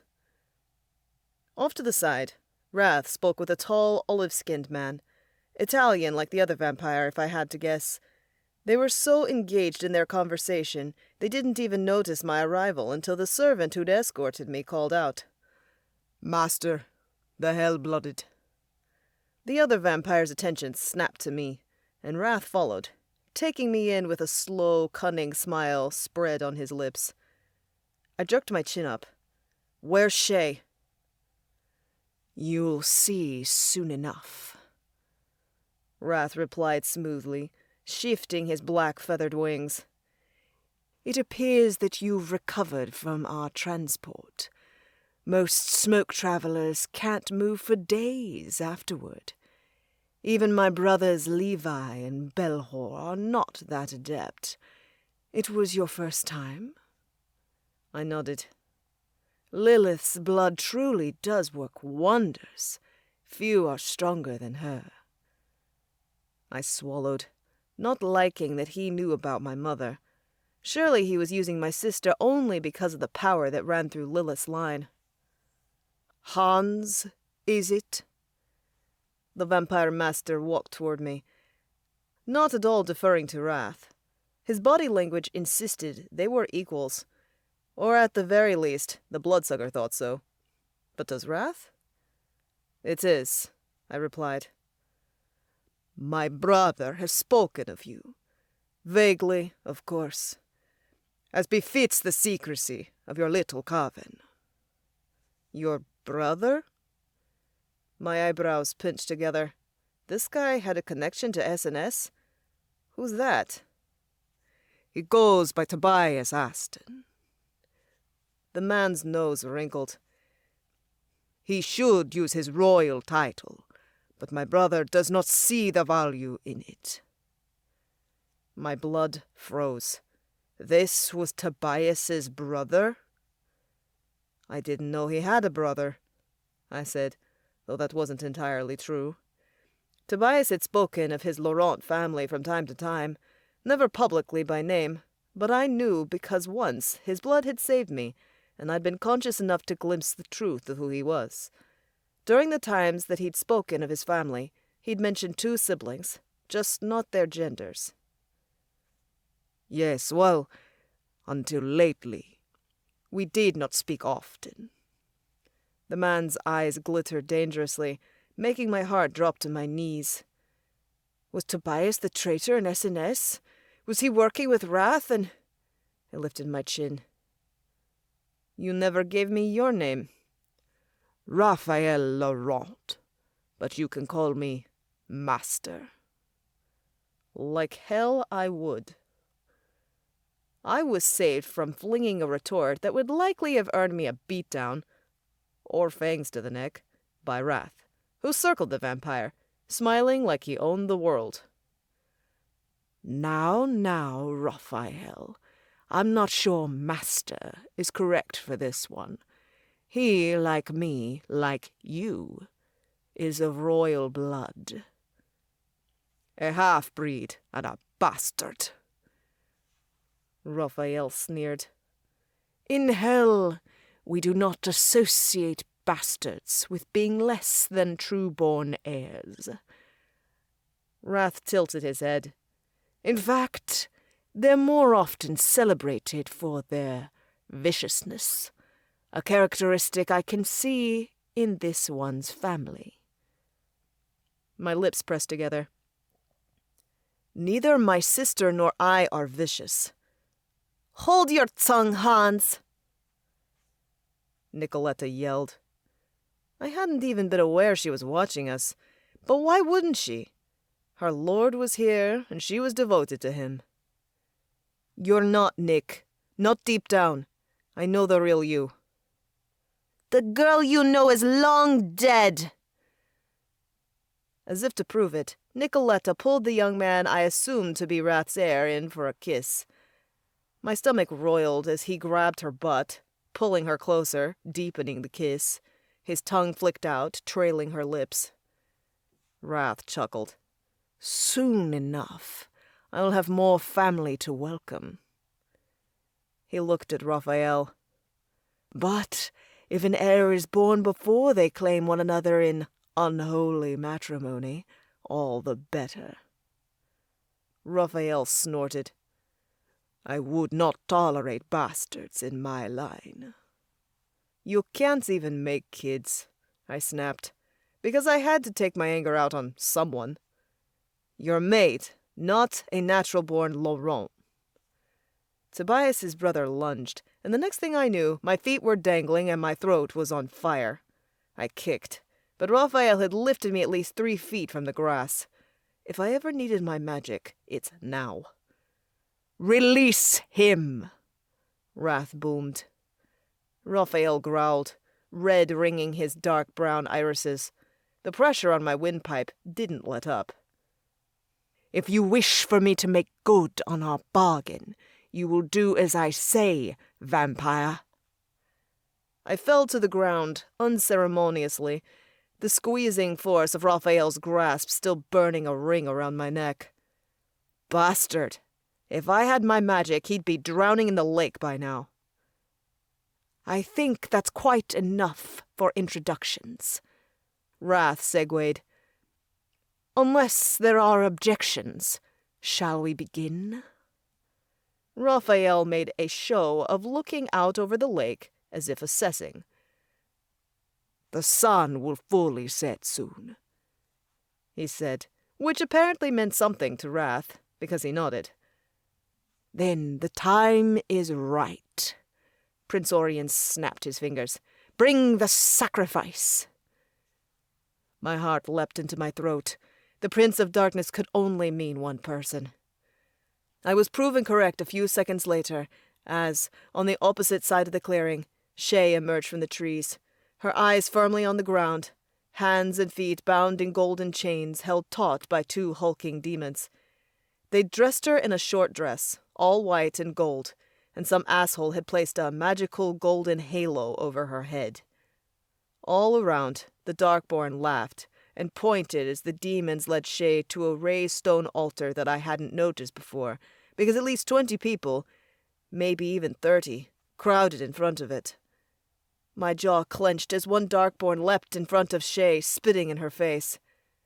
They were making a mockery of Shay's angel blood, and I hated to think who had put those clothes on her, because I knew the woman well enough to know she would not have done so herself. "A tamed angel," Wrath cooed. "All bark and no bite." My stomach dipped at what that could mean. Had Shay, like me, been stripped of her magic? I looked around. Most of the people in the crowd were demons from hell, winged and horned and red-eyed. True monsters. But there were others who could easily be hell-blooded like me, or vampires, witches, fae, or worse, sorcerers. I grimaced. Sorcerers were just witches who'd gone dark. But with that shift, they also generally went a little crazy. That made them dangerous. If Shay could not wield her magic, had they forced the change on her violently? Was it permanent? Does it matter? From the look on Wrath's face, I had sincere doubts that he would let Shay live through the night. He had plans for her, and I needed to get her out of here before he could enact them. I glanced around, only to be hit on the side of the head by one of the demons that had escorted me here. "Go!" I blinked, and found Wrath and Raphael approaching Shay. Apparently, I was supposed to do the same. With each step I took, I felt more ill. Not only was Shay dressed in some ridiculous manner, but she looked paler than I'd ever seen her. Sickly. That cemented the idea that they'd given her something to stifle her magic. She lifted her head for the first time since entering the clearing. Her eyes locked on me and widened. "Hans," she whispered, the sound of her voice so raw, so full of emotion. She didn't look as if she despised me at all, even though she should. It was because of me that we were in this mess. Wrath twirled to face me. "Yes, Lilith's spawn is here too. He has a part to play, just like you, my dear." Prince Orion grinned, a promise of danger and blood and violence. "I had thought to use Nicoletta, but this is much better. She needs to keep her strength for breeding, and this is more poetic, don't you think?" "There's nothing poetic about this," Shay growled. "You're a monster, and that's all there is to it." "Even the darkness holds beauty, little Nephilim. You'll see. Soon you'll see." Wrath nodded to the demons carrying the ends of her chains. "Bind her." Shay struggled, but it was no use. The monsters flanking her were 3 times her size, and without her magic she was as powerless as me. Of course, no one had questioned the fact that I had not used magic yet, but why would they? I'd been surrounded by vampires and demons this entire time. They were formidable foes, and I was greatly outnumbered. I'd get my ass kicked within seconds. So how the hell was I going to get us out of here without getting both Shay and me killed? As the demons pulled her to the center of the raised stone altar, a ticking began in my head. I wasn't sure how I'd manage to save us, but I needed to figure it out fast. Time was running out. Chapter 28. Shay. My skin burned from where the demons had touched me, and I wanted nothing more than to wipe off their prints. Even just their eyes lingering on me made me feel gross, like I needed a shower. The chain shackled to my right wrist was clipped to a metal ring on one side of the stone altar, and the left side followed a second later, sealing my fate with 2 resounding clicks. "Let me go," I growled, as I had many times before. My words earned me a snarl from the demon and a nose full of sulfuric stench as he jerked closer, baring his rotting teeth. I held my breath, deciding not to speak again. It wasn't working anyway. The only thing I'd gotten out of my threats and pleas was a sore throat and a slap across the face. That assault had been courtesy of Wrath himself, after I'd talked back too much. But that wasn't the worst of my injuries. The moment we'd arrived in Italy, a vampire had shaken me awake and forced a potion down my throat. That elixir had nullified my magic. So really, it was up to Hans to save our butts, which I was finding hard to deal with. Not only did I hate being the damsel in distress, On a sacrificial altar, no less. But he was a demon, too. No, he wasn't a Darkborn. Nor did I really believe he was evil. But even wrath had separated me and Hans. Upon our arrival, only I'd been woken up and given the elixir to stymie my magic. I was pretty sure some part of Wrath hoped Hans would join their group and become one of the people who would hurt me until my father came. Or until I died. I didn't believe for a second that there was a line they wouldn't cross. I cast a glance at my coven mate, standing some 20 feet away. He wasn't even bound, but he just stood there. He just watched me like he couldn't do a damn thing. Why? Sure, it would be difficult for him to fight through all these people, but he wasn't even going to try? Shadows and secrets had rules. They didn't harm one another. We didn't allow others to harm our coven mates, and we never left a person behind. Did Hans not understand the severity of the situation? No. One look at his face, so pale, and his eyes so filled with pain, and I knew that he had to get it. So why not act? Hans! I yelled, hoping to jumpstart him into doing something. He won't save you, whore. Nicoletta, his charming sister, sang. You're not leaving that altar alive, so get used to it. Nicoletta, darling. The demon next to her purred. He was young, maybe 20 or so, and Wrath's heir. Annoyingly, with his long black hair, silver eyes, and built body decorated with tats, he was hot too, which did not escape Nicoletta's notice. They'd been all over each other while rooms were prepared to contain me and Hans. Disgusting. We might need her later, Wrath's heir said. She is of strong blood. Nicoletta shrugged. Once the eyes of darkness are open, why do we need angels at all? Darkness will reign. I love the way you say that. The young man growled and tilted her chin up to take her mouth in his. Tongues licked and fingers traveled to private areas, as if this were a strip club, as if they were the only two around. Gag. I looked away, only to find that Wrath and the vampire who owned this place, a pompous asshole who insisted that everyone call him Master, were standing right next to me. You must excuse Raquel. Wrath spoke slowly, as if he had all the time in the world to kill me. He's quite enamored with Nicoletta. Raquel. So that was the devil spawn's name. It fit. I wrinkled my nose. Maybe they should think about saving some of the PDA for the bedroom? Does your angel blood make you prudish? Wrath smirked. In hell we're not so virginal. Can we just get on with it? The vampire beside him barked, clearly irritated I wasn't already dying. For a Laurent, you really have no patience, Raphael. Wrath remarked dryly. I froze. A Laurent? Before, I hadn't merited an introduction. Not that I wanted one, but I knew that name. Almost everyone in our world did. Tobias was a Laurent, a member of the clan of royal vampires that largely lived in Asila. Ah, you recognize my family name? The vampire's chest seemed to puff out a little. So my brother confided in you as well.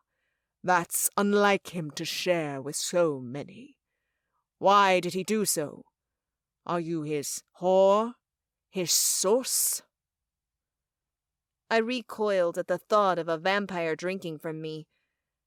Though I respected and liked Tobias, there were some things my kind just didn't do. That this jerk would suggest such a thing was vile.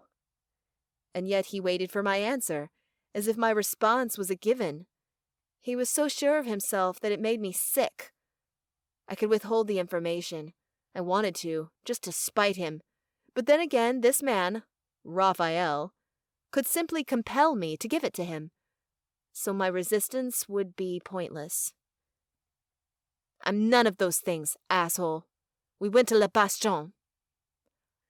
Ah, and Letete would have outed his bloodline anyway. Raphael shook his head. Acola always did love to flaunt his connections. I had no argument to that point. Anyone who had spent more than 10 minutes in Oscar Acola's presence knew it to be true. Plus, I had more important things on my mind. Is Tobias in on this? Raphael quirked his brows. Does it matter? You won't live to get revenge. It matters to me. Not only would it surprise me, but Tobias was with Rooms right now. If he was a traitor, he could do so much more damage. Was she safe with him? My throat constricted at the idea of my friend in danger. Raphael mused. You should really prioritize better. He turned to Wrath, still not having answered me, which I took to mean the worst. Tobias had to be involved with this. Was he the traitor in the Coven? The person who had allowed the shade inside headquarters? As the one who'd retrieved her from Egypt, he had known about her, and he'd been one of the only ones. Before I could go too far down that path, Wrath procured a blade from a sheath he wore on his hip, the silver glinting in the sunset, wrenching all of my attention to the dagger. Any last words, Nephilim? I swallowed, but said nothing. If I was going to die at the hands of a demon, I'd go out stoically. I'd die in a way that would make Mom and Dad proud. Ever so slightly, my gaze went to the heavens. Dad was up there, and I'd soon be joining him. I'll take that as a no. Wrath stepped closer, grabbing at my right wrist, and sliced. A strangled scream tore up my throat, and it wasn't but a heartbeat later when my second wrist was flayed open. Blood poured from my wounds, spilling onto the gray stone, which suddenly began to glow a brilliant white. Wrath's lips curled up. Perfect. Confirmation of a pure line. Now. He drew the same blade across his own wrist. Blood darker than my own, nearly black it was so red, poured to mix with mine. The blood pooling on the stone began to hiss and simmer, and a spiral of light and darkness appeared, swirling around me like some boiling whirlpool. The colors danced around each other, not mixing, and where the blood met, it boiled. The blood of the underworld mixed with that of the heavens, Wrath hissed. I call forth a champion for his daughter of heaven, an angel worthy of taking on a prince of darkness. I beseech you, Archangel Uriel, if you have any love at all for this girl, save her soul. He loosed a roar and shot his hands up, while black tendrils of magic scooped up some of the mixed blood and sent it flying skyward like a geyser. Holding my breath wasn't an option. I needed every gulp of air to stay alive, and though I didn't believe in my heart that my absentee father would come, I waited. I dared to hope, when before I'd told myself that I wasn't worth it. Everyone else seemed to watch too, and soon enough the mixed blood spiraled out of sight, into the darkening sky, the sun nearly gone. And yet, as if he could see our blood, Wrath's face remained tilted to heaven, expectant, until finally he dropped his arms, then his chin, and eyed me. You are of noble heavenly blood. The sword you wield, the way our life force, our magics battle even outside our bodies. He frowned. But you are clearly not important enough. I winced at that, even though I knew it was true. Which makes my plan all that more difficult, Wrath continued. Good, I rasped, the words barely tripping off my tongue. I hope you fail. Meredith will see to it that you do. Wrath snarled. The Seeker will join you soon enough, Nephilim. Blasts of lightning rained down from the sky, striking the two demons who had chained me. They fell to the grass, dead. Others in the crowd threw up cries and darted into the woods, a few calling on their magic to prepare for battle. But Wrath spun, a bark of a laugh tearing from his lips, as if nothing could delight him more than the chaos breaking out all around. Uriel, have you finally come to face me?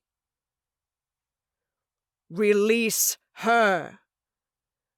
A voice boomed from nowhere, making my breath catch in my throat. I'd only met my father a handful of times, but that was his voice. I'd known it anywhere. As if to prove that point, light enveloped me, but instead of striking me dead, it healed me.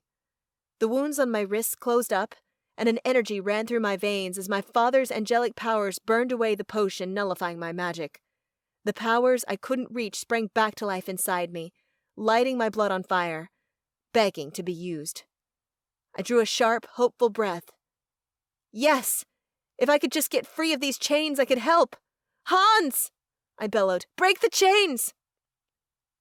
As if my words acted like a catalyst, Hans broke into a run in my direction. Demons leapt at him, but he managed to disarm them, though each time using only his fists, not his magic. What the hell? Hans could blast those suckers away, no problem. Why wasn't he just doing it? We were wasting time. More lightning surged from the sky, snagging my attention. 5 more foes fell, 2 of them vampires. Oh, come now! Show yourself, Uriel! Face me! Wrath challenged, leaping off the dais and into the clearing. For the time being, I'd been forgotten, thank the heavens. Still, I kept an eye on the Devil Prince as he spun, searching the area, as if he expected my father to be hiding amongst the trees. Prepare to meet your doom, Orion! My father blasted down from the sky and slammed into the rock I stood upon. Dad! I gasped, the ground shaking beneath me. Stand still, Shaelina. His sword of fire and light materialized, and with 2 swipes my father cut the chains in half. They dissolved upon impact, the power of his magic too much to stand up against. Freed, the angelic magic he'd sent into me having done its work, I called my own sword, my wings bursting from my back. I'll help. Go to him. My father pointed to Hans, who was no longer charging my way but facing off with Nicoletta and her betrothed. But Dad, go, Shaelina.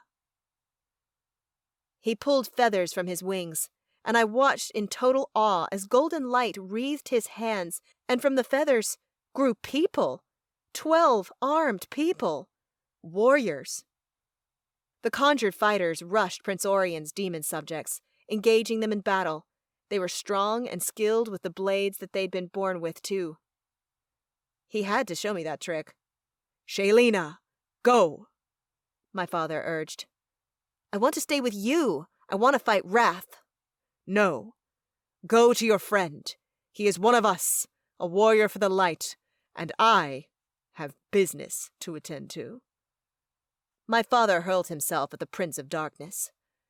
Struck by my father's words, but not about to contradict him a second longer, I raced across the grass, mercilessly cutting down anyone who approached me.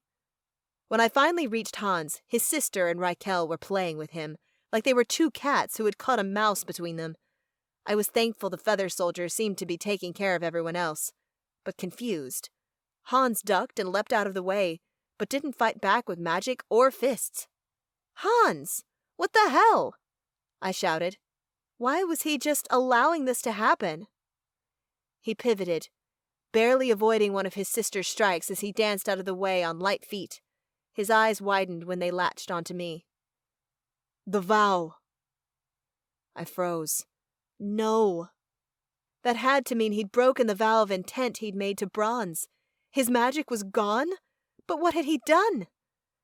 A blast of dark magic snapped me out of my thoughts, and I found Raquel watching me, murder in his eyes. Time for you to bow to your betters, angel.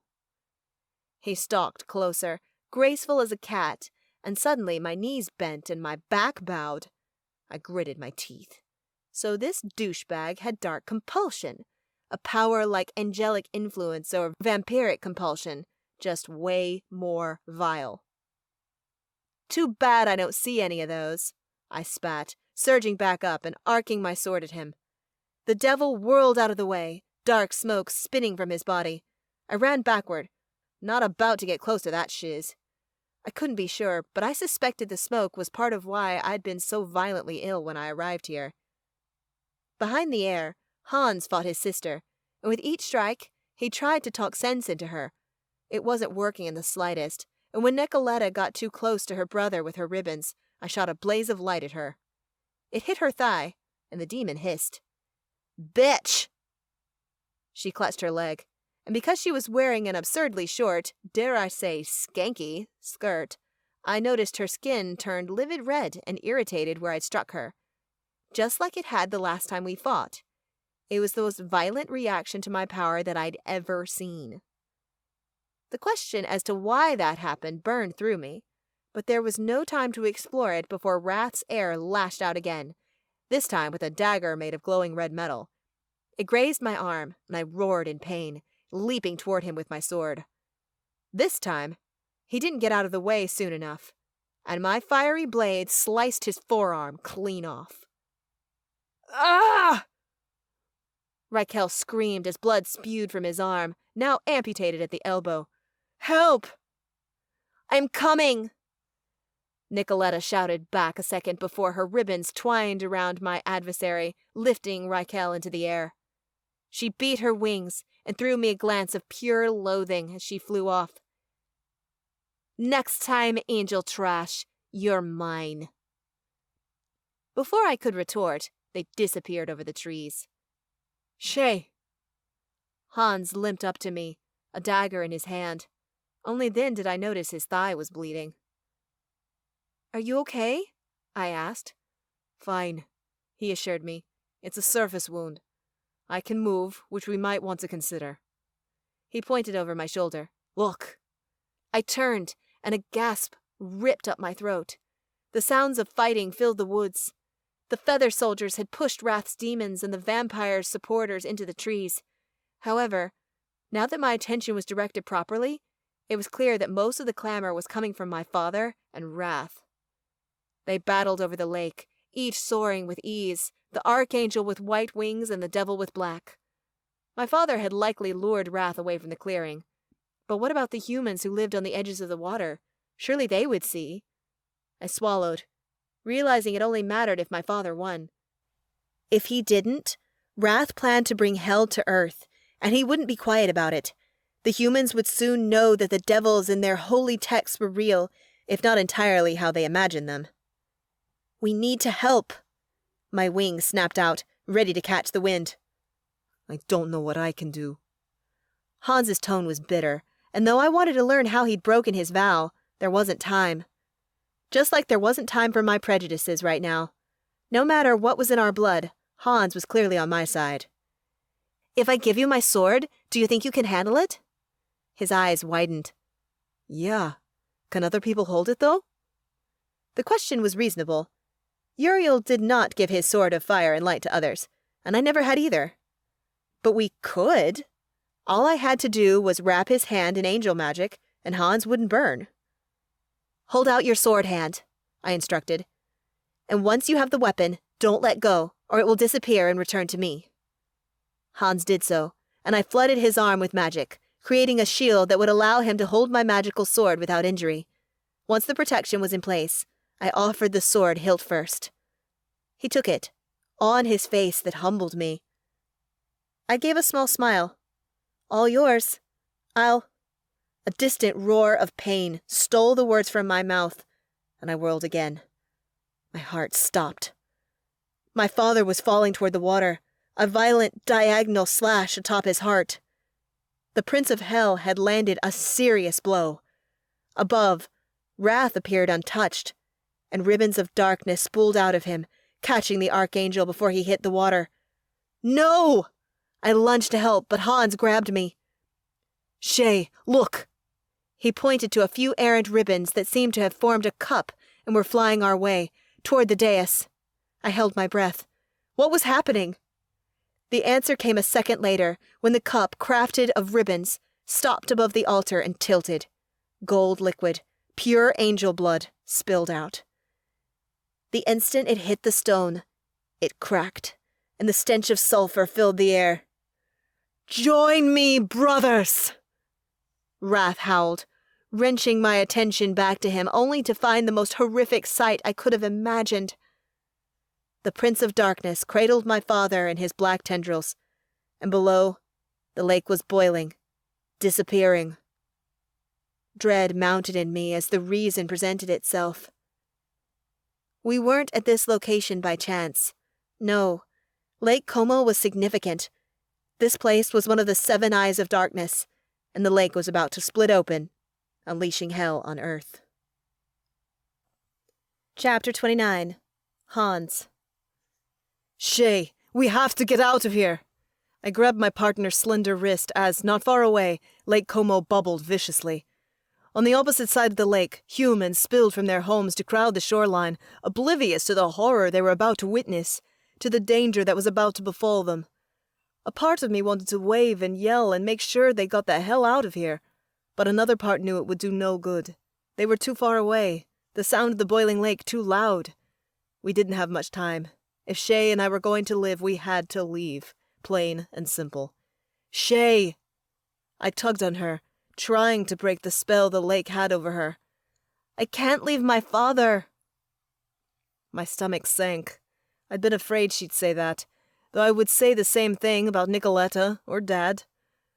But how the fuck were we going to save Archangel Uriel from the clutches of wrath when he wasn't even on land? Sure, Shay could fly and she was powerful, but I didn't believe she could handle Prince Orion on her own. Her father, a freaking archangel, couldn't defeat Orion on his own. Luca might have scared the prince off in New York, but Wrath hadn't had backup, and there were so many demons here. If Shay managed to get a leg up, there was no way they'd stand by and let a Nephilim pummel their master. And I was basically useless. Thank the goddess that Uriel could make feather soldiers, or whatever the fuck those things were, because if there had been more demons around, we'd have been screwed. "Shay," I said, determined to talk sense into her before I lost her. "I get that, but we need a plan." She yanked her arm from my grasp, and knowing what she was about to do, I lunged for the Nephilim. But I was too late. She leapt into the air, soaring toward the lake. My heart lurched, watching her get closer to Wrath. Worse, I still held her sword of fire and light. She was without her best weapon. The Prince of Darkness hadn't noticed she was coming, not yet.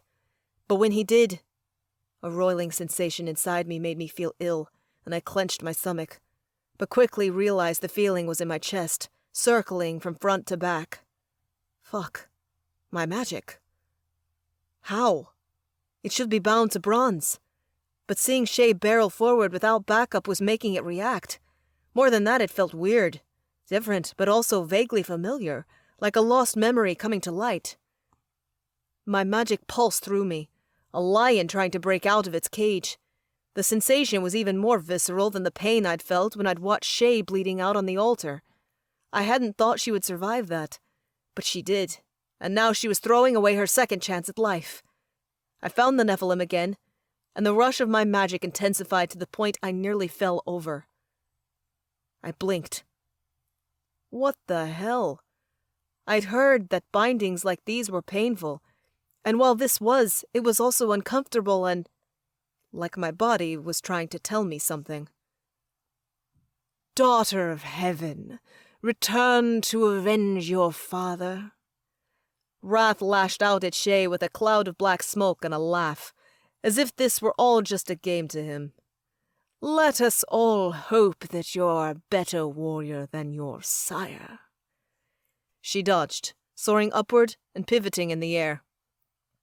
I foresaw a dive bomb attempt. While I admired her bravery, I really wished she'd stay the fuck away from him. "Shay!" I waved the sword, hoping to lure her back and talk sense into her. But neither the Nephilim nor Wrath heard me. The boiling of the lake was growing louder, and now I swore I heard cracking, like the earth was opening beneath it. Goosebumps raced up my arms. An eye of darkness was threatening to gape open right in front of me. The instant they could do so, the trapped creatures of hell would spill onto land. They'd infiltrate our world. Desperate to help, because the sooner we save the Archangel, the sooner we could get out of here, I darted forward. Her father was wrapped up in so many ribbons. I couldn't spot a sliver of skin. If only I could fly. I could use the sword to cut through them, and... The odd feeling of my magic trying to push its way out rippled along my back in 2 distinct lines, and I sucked in a breath, finally placing the sensation. My demon magic, not the power of my wizarding blood, was trying to emerge. Was it possible that the vow of intent had not affected my hell-blooded powers? Wrath's words came roaring back. Lilith's blood truly does work wonders. Few are stronger than her. He was right. And strong as he was in the witching community, I was sure that Richard Bronze was not powerful enough to best my mother. Lilith was an equal to the Princes of Darkness, a legend in her own right, an immortal queen. And was this a loophole neither of us had anticipated? Did I dare test it? Did I dare give in to the demonic magic inside me? The last time it appeared, it had been an accident, and I'd been determined for that not to happen again. Each time dark magic was used, it grew more powerful, and I didn't want to be controlled by the darkness within me. So for years I'd kept it locked up so tightly that I hadn't needed to worry about a slip. I was a pro at confining it, so good others didn't even sense I had demonic powers. But now, was the demonic power in my blood our only chance? If I set it free, could I trust it? Another roar from Wrath redirected my attention. Shay had just barely escaped his clutches, and blood poured down her face from where a ribbon had cut her cheek. Below, half the water in the lake was gone. More humans lined the shoreline than just minutes before, pointing and gawking when they should be running for their lives. Shit was about to go down, which meant one thing. No matter how terrified I was to give in to my demon magic, I had to try. I closed my eyes. I submit. Take over. For the first time since I was a boy, and I learned how to control my demon magic, I intentionally released my hold over the darkness. I gave into it, and confirmation that I'd been right immediately presented itself. Like before, my veins darkened, telling me the demonic magic was surging. Wrath had spoken true. Bronze was a strong wizard, strong enough to bind my wizarding power, but he couldn't contain the blood of Lilith. Compared to her, the power she gave her children, Bronze was nothing. Standing before an eye of darkness, I allowed the power born of that vile realm to run through me, to well up from some hidden, shameful place inside me so strong it nearly took my breath away. The tickling on my back intensified, and I knew what would happen seconds before wings sprouted from my shoulder blades, splitting open my skin to grow and unfurl. A groan was wrung from my lips, and I clung tightly to Shay's sword, not about to give it up, hoping to use it in just a moment. When the pain stopped some seconds later, I twisted to stare at my new form. Midnight black feathered wings, nearly as wide as Wrath's, expanded from my shoulder blades. They were brooding and beautiful. Breathtaking. Never before had I possessed wings. I hadn't thought it was possible. But all my darkness needed was for me to allow them to come into being, to accept them. I snorted at my stupidity. I hadn't really mastered my darkness at all. It had always been there, waiting for when I had needed it, for when I could no longer deny its presence and who I really was. Let's see what you can do. I leapt into the air, beating my new wings. Unsurprisingly, gravity took me right back down to the fucking ground. No, this was not happening. I couldn't afford to spend time learning to fly. We might be murdered at any second. I had to learn now. Get your shit together, I growled, glaring first at the right wing and then the left. Had my witch magic been free, I would have used a levitation spell to help me rise into the air, but that wasn't possible. Right now I was like a baby bird being shoved from the nest, except I was the one doing the shoving. Still on the ground, I gave them a test flap. 1 beat, 2, then 3. Okay, they were synced, and surprisingly, they felt strong, like they'd been just waiting to sprout out of my back and be used all my life. If that's the case, buck up and perform, bros. Time to try this shit again. I pushed the wings harder and jumped. This time, they caught on a faint breeze, and I surged up just a little higher. Ha! I was fucking flying! A scream cut my elation short, and I sought Shay. She had just narrowly escaped an attack. Time to get us the hell out of here. Again, I beat my wings, and some semblance of instinct took over. The next thing I knew, I was flying, albeit a little shakily, but still going in the right direction, straight for the Prince of Darkness. Wrath's back was turned to me, largely because Shay was soaring toward him from the center of the lake, a blazing ball of angel magic in her hand. The water beneath her was almost gone, and the cracking of the earth under the surface was louder than before. The ground shook, and with it the trees swayed. I approached from land, as silent as the grave so as not to give away the fact that Wrath now had one more adversary to contend with. We'd only have one great shot at freeing the Archangel. So with Shay's sword of fire and light extended, I zoomed toward the cocoon of ribbons holding the Archangel Uriel captive.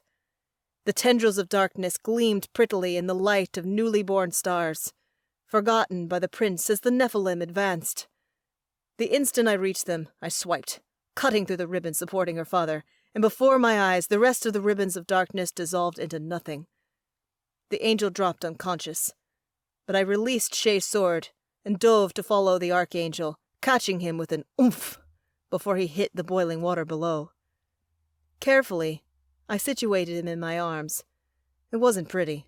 The angel was big and slick with gold blood, so we dropped a few more feet. My wings weren't even used to my weight, let alone that of a rider. Nonetheless, I had to make it work. Adrenaline pushed me to course-correct quickly, and we rose up by the force of muscle and pure energy. "No!" Wrath screamed, and I looked up just in time to see a bloom of smoke coming straight for us. My eyes narrowed, and I called on my demon magic, wishing pain on Wrath. The smoke stopped, as if it had run into an invisible wall, and dispersed to the winds as Prince Orion loosed a howl of agony. My veins darkened so much they were nearly black, and internally I cringed. This was everything I hated about my power to inflict torture. But I wasn't going to stop. In fact, I doubled down, allowing my dark magic to wash over him in waves, pummeling him. Immobilized by pain, Wrath wrapped his arm around his body, screaming and screaming and screaming. Shay appeared at my side. "What are you doing?" "We'll talk about this later," I grunted. "We need to leave."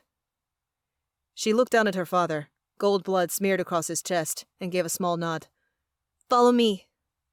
The Nephilim took off, soaring across the lake. I held my dark influence over Wrath for as long as possible. We were halfway across the lake when I could no longer maintain my thrall, and had to release him. I cast a glance back, hoping he wouldn't follow, and my heart leapt. Prince Orion was no longer in the air, but on the shoreline, flat on his back. Others gathered around him, clearly concerned by what I'd done, though none followed. Maybe they were too injured to do so. The feather soldiers were nowhere in sight, but from what I'd seen, they'd been vicious fighters. Whether from fear over what I'd done to their leader, or injury, not following was a good call on the demon's part. From past experience, before I shoved my dark magic deep inside me, I knew that my magic could render a normal man motionless for days. It wouldn't affect a prince of hell that strongly, but there was no way he'd be following any time soon. "Hurry!" Shay called, and I pushed my wings, putting on speed. As we neared the opposite shore, people pointed at us, gaping in wonder. I wished they'd run, but we didn't have time to help everyone. We couldn't control what they... Goosebumps lined my arms. Or could we? Pain was a great motivator for action, and for once I might be able to use this power for good. Harnessing my dark magic, I threw a small amount of it toward the onlookers, hoping it would hit just a few and scare the others, spurring them to seek refuge. I felt when the magic struck, once, then twice. Immediately, cries of anguish arose. 2 men fell to their knees, shaking violently. I watched with relief as the humans did as I'd hoped. They grabbed the 2 men who were afflicted, turned, and ran back to their homes. I waited until they were out of sight, before letting go of my hold over them. I had no idea if walls could save them, but that cover had to be better than standing out in the open on the lakeside as 6 princes of darkness arose from hell. Hans! Shay banked a hard right, veering toward the thick forest. I followed, less steady in flight than she was, and holding onto her father, who seemed to grow heavier by the second. What the hell do they eat in heaven? We flew over the tops of the trees, deeper into the forested area that surrounded Lake Como. And not a second too soon, for behind us, I heard a monstrous crack. The treetops swayed, and the birds that had been nesting in branches took flight, soaring in our direction.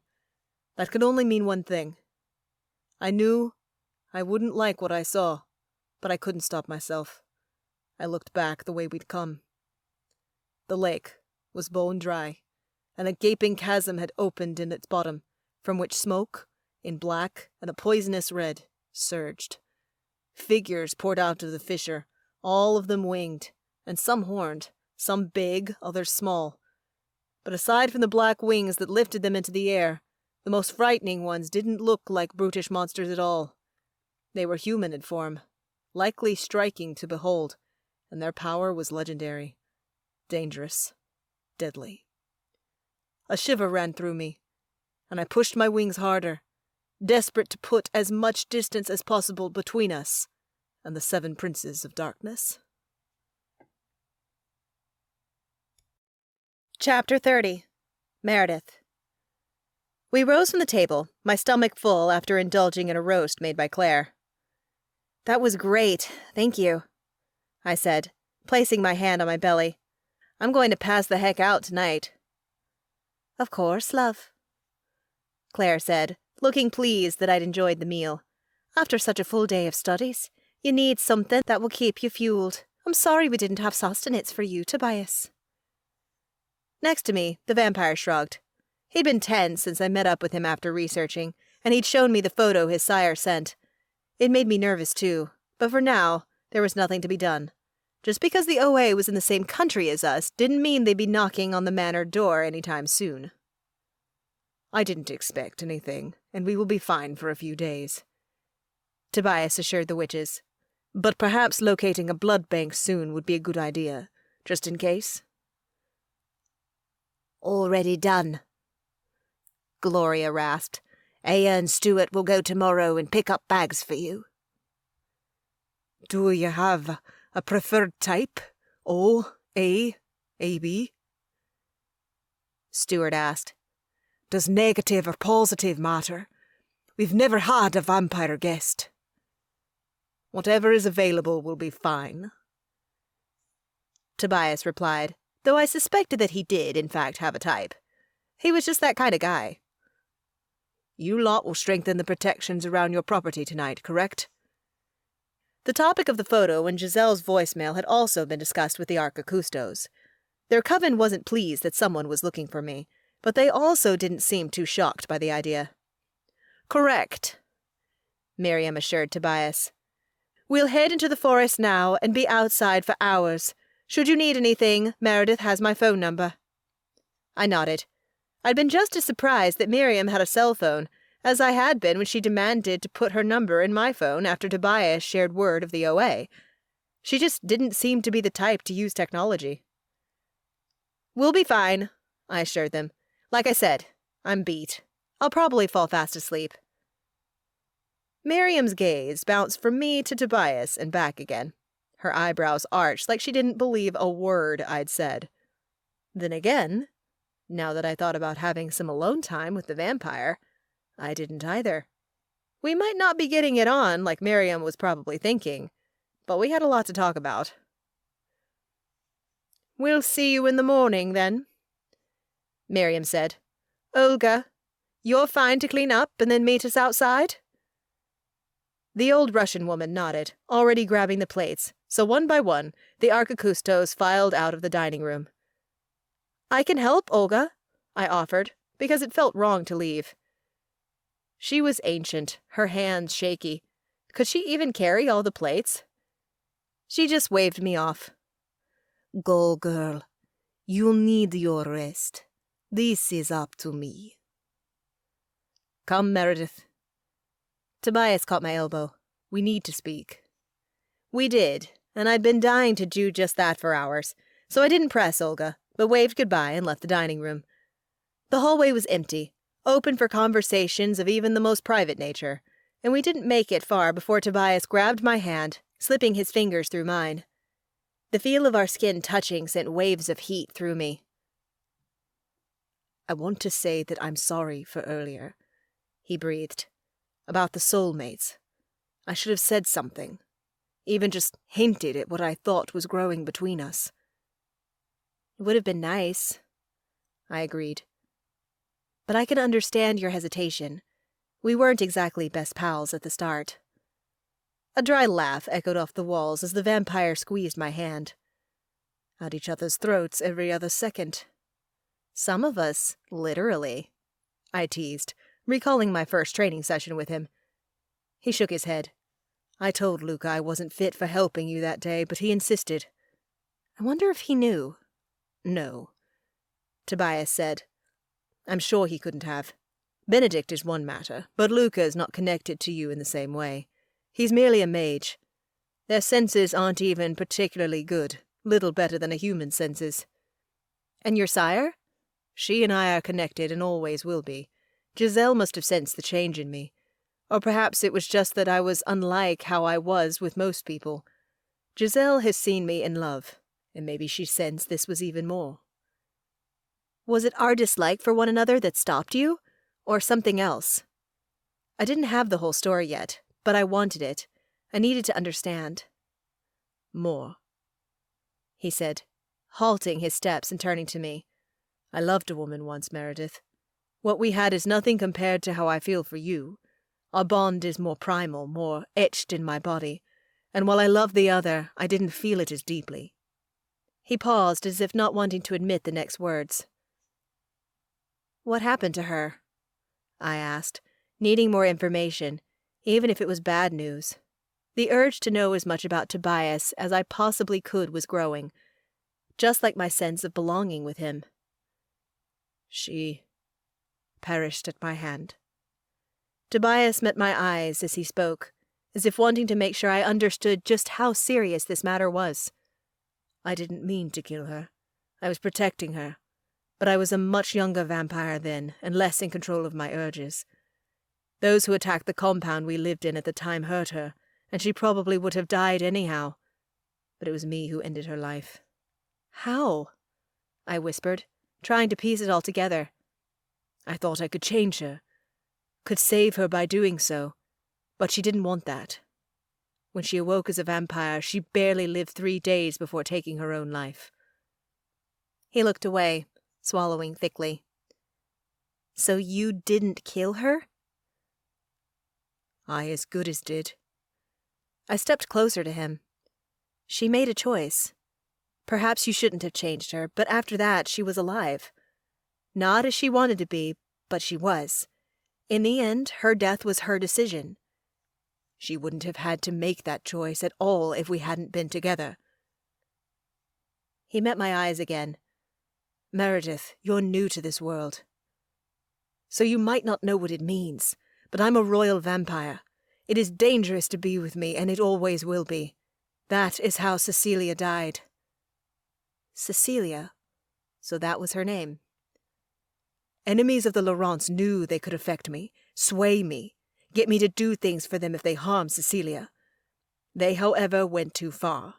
Her death certainly did not put me on their side. He pressed. I do not know if I could live if someone would harm you in that way. He paused, his chest rising with a breath that I knew he didn't need to live. I waited, sensing he was building up to something. I tried to kill myself after Cecilia passed. You did? Just the idea made my heart crack in half. Giselle stopped me just in time, but for years I thought of trying again. The pain was too much. For the same fate to befall a blood-bound mate. He shuddered. I would not be able to survive. You don't have to worry about that, I assured him. Cecilia was human, but I'm a witch, and I'm not about to be a damsel in distress. I can take care of myself, and with you at my side, I'll be even safer. Plus, we have S&S at our backs too. Never mind that I'd basically been the picture of a damsel in distress when a demon had scooped me up off the sidewalk and taken me to the ringmaster, but that wouldn't happen again. I refused to believe it, and would make sure I was ready for the next attack. You're different from her, that's certain. Tobias came closer so that our noses were inches apart.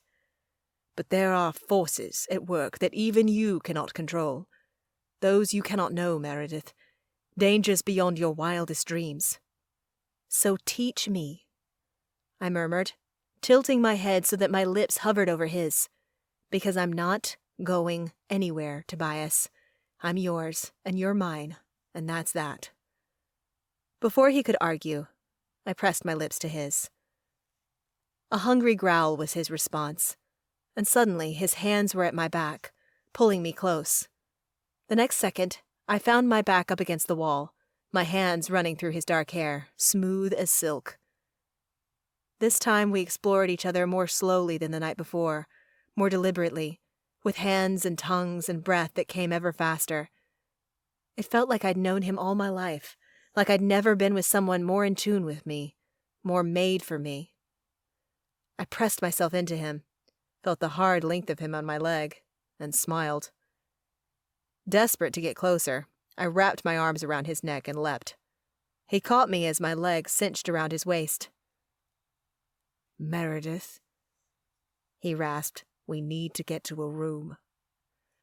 A laugh bubbled out of me.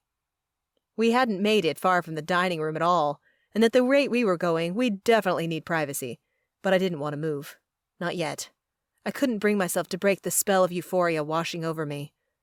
Wait, I whispered, breaking my lips from his and trailing kisses along his jaw.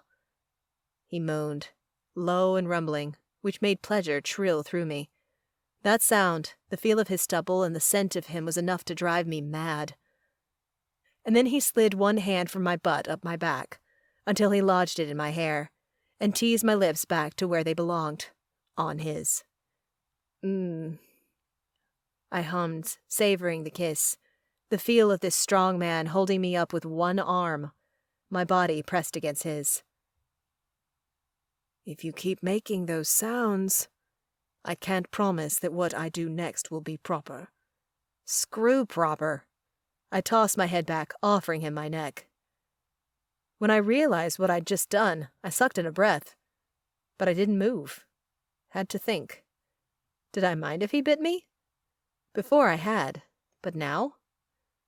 I wasn't sure.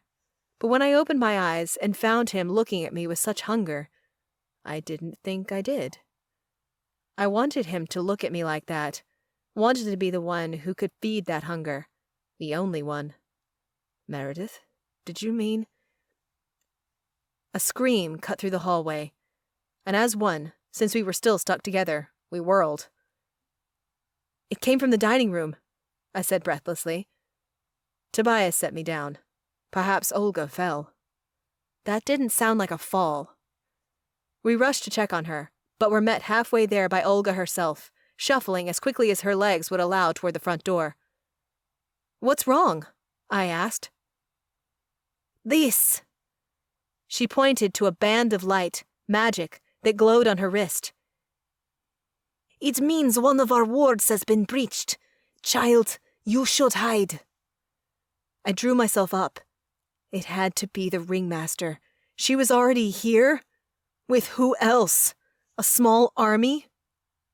We're coming with you, I said firmly. This is my battle. Perhaps it was my tone, or perhaps she simply didn't think she had the time, but Olga didn't try to convince me otherwise. She merely shuffled out the door and down the drive, scanning the area for her coven mates, or the threat. Tobias and I followed. The moment I was outside, my ring began to heat up. I looked down. What the hell? Are you all right? Tobias asked. My ring is warm. It hasn't acted like this since we looked for the missing base stone in the Beinecke. The vampire's eyes widened. Perhaps it is affected by the attack. This place is sacred to you just as it is to the Archicustos. That could be it. But then again, I'd expected my ring to show me the way when we'd first come here, but it hadn't. Now I knew that was largely because the Abscondita Coven had been testing me. But now, this was no test. This was a true attack. The start of what would, if we couldn't stop it in time, blow up into war. We need to search for her and Josiah, I said to Tobias. The ringmaster can't hurt these people. I'm with you every step of the way. I smiled at him. Back at you. Let's go. We entered the woods side by side, searching for the person who made my life a living hell, determined to bring her down once and for all. This has been A History of Witches, Coven of Shadows and Secrets, Book 3, by Ashley McLeo. Narrated by L.C. Johnson. Copyright 2022 by Ashley McLeo. Production copyright by Ashley McLeo.